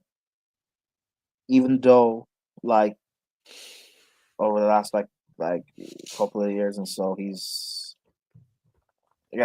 fallen off. But like I've said with AFTV and Filthy, I respect Heritage. I'm not going to insult a heritage. But would you put him in heritage? Yes. I mean, fair. Actually, no. Okay, I'll put him in. I'll put him in GOAT. I think he deserves to be in GOAT. So I respect what he's done, the longevity. Yeah, fair. Yeah, longevity. He's an OG, so he kind of has to be there. CB. That's the last one. What a channel to end it on. Jesus Christ. This guy's chaotic, man. He is chaotic, bro. Him and Lewis's channel, and him and Jimmy were just cussing Yeah, each other for like 10 minutes saw straight, that. bro. I saw that. I love it. The fact that also no one got involved either. They just let each other just. That was the funniest cuss battle, bro. What you say? Your lips look like a Lao pack.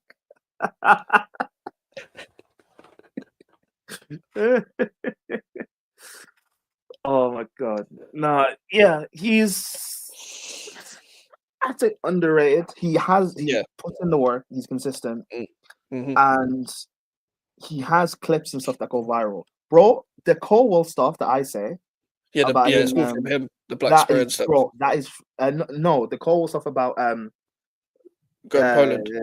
yeah, that's from him. The Yeah. black spray when he's talking about Palmer falling off. He was saying about Palmer, or Yeah, sorry, with about low ski. Sancho, that you're going with low ski and stuff like that. Yeah. There's a clip of him with Jackson talking about how Jackson, the reason why he's in poor form is because either you ate too much at Christmas or you have malaria because you went back home to Senegal. Fuck's sake. Oh my god. Do you know what it is with CB, yeah? Do you know why I know this guy's going clear, yeah? Because I go on my TikTok randomly, this guy's just randomly in my FYP. Yep, And now he's facts. not off. Now he's not off my FYP because of his clips. But his Bro, clips are hilarious. he was it's a clip he posted, I think it was on Valentine's Day or around Valentine's Day. And Chelsea had lost. And he's like he's some buff woman in like Dubai or something. And he's like explaining to her Oh about no, I saw Chelsea. this. I saw Yeah. this. And I she's just saw looking this. at him like she's just looking at him and rolling his eyes, bro. The guy's tweeting about how it's my anniversary and I couldn't take take her out because we lost to Arsenal, It's bro. crazy. The guy was a never a foul talking about I'm Chelsea before I'm black. I saw I'm that. part of the Headhunters Association. Yeah, bro. He's regardless of what people may think of his opinions. I don't agree with his opinions a lot, but CB, he's a cool guy, and he is going to go clear, bro. He is, bro. Yeah. Listen, he's primetime entertainment. He knows what he's doing in terms of content. Like he knows. Like I don't know what the. Listen, I've never spoken to him off cam. I've got him on Twitter and stuff, but I've never spoken to him off cam. So I don't know whether he believes everything he says. I'm going to assume he does because he collaborates with someone like Lewis, and Lewis wouldn't get someone who isn't authentic on his channel. That's just what I'm basing it off. So he wears his heart on his sleeve, and he's going to be in the great tier in no time. So underrated. Underrated. Yeah. But yeah, this is the list. This is the list. And the list is so large that there's not even like thing enough to put on one page. Is there anything that you want to change, Prem? Because I'm happy with it, you know.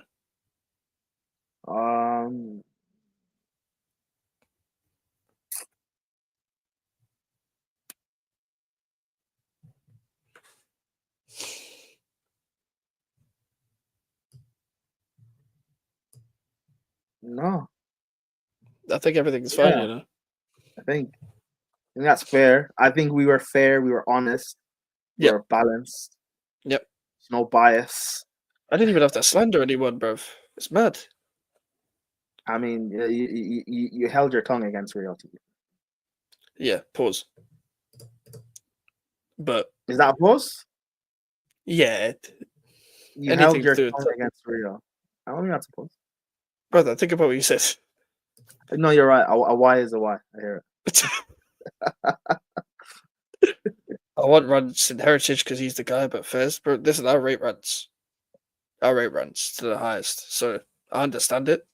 And to be fair, with longevity, do you know what I'm gonna do? I'm not gonna put him Heritage, but I'm gonna put him top of GOAT because he longevity, and I'll put expressions there because longevity. Rants has to be there. He's been on Vice. He's been on radio. The content he's doing now, he's been there for so long. Also, Lee Gunner's underrated for the people he puts on as well, by the way. Yeah, for that's facts.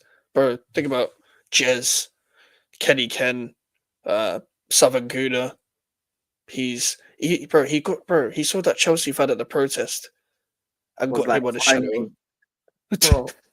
The fact his audience is crazy. The fact that you're big enough to say, "Find me this random person." His audience is jokes as well because they'll cook him for no reason, just to banter him or say nah, Lee, you're chat shit, and then they'll Yeah. debate. I like his No, I chat. respect that though. I respect that though. If you can build up an audience where they can be honest with you Mm. and they'll call you out on your bullshit. Yeah. That's why I like my audience. I never agree with the chat. Me and the chat never agree. Sure. So shout out to you, man, every single time. But joy is Arta's got a point though, 'cause there is a case for Rants to be in Heritage. There is a case.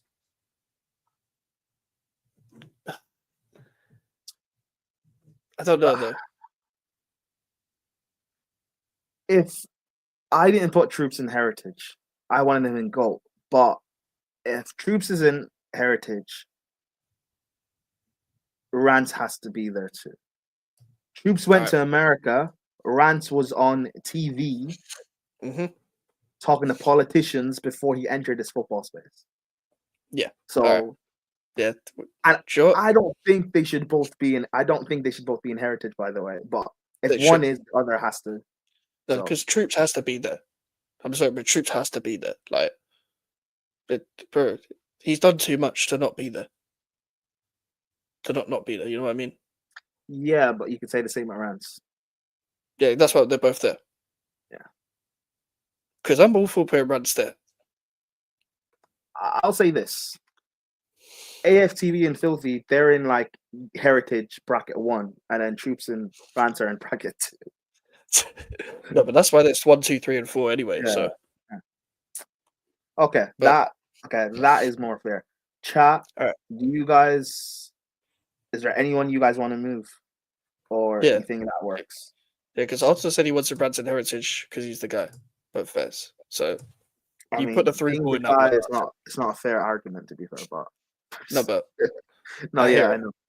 Yeah, I think that's just a proper list.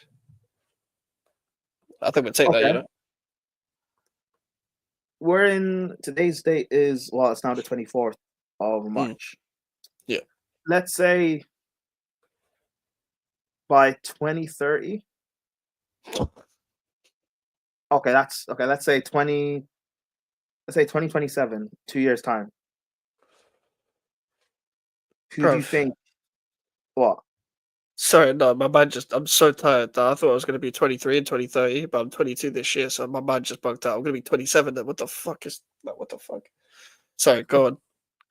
In say 2 years time? Yeah. What people do you think would have jumped up a tier? Or maybe even 2 tiers? Flawless and Northside. Definitely. I think they could even do it in a short amount of time. I think even LB. I think I need to move LB closer. I'm just being real. He is up there. For the numbers he does for a City channel, he's up there. Cams will be there in no time. I think Matisse, James or Zulkon, Turkish could move up one. I think even Lias has the potential to move up one. Same with FCM. I think Expressions could be in Heritage because it's Expressions. Actually, hold on. If we're saying Troopz is there because he went to America, and we're saying Rants is there because of what he did before YouTube on Vice and and stuff. Mm. Expressions is the only one on this list to like hit the mainstream. He's been on grilling twice.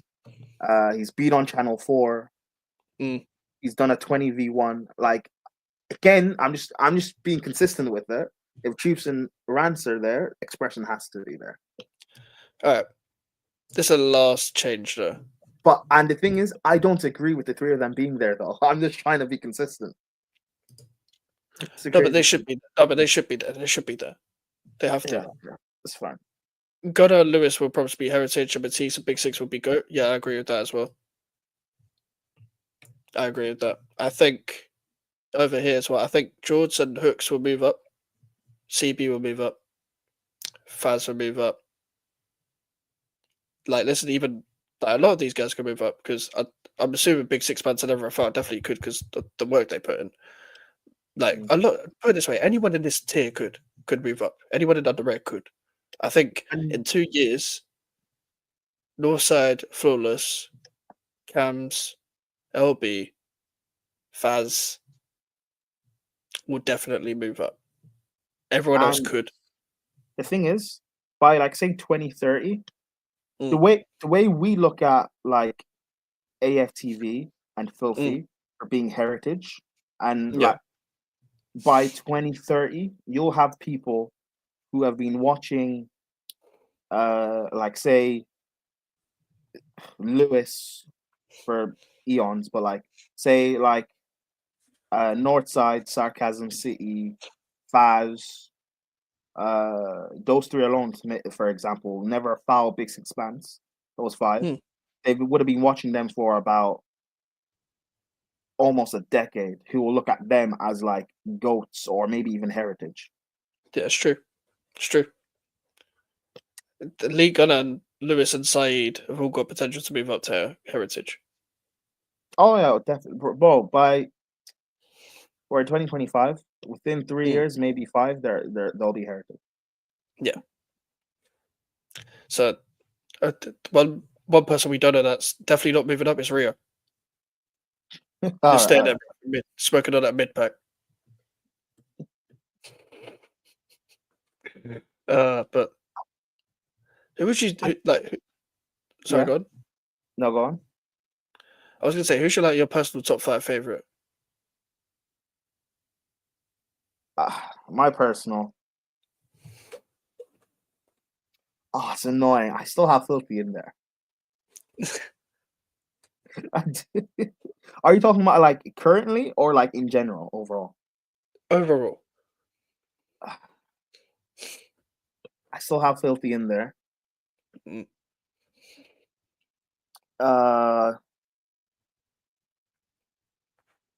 Filthy, Lewis, AFTV, Expressions.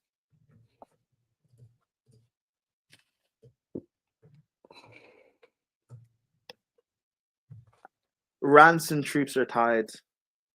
Barra Brothers has yes. Definitely. If Filthy don't make a comeback, it'll be Barra Brothers. Barra Brothers and from my left going Machine for Machine. Yeah, probably. Pro. Because Barra Brothers will, yeah. CB has the potential to be, regardless of my opinions of his opinions, or my thoughts on his opinion, CB, just as a content creator, has the potential to be goated. For Chelsea fans, anyway. Because, bro, he already has a cult following, bro. He does, yeah. He's bro, he has made Chelsea great again. He's a yeah. He has a hat. He has the hat for it. Oh yeah. Do you know what I need? I need a custom make West Ham great. Sam great. I need to make West Ham great hat. That's what I need.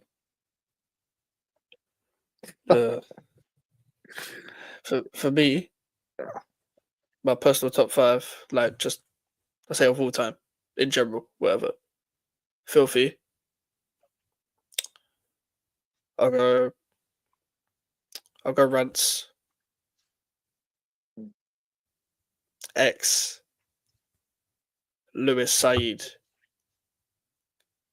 If I'm just looking to watch something, it's harsh to say not League Gunner and AFTV, but I have to narrow it down to 5. Yeah. That's tough. And Troopz as well. Like, it's nuts. I will But say if I'm this. looking, Yeah, if you're looking to what? if I'm looking for just like channels to watch, that I'm clicking them. Those are the first I'm clicking on. I will say this though. Sorry, if you scroll down to the bottom of it. Yeah.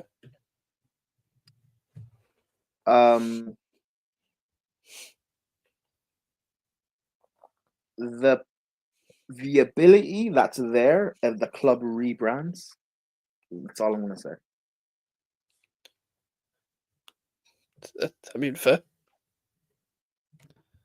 Do you know what's so bad? This list. Do you know what's the matter thing about this list? Because this list could be packed basically with all the people that are in the underrated and great could be 1 or 2 tiers higher, and the bottom 3 is going to be a bunch of new creators and underrated people that worked for years, but because they're not at Lewis League Gunner level, they're not, because there's going to be new standards. People are going to grow. The seed's going to grow even more. They're going to be the underrated. Bro, there's people in here that we haven't even talked about. We haven't talked about TJ Warren TV, United Spurs of America, Casually FC, Deji, his channel. Yeah. Hotspur Cave. We haven't talked Omar. about even this. Omar's channel, yours, Sam. Sam's. Bro, I said it. How's Sam Sam's on not this on this list? list. I was shocked. Sam's I not thought he was here. just yeah. Even Alfie actually makes good content. He does. Alfie makes good content. Makes great content. Like so many people on here, or that are not on here that should be. That's like. All right, I've got a question. I've got a new question. Yeah. End it on this. Top 5 channels to look out for that are not on this list.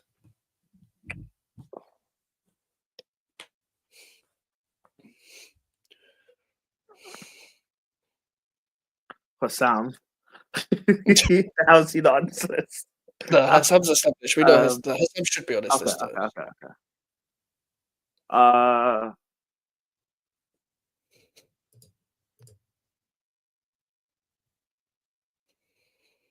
I'm not gonna be biased and say your channel. I'm not gonna be. You can say it. I'm not gonna be biased. I'm not saying my own channel. Fucking hell. Well, okay, fine. I'll do it then. Your GVO mics. United Spurs of America, Casually FC.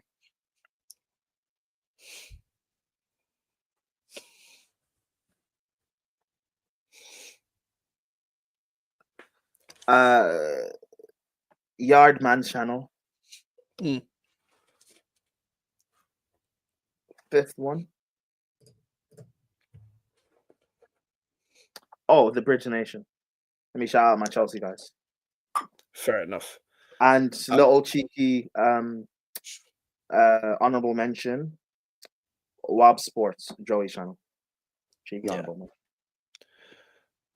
I'm gonna go with, because that's the thing with Joey. Like, I think he just wants to do weekly streams sort of thing where he's just doing it with his mates.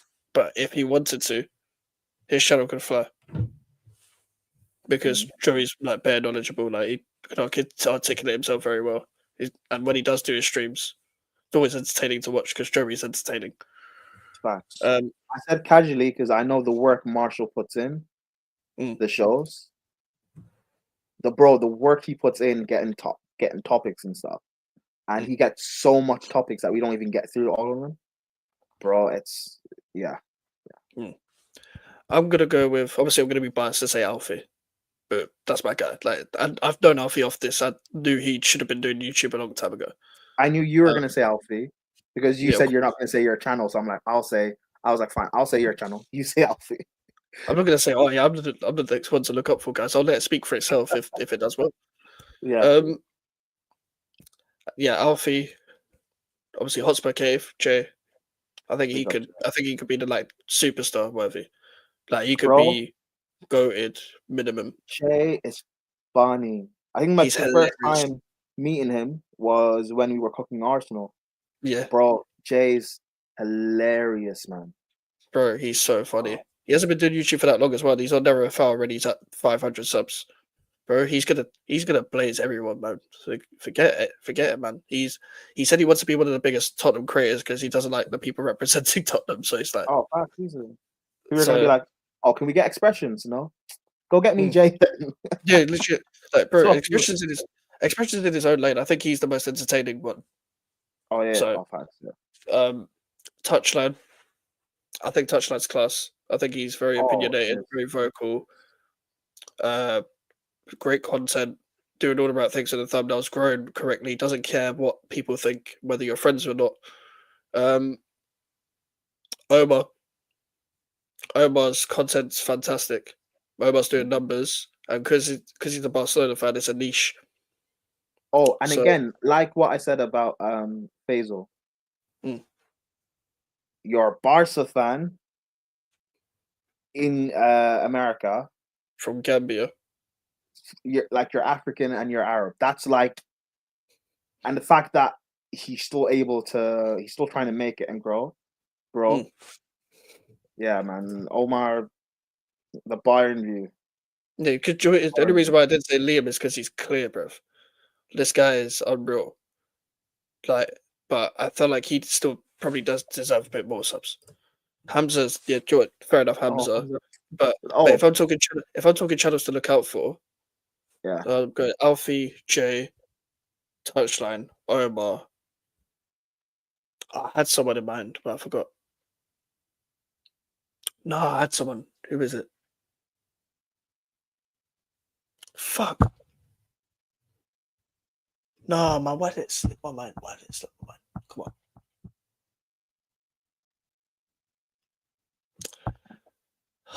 Why is this so difficult, bro? I know too many people now in this scene. And Gerard slips. Denver bars in here. Yes, Ziz's up there as well. Ziz's growing like mad. Hamza doesn't do YouTube really. Well, he goes on Al Hawa, but he doesn't have his own channel per se. Yeah. But as a content creator, what he does on TikTok, like I keep saying, Hamza for me is top three most entertaining guys. He is Mm. top three. Hamza's elite, man. I don't care what anyone says. He's elite, Yeah.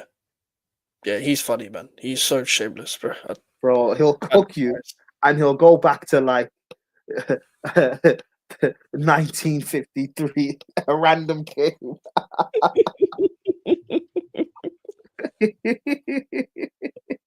I remember Palmer when they played Champions League semi-final.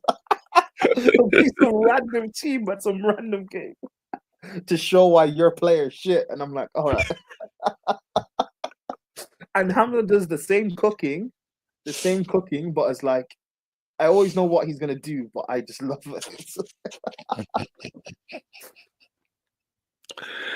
Oh, my days. Yeah, I don't know why I forgot. I'm too tired, but I had someone in my mind. But just take the channels I said already, Name because your the check reason the why list again, and then maybe you'll remember. I said Hotspur Cave, Alfie, Touchline. Who did I say fourth? Omar and bruv. I had someone in mind. But I don't remember. But those channels specifically, I know Omar's already got a couple thousand, but Omar's got potential to go even bigger and better. Like, Yeah, of he was course, I on knew everyone. 700 like not too long ago. Bro, I remember I've not known Omar for that long. The first time I met him was on Flawless's channel. It was like the first time I jumped on Flawless's channel was like one of them. It was the Q&A just before the season started, and he was on there. And then when everyone left, he was like asking Flawless for advice and stuff, and he was only on like a couple hundred. And his determination, what he was asking, he was like so determined to get to the top and be like the Barca fan to like fully represent himself and branch himself out there. And look what he's doing now. He's got a few thousand at this time. It's mad. Also, actually, I'm not going to say the name, but there's someone that doesn't have a channel that's going to start a channel in the summer. Who's someone to look out for? I won't say the name. I'm not going to say it. I know. You know him. He's going to start a channel in the summer. And I'm gassed. I'm gassed because I've been wanting this guy to start a channel ever since I known him. So Ooh. I'm not going to say because I don't know whether No. he wants to reveal it yet. No, don't reveal it, but like put it in the private chat. I want to know.